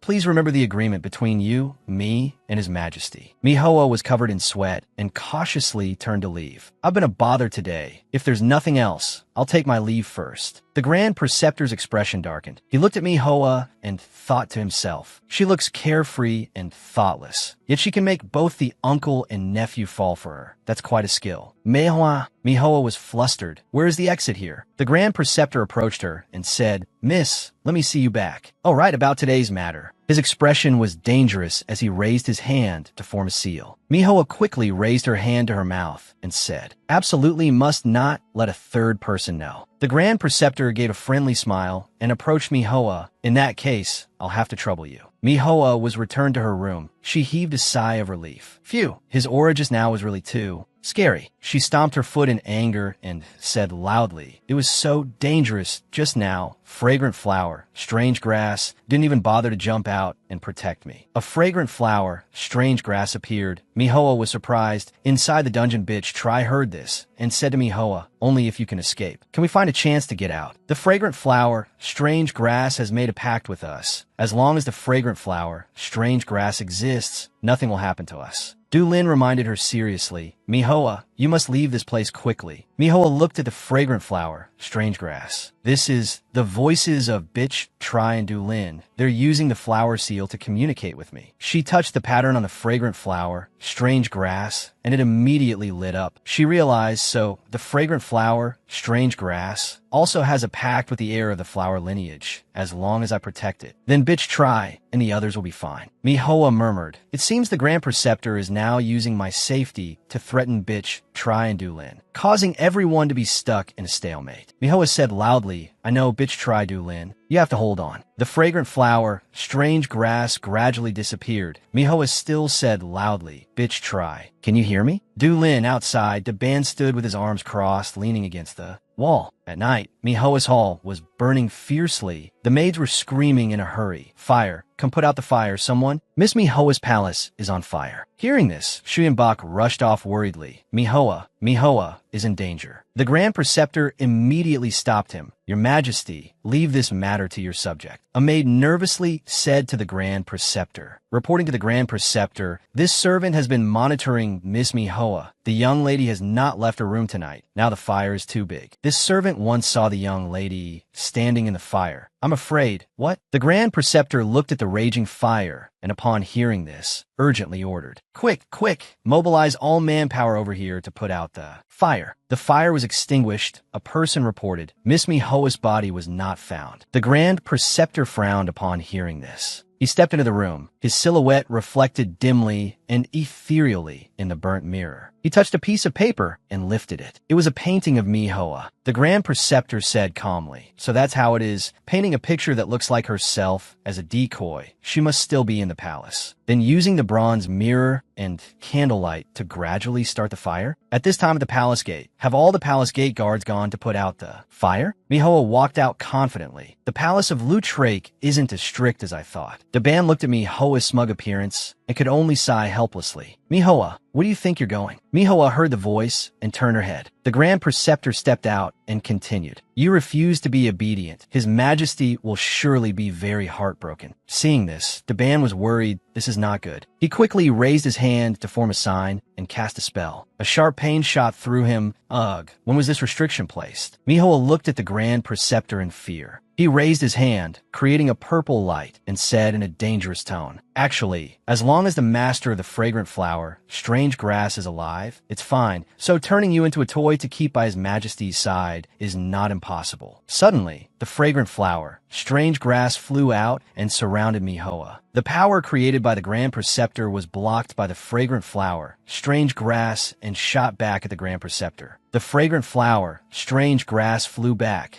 The Grand Preceptor cried out in surprise, "Ah!" Mihoa covered her face, her whole body aching. She observed her surroundings and wondered, where is this place? The scene was of bare trees. Beside her was the unconscious Grand Preceptor. She remembered the image of the Grand Preceptor threatening her just now and was frightened. This guy is too much. I have to get out of here quickly. She walked while telling herself, "You can't see me. You can't see me." At this moment, the Grand Preceptor slowly sat up. His breathing was heavy. He placed a hand on his chest with a pained expression. Mihoa frowned and turned back to look. From her perspective, she seemed to see the young Grand Preceptor writhing in pain. She shook her head hard and told herself, "Forget it. I can't just watch someone die and do nothing." She immediately ran over and held the pained Grand Preceptor in her arms. She asked worriedly, "Hey, are you okay?" The Grand Preceptor spoke with difficulty. "Uncomfortable, can't breathe." Mihoa thought, "Can't breathe." She remembered what her university professor taught before she transmigrated. When a person is anxious and uneasy, they can experience hyperventilation or abnormally deep breathing, which will cause the oxygen level in the blood to be too high. This will then lead to dizziness trembling limbs, or fainting. She thought to herself, is he hyperventilating? The Grand Preceptor clenched his teeth. His breathing was rapid. Mihua comforted him. Don't be afraid. Don't be afraid. Now, I'll count to 5. You take one breath. The Grand Preceptor opened his eyes, surprised to see Mihua covering his mouth. She regulated his breathing slowly. Inhale, exhale. The Grand Preceptor's breathing evened out. Mihua heaved a sigh of relief. It's finally stabilized. She stood up, but the Grand Preceptor suddenly grabbed her sleeve to hold her back. Big sister, don't go. Mihua was puzzled by how he addressed her. Big sister. The Grand Preceptor smiled shyly and said, excuse me, big sister. We're my master and senior brother. I remember I seemed to have been swallowed by a flower, and when I woke up, I saw you. The Imperial Preceptor tried to remember. Mihua, witnessing this scene, found it hard to believe and thought, I've run into the most melodramatic plot ever. Amnesia. She looked at the Imperial Preceptor with a probing gaze. Is this another one of his schemes? Let me test him. Mihua cleared her throat, then said in a grand, imposing voice, I am your master. Your master asked me to come save you, and also told you to become my attendant. The Imperial Preceptor tilted his head and asked blankly, is everything you said true? Mihua confidently held out a token and said, this is a token from the palace. Could it be fake? Luckily, before leaving, she had conveniently taken the token from Chubak. The Imperial Preceptor said respectfully, I understand. Quan Yin Yin will follow master's orders. Mihua was surprised. Ah, he really has amnesia? But your full name sounds so nice every time I hear it. The Imperial Preceptor asked gently, Master, are you uncomfortable somewhere? Mihua's eyes sparkled as she smiled and said, not at all. Why don't we find a place to stay first? The Imperial Preceptor frowned, replying with a weary expression. All right, Master, it's just that. Mihua looked at the Imperial Preceptor and thought happily. The Imperial Preceptor's face is truly a deadly weapon. His eyes grew heavy. Ah, I seem to have failed my master in your trust. In me. He fainted. Mihua frantically caught him. What's wrong? Her hands were covered in his blood. She looked at the pale-faced Imperial Preceptor lying on the ground and said worriedly in a loud voice, why is there so much blood? Imperial Preceptor. In. 2 weeks later in Thien Noyet town, an old man walked by and saw Mihua setting up her stall. Miss me, setting up so early today? She smiled brightly and replied, my older brother hasn't fully recovered yet, so I'm setting up early to go to the market and buy some meat to nourish him. She thought to herself, if I draw people into the landscapes, I'll be recognized. I can only draw something else to sell. This place is quite far from the Imperial Palace. The prince's men probably won't find me. Mihua, holding a chicken and some medicine, said cheerfully, Yin Yin, I'm back. The Imperial Preceptor struggled to sit up. Master, you've worked hard. Seeing this, Mihua quickly tossed the chicken aside. Panicked and not knowing what to do, she said loudly, my dear ancestor, please lie back down for me. You still had a fever yesterday. The Imperial Preceptor's eyes welled up with tears. His sparkling eyes uttered, my body just can't seem to fully recover. Not only can I not do anything, but I'm also causing you to go out and sell things every day. Mihua thought helplessly. There it is, this self-pitying Yin Yin. She pressed the chicken down and comforted him. It's okay. It's okay. You need to recover quickly so you can take care of me. Besides, your master entrusted you to me, so I have to take good care of you, right? Hearing this, the Imperial Preceptor seemed to gain strength. He clenched his fist and smiled faintly. Master, yes, I must get well soon. I want to see my master. Mihua went outside. She looked at the Imperial Preceptor, sighed, and thought, I originally planned to take this opportunity to ask him about Du Lin and Bitch Trias' whereabouts. Who knew his memories would only go back to when he was 11 or 12 years old. He can't remember a single thing beyond that. Outside, it was raining heavily. The physician was taking the Imperial Preceptor's pulse. This pulse is not good. At such a young age, how are his internal organs already like a lamp running out of oil? The Imperial Preceptor, covered in sweat, mumbled, It's all my fault, mother. Mihua worriedly clutched her bag strap and asked the doctor, You're saying he can get better? The physician sighed and replied, After he wakes up with slow recuperation, a few days won't be a problem. Mihua ladled porridge, feeling helpless. Who knew it would turn out like this? It's really been one day after another. She gently offered the bowl of porridge to the Imperial Preceptor. Here, Yin Yin, have some chicken porridge. He smiled and said, Master's cooking is excellent, just like my mother's. A voice called from outside. Is Miss Me home? We gonna pick up our things. Mihoa happily poked her head out. Coming, it's finished. Here you go. The little boy took the lantern, smiled brightly, and called out, Mother, I want to take this to see the full moon tonight. The doting mother replied, All right. Mihoa turned back and said to the Imperial Preceptor, Yin Yin, you've been a bit better lately. Do you want to go see the full moon tonight? He turned his head and asked quizzically, See the full moon? On the bustling street, Mihoa explained to the Imperial Preceptor as they walked. Watching the full moon, it's a festival for eating, drinking, and having fun. Her face was full of anticipation. Mihoa sat on a swing and said to the Imperial Preceptor, Push. Sitting on the swing, holding a candied hawthorn stick, she said happily, Push me a little higher. The Imperial Preceptor smiled indulgently. All right, he thought to himself, so beautiful. People were releasing flowers into the stream and praying, I pray to the moon goddess to bless my parents with good health. May I grow up soon. I pray to the moon goddess to help me pass the exam soon. I pray to the moon goddess to bless my family with peace. I pray to the moon goddess for your blessing. The Imperial Preceptor smiled as he watched. He really liked this scenery. Seeing this, Mihoa turned her head and asked, Does Yin want to release a lantern too? The Imperial Preceptor just smiled and shook his head. People standing around the winding stream exclaimed, Quick, we have to pick them before the hour of Z. Seeing this, Mihoa wondered, where are they going when it's so dark? A boy quickly and eagerly replied, They're going up the mountain to pick moonlight flowers. I heard that if you pick a moonlight flower with your own hands today, you'll receive the moon goddess's blessing. After hearing this, Mihoa jumped up in excitement. I want to go pick them too. She turned back, placed her hand on the Imperial Preceptor's face, and said caringly, Your body hasn't fully recovered yet. Now, rest for a while and wait for me to come back. The Imperial Preceptor was worried. But you're alone. Mihoa cut him off and ran away. Are you not going to listen to your master's words anymore? Just stay here and wait for me. As Mihoa climbed the mountain, it was slippery and she couldn't stand firm. She fumbled. So slippery. She said in a sad voice, Oh no, it rained a lot these past few days, and the moonlight flower grows at the intersection of high and low water levels. A lot of people just went downstream to pick them. I couldn't compete. She looked timidly at the imposing figures climbing up to find flowers and could only say, Maybe I'll go upstream and try my luck. Mihoa turned her head back.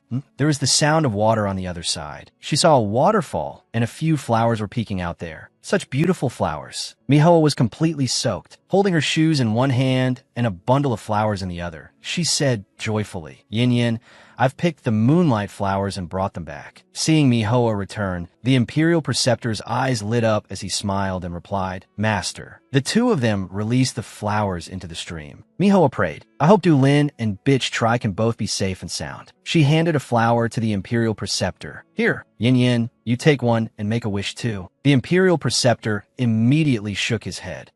I have no wishes. Being able to stay by masters on my master's side is already a very good thing. Mihoa playfully placed the flower wreath on the Imperial Preceptor's head. You're so young. Don't be so gloomy. Wear it. It suits you very well. The Imperial Preceptor blushed, touched the wreath, and said softly, Master, thank you. Mihoa turned this way and that, shaking her clothes dry. No need. The Imperial Preceptor gave a bright, radiant smile and continued, Today is the happiest day of my life. Thank you, Master. Mihoa spoke. Your true flower name is Clivia. The Imperial Preceptor trembled. Clivia. He remembered. The flower that consumed me that day was the Clivia. Mihoa said loudly. In? The Imperial Preceptor was still lost in thought about his master, who was smiling gently. Worthy of being my disciple. You are now the inheritor of the Clivia's flower. Vain. Mihoa said loudly. In? The Imperial Preceptor finally came to his senses. Mihoa asked worriedly, What's wrong with you? The Imperial Preceptor replied, I'm fine. He said softly, I am the inheritor of the Clivia's flower vein. Hearing this, Mihoa thought to herself, so if I take this opportunity to form a contract with him now, I won't have to worry about when he regains his memory anymore. The danger to Du Lin and Bitch Tri can also be resolved. I can't believe it. The moonlight flower is really that effective. The Imperial Preceptor struggled to say, Master, is there anything you need me to use my flower vein's power for? Hearing this, Mihoa asked happily, Are you willing to form a contract with me? The Imperial Preceptor replied cheerfully, As long as it is Master's wish, I will obey. Hearing this, Mihua immediately summoned exotic flowers and rare herbs. In that case, exotic flowers and rare herbs. Exotic flowers and rare herbs swirled around Mihua. She looked at the glowing seal and said happily, "This is great, as long as the flower seal contract is formed." Suddenly, the seal's light went out and it became dim. Mihua said loudly in frustration, "Didn't I already guess his true flower name? And didn't he also agree to form a contract with me?" She was bewildered. What does the color of the seal mean? Exotic flowers and rare herbs shot away and disappeared. Mihua was frustrated. Exotic flowers and rare herbs. Don't you dare run. She was confused. What is going on? You have to give me an explanation. The Imperial Preceptor, having witnessed the scene, tilted, his head in bewilderment. At this moment, the prince rode into a town on horseback. This is the place. The soldier following him reminded him worriedly, "Your Highness, although this town is small, there are hundreds of households. If we search every house, it will surely alert the target." He touched a butterfly, letting it fly away, and replied, "My spirit butterfly tells me that the Imperial Preceptor is right here in this town and with that woman." The spirit butterfly flew to where the Imperial Preceptor and Mihua were staying. The Imperial Preceptor sat on the bed and said guiltily, "Even if we can't form a contract, I will absolutely not abandon you, Master." Mihua sat down and replied, "Forget it. You were out in the wind all night. Finish this bowl of meat soup and go to sleep first." The spirit butterfly flew past Mihua's face. She was confused. What is this? The Imperial Preceptor suddenly grabbed Mihua's hand, pulled her into his arms, and shouted, "Danger!" The spirit butterfly shot out a strong beam of light, causing the Imperial Preceptor to squint his eyes in surprise. The purple energy dissipated. The Imperial Preceptor said, "It's all right now." Hearing this, Mihua slowly opened her eyes. The two separated. They were surrounded by flowers. Mihua was suspicious. "Is this place inside your flower vein?" She hugged her arms and said, "Why is it so cold and lonely?" The Imperial Preceptor sneered, his tone suddenly changing. "That's right. You can see my flower vein. You must be very pleased, right?" Mihua turned in shock and asked, "You've remembered?" The Imperial Preceptor raised an eyebrow and replied, "If I hadn't remembered in time, I'm afraid you and I would have already formed a contract. From then on, I would have been at your beck and call, becoming a puppet and a toy in your hands." Mihua immediately waved her hands and shook her head frantically. "No, it's not like that." The Imperial Preceptor gave a cold laugh. "Ridiculous. Just now, I was afraid you'd be injured by the prince's tracking butterfly, so I brought you into my flower vein. If not for that, how could I have remembered everything?" "Master." Mihua lowered her head and explained softly, "No, I never intended to deceive you." The Imperial Preceptor frowned. "If it weren't for you, how could the Peony Prince have found me so quickly, Mihua? You have truly disappointed me." Mihua quickly explained, "Yin Yin, I didn't intentionally deceive you. Let me explain." Her hand touched the flower wreath on the Imperial Preceptor's hand. He sneered and removed the flowers. "Ah, I almost forgot Miss Mie's gift." Mihua was overjoyed when she found the flowers. "I have to find a moonlight flower that still has a drop of water in its pistil. They say that's the flower the moon goddess cares for, making wishes even more effective. I hope everyone can be safe and that Yin Yin recovers soon." Mihua watched the Imperial Preceptor rip the flowers from his hand, reached out, and shouted, "No!" The Imperial Preceptor ignored her and continued to rip the flowers apart, turning them into dust. Mihua's eyes welled with tears as she watched the flowers vanish. The Imperial Preceptor remembered. Even though Quan Yin Yin is the inheritor of the Clivia flower vein, his only purpose for existing is to store power for me. You don't need to be jealous. His face at that time was filled with shock. He looked at Mihua and said grandly, "Deceit and betrayal. Once is enough." She was stunned by his words. Suddenly, the Imperial Preceptor shouted in shock, "This is not right." Mihua worriedly watched the Imperial Preceptor collapse and cough up blood. "Yin Yin, Lord Imperial Preceptor, what's wrong with you?" Suddenly, a strong gust of wind blew past. Mihua was confused. "What's happening? An earthquake?" The Imperial Preceptor said worriedly, "Someone is trying to force their way into the flower vein." At this moment outside, the prince watched the spirit butterfly and said with a smile, "The tracking butterfly is still here, which means they haven't gone far. So they've entered the flower vein, have they?" He then formed a hand seal and a sword appeared. He took the sword and slashed. Inside the flower vein, the Imperial Preceptor saw the prince enter and asked with a frown, "You can enter my flower vein?" The prince stepped out and replied calmly, "Have you forgotten? My royal flower vein is the strongest peony flower vein on the Lutre continent. Moreover, you, the master of the Clivia, are severely injured." The imperial preceptor trembled, struggling.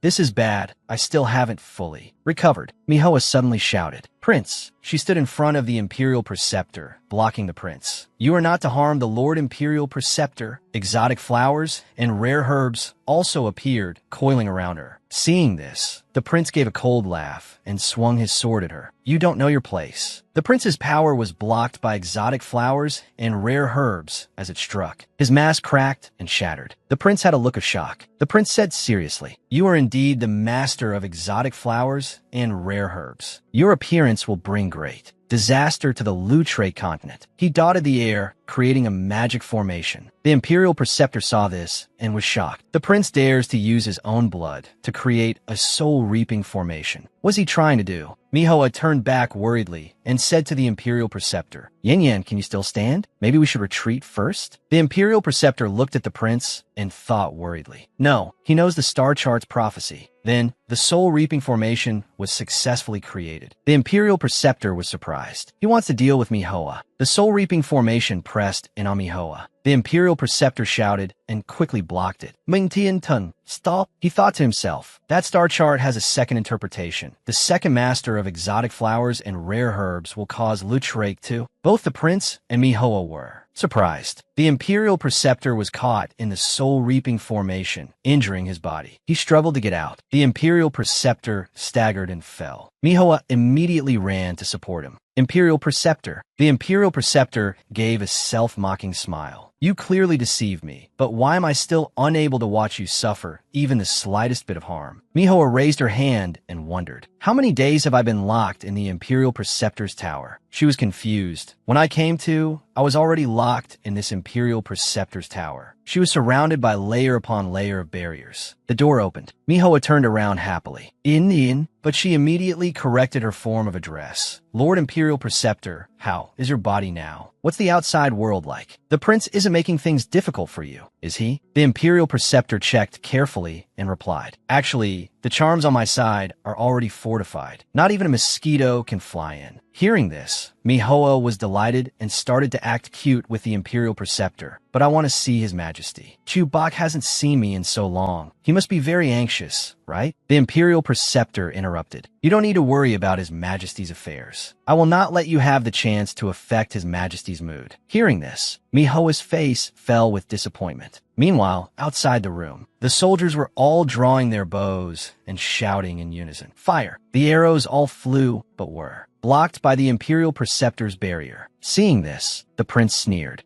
The imperial preceptor's barrier. And Manhwa, seeing the scene from inside, mumbled, "They've been coming for so many days. Why won't they give up? It feels like the imperial preceptor's barrier, besides confining me, is also protecting me." The imperial preceptor's barrier flickered in and out of existence. Manhwa thought worriedly, "I'm safe and sound inside the imperial preceptor's tower. But what about Du Lin and Bitch Try?" Manhwa called out, "Exotic flowers and rare herbs." Exotic flowers and rare herbs immediately appeared. She thought to herself, "Lately, I've gotten more and more used to summoning exotic flowers and rare herbs." She called out, "Bitch Try, Du Lin, can you hear me?" Exotic flowers and rare herbs showed no reaction. She touched exotic flowers and rare herbs, and it lit up and unfurled. Manhwa thought in surprise. This strange fluctuation on exotic flowers and rare herbs is. She was shocked to hear a strange voice. Finally, is it about to begin? Suddenly, the strange voice startled Manhwa. "Who is it?" The voice whispered. "You can hear my voice." She asked worriedly, "Who are you?" It replied, "I am." Before Manhwa could hear the name, the strange voice disappeared. It turned into a picture of exotic flowers and rare herbs. She was stunned. Who else did I form a contract with? Did I forget? For a moment, I can't think of anything. Suddenly, the imperial preceptor appeared and spoke. "You're getting more and more proficient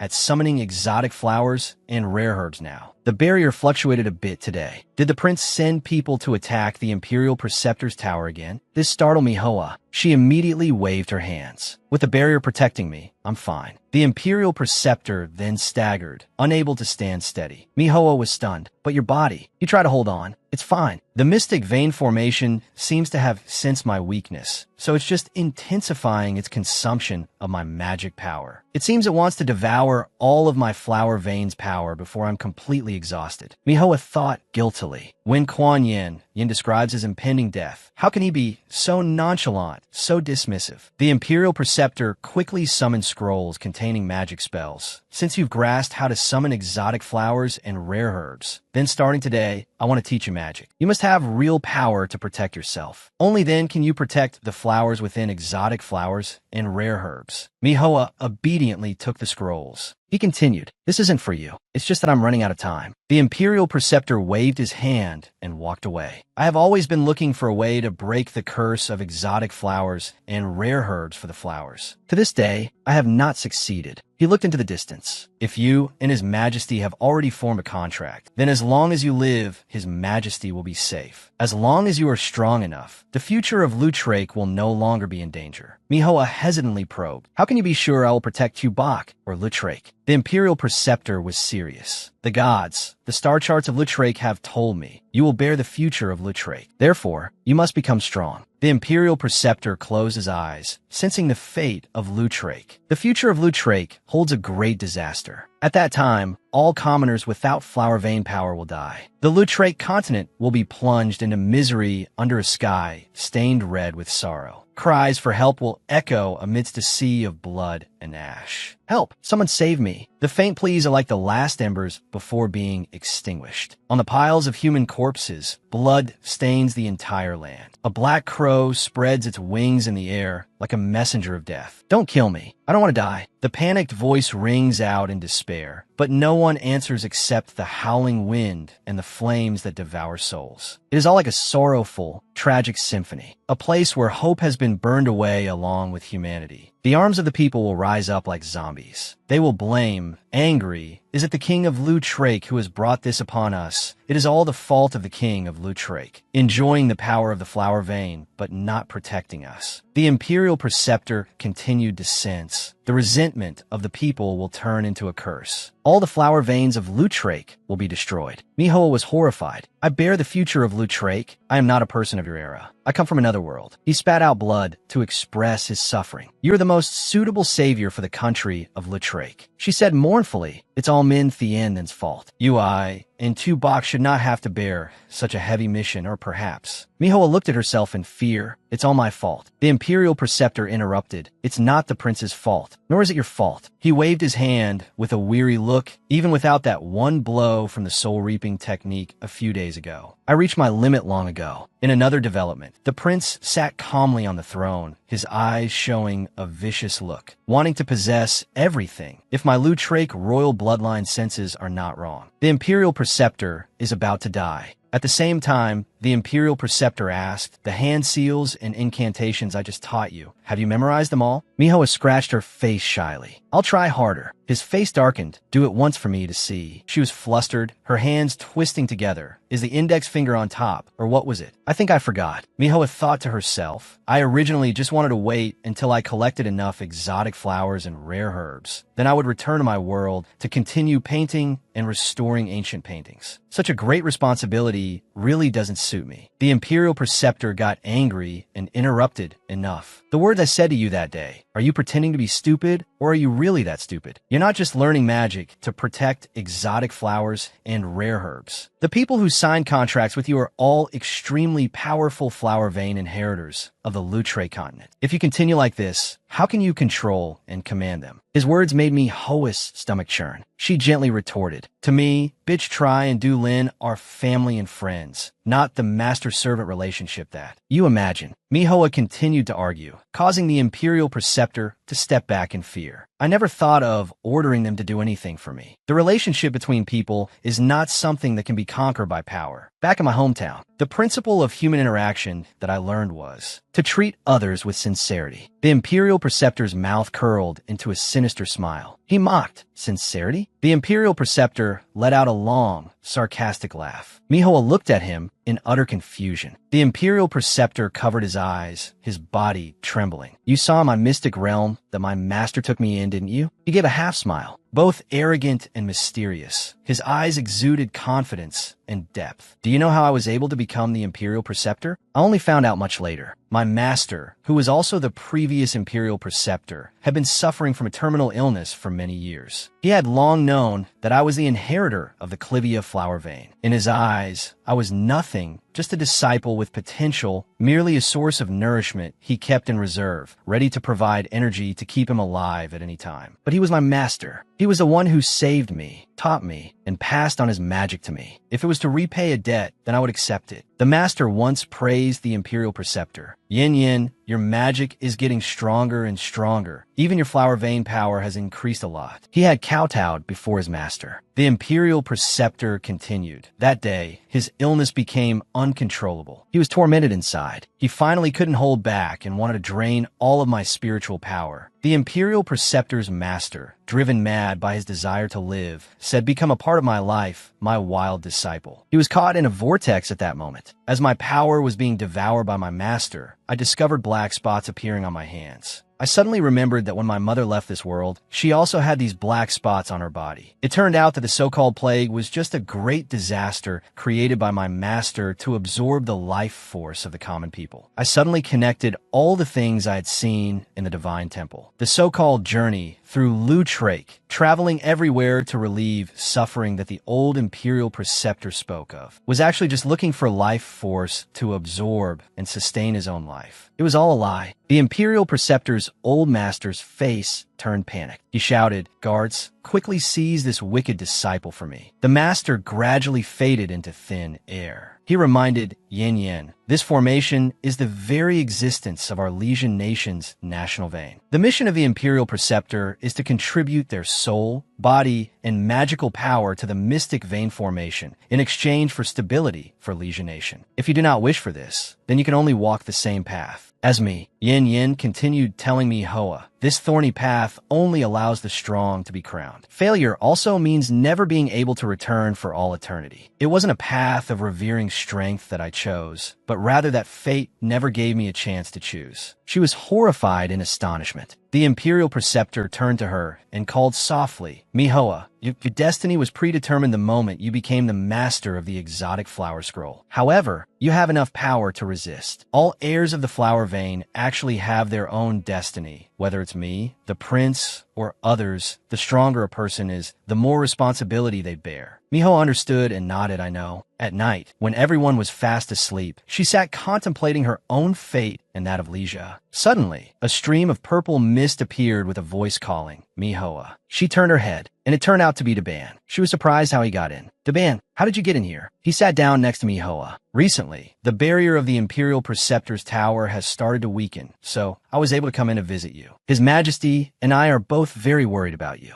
Mihoa was stunned. "Weaken? Daban, I've heard about the Imperial Preceptor's past." Daban was alarmed. "Did he say something to you?" Mihoa's body trembled. He said, "I am a master of the exotic flower scroll. There are some responsibilities I must bear. I have to protect everyone's safety." "Did you know all along?" He interrupted, "You don't need to worry about these things. We will protect ourselves just fine. I only hope that after you've collected all the flowers on the exotic flower scroll, you can return to the world where you originally belong." Daban raised his hand to Mihoa's cheek. "All of this has nothing to do with you. Mihoa, come with me. I'll take you to a safe place." She avoided him. "Let me think about it for a bit." He was taken aback, but in the end, Daban respected her decision. "All right, you can use the exotic flower scroll to call me." When Daban left, Mihoa returned to the table. Holding a brush, she mumbled, "A flower, from sprouting to maturity, must go through many struggles. It needs resilience to be able to bloom brilliantly. Every choice is a trial and a challenge." During the day, the Imperial Preceptor taught me spells and hand seals. She thought to herself, what would that look like? The next day, Mihoa began her magic training as usual. She took a deep breath, held her hands parallel, and her power slowly condensed. The Imperial Preceptor smiled in praise. "Very good." She said shyly, "With my current strength, when can I defeat Ming Tianxin?" He shook his head. "The prince is not the strongest person, nor is he a threat to Leisha."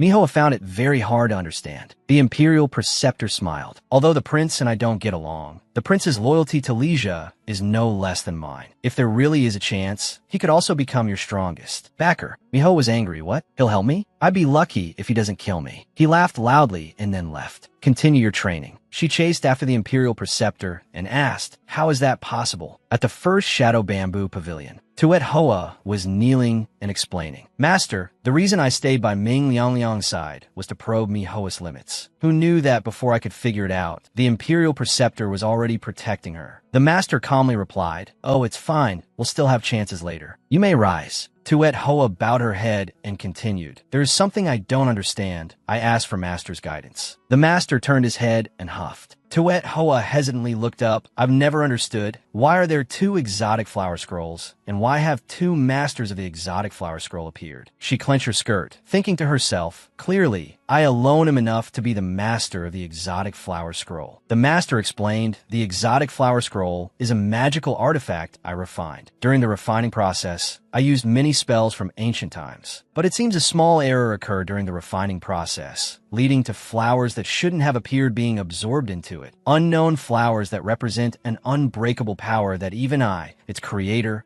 cannot break. The other exotic flower scroll was split off from those flowers. It caused the power of the exotic flower scroll to be divided in 2, but why it appeared and entered the modern world, why it chose me Hoa, I can't figure it out right now. The master walked past Tuet Hoa and said, but one thing is certain, your fortune has been stolen by Mihoa. Hearing this, she thought angrily, it's all because of that wretched girl Mihoa who stole my fortune. Tuet Hoa remembered when she was trapped in the void. She screamed in fear, where is this? Is anyone there? A mysterious voice rang out, you. Tuet Hoa looked up and the mysterious person spoke again. Do you still want to continue your own life? Hearing this, Tuet Hoa quickly pleaded, tears streaming down her cheeks. I do, is that you, Prince? No. No matter who you are, please get me out of here. I'll do anything you want, then follow me. As the words fell, a door opened. Tuet Hoa ran towards it, thinking, from childhood to adulthood, everything I wanted, I fought for and won myself, why not this time? Tuet Hoa, with tears streaming down her face, trembled. I was supposed to become the princess consort of Leisha, holding the exotic flower scroll, about to have it all, but was snatched away by someone else. The man lifted Tuet Hoa's face and commented, this expression is very good. I will help you take back what belongs to you, as long as you are obedient. Tuet Hoa obediently replied, yes, master. The scene suddenly changed. Tuet Hoa was frightened. Master, this is. The master explained,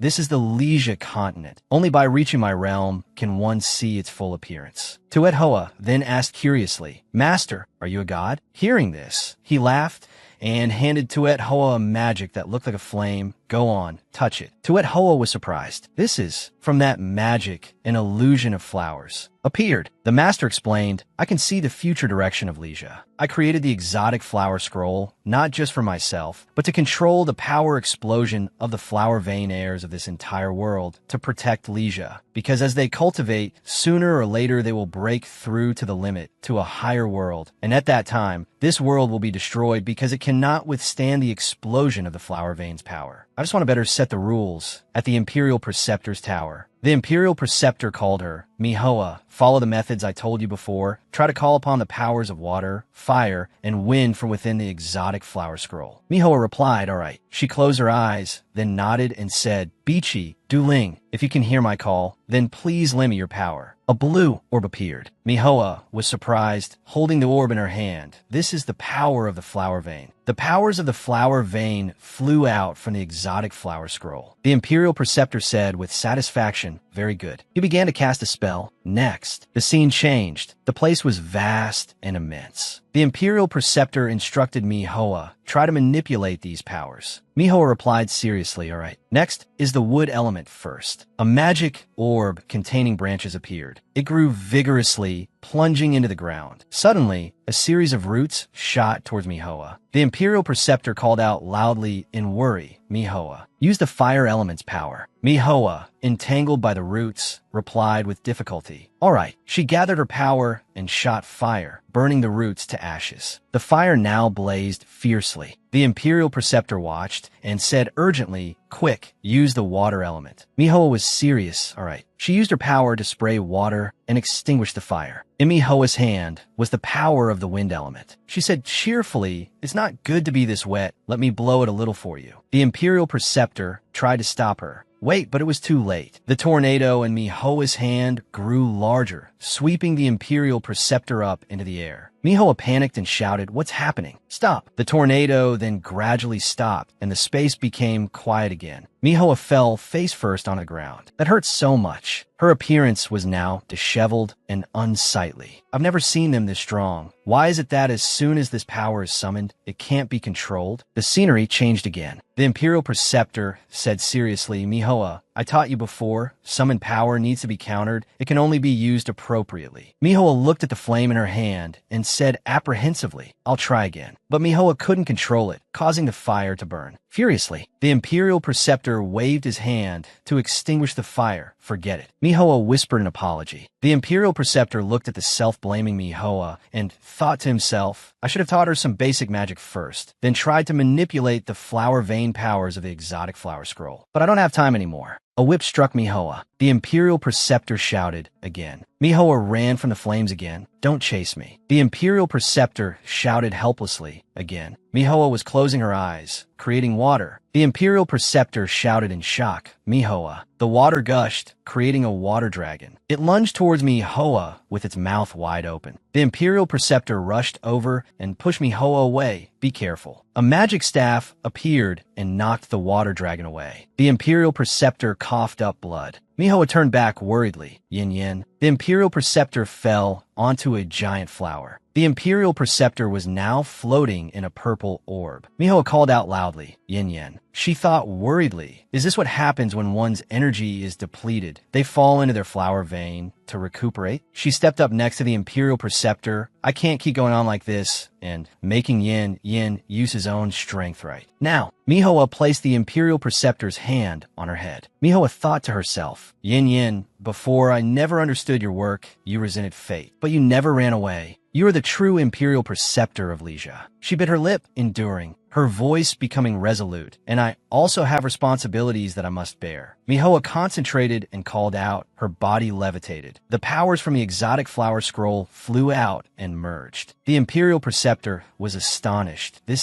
You can summon the Void Realm. It seems your training has been effective." Mihoa was proud. "I am the true master of the exotic flower scroll after all. When I learned to peel paper, I got it in 3 tries. And also The Imperial Preceptor smiled and patted Mihoa's head. Mihoa thought in surprise. The Imperial Preceptor is so gentle. The Imperial Preceptor slowly said, "However, this void flower, it seems it can still add 1 more petal." The Imperial Preceptor spread his arms to gather power. That power merged with the Void Realm. The Imperial Preceptor continued. "With me added, your power will be even more stable." Mihoa was scared. "Are you saying you want to form a pact with me?" The Imperial Preceptor calmly replied, "We signed it long ago, but I owe you an answer." Suddenly the ground shook. Mihoa was worried. "What's happening? An earthquake?" The Imperial Preceptor held Mihoa. They intertwined their hands. "Mihoa, the moonlight wreath you gave me last time, I broke it, I'm sorry." The Imperial Preceptor's voice was full of deep affection. The Imperial Preceptor said with regret, "Ming Tianshin has broken into my barrier. My time is almost up." He hugged Mihoa tightly. Fresh blood trickled from his mouth. "I don't know how long a flower vein master's power can protect you after they die." Mihoa was panicked, not knowing what to do. The prince had now stabbed his sword into the Imperial Preceptor's back. He gave a grim smile. "Imperial Preceptor, I never thought you'd also have a day where you get injured saving someone else." The Imperial Preceptor fell. Mihoa screamed in fear. "No, Yin Yin." The Imperial Preceptor whispered to Mihoa, "Activate that space magic from just now again. Just silently think of the place you want to go in your heart. This magic can instantly teleport you through space. Escape from this place." Mihoa protested. "No, I'm not going." The Imperial Preceptor pushed her away. The prince said smugly, "It's come to this, and you still want to stop me. Do you really not want your life anymore?" Mihoa's tears streamed down. The Imperial Preceptor tried to shout, "Go!" The prince also shouted, creating a source of power. "Don't even think about escaping." The Imperial Preceptor tried to block the prince. He gritted his teeth. "Mihoa, concentrate and form the seal." Mihoa was worried.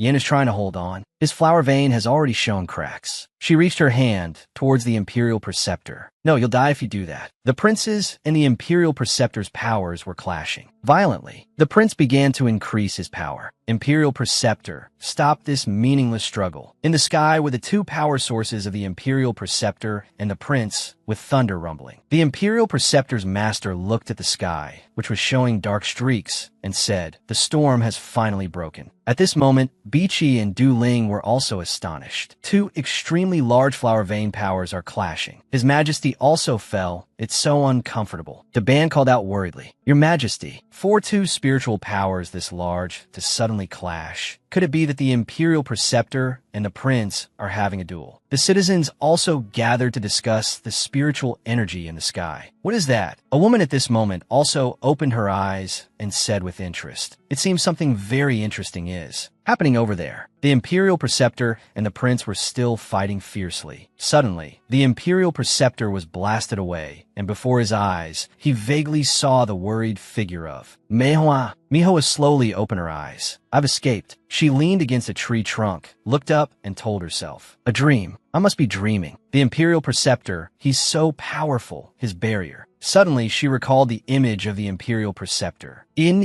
Heh. Manhwa trembled. She cried while reassuring herself. "He'll definitely be fine. Nothing will happen." She stood up. He's probably gone back to rest in his flower vein. That's right, the exotic flower scroll. Manhwa smiled and said, "I can use the exotic flower scroll to contact him." The exotic flower scroll unfurled. She was startled. What's going on? The position of the pack's flower seal on the exotic flower scroll was empty. Manhwa was worried. The clivia is gone. Even the pack's flower seal is. "I remember it was here. It was clearly here before. Why is it gone?" She trembled and knelt down. "It was clearly here just now." Manhwa shed tears. "I remember. I haven't forgotten. Yin Yin, you taught me. I remember everything you said." She recalled the Imperial Preceptor's words. Once a flower seal is injured, it will directly harm the flower vein air themselves. Manhwa touched the Imperial Preceptor's flower seal. It had become blurry and indistinct. Manhwa's tears fell onto the exotic flower scroll. If that's the case, then the Imperial Preceptor has he. She recalled the Imperial Preceptor's words. "The moonlight wreath you gave me last time, I broke it. I'm sorry." Manhwa's tears streamed down. "No, I don't need you to apologize to me. The one who should be apologizing is me. It's all my fault. If I'd been a little stronger at the beginning, would you not have had to fade into dust to protect me?" Manhwa was heartbroken. "You were originally the strongest, most supreme Imperial Preceptor of Leisha."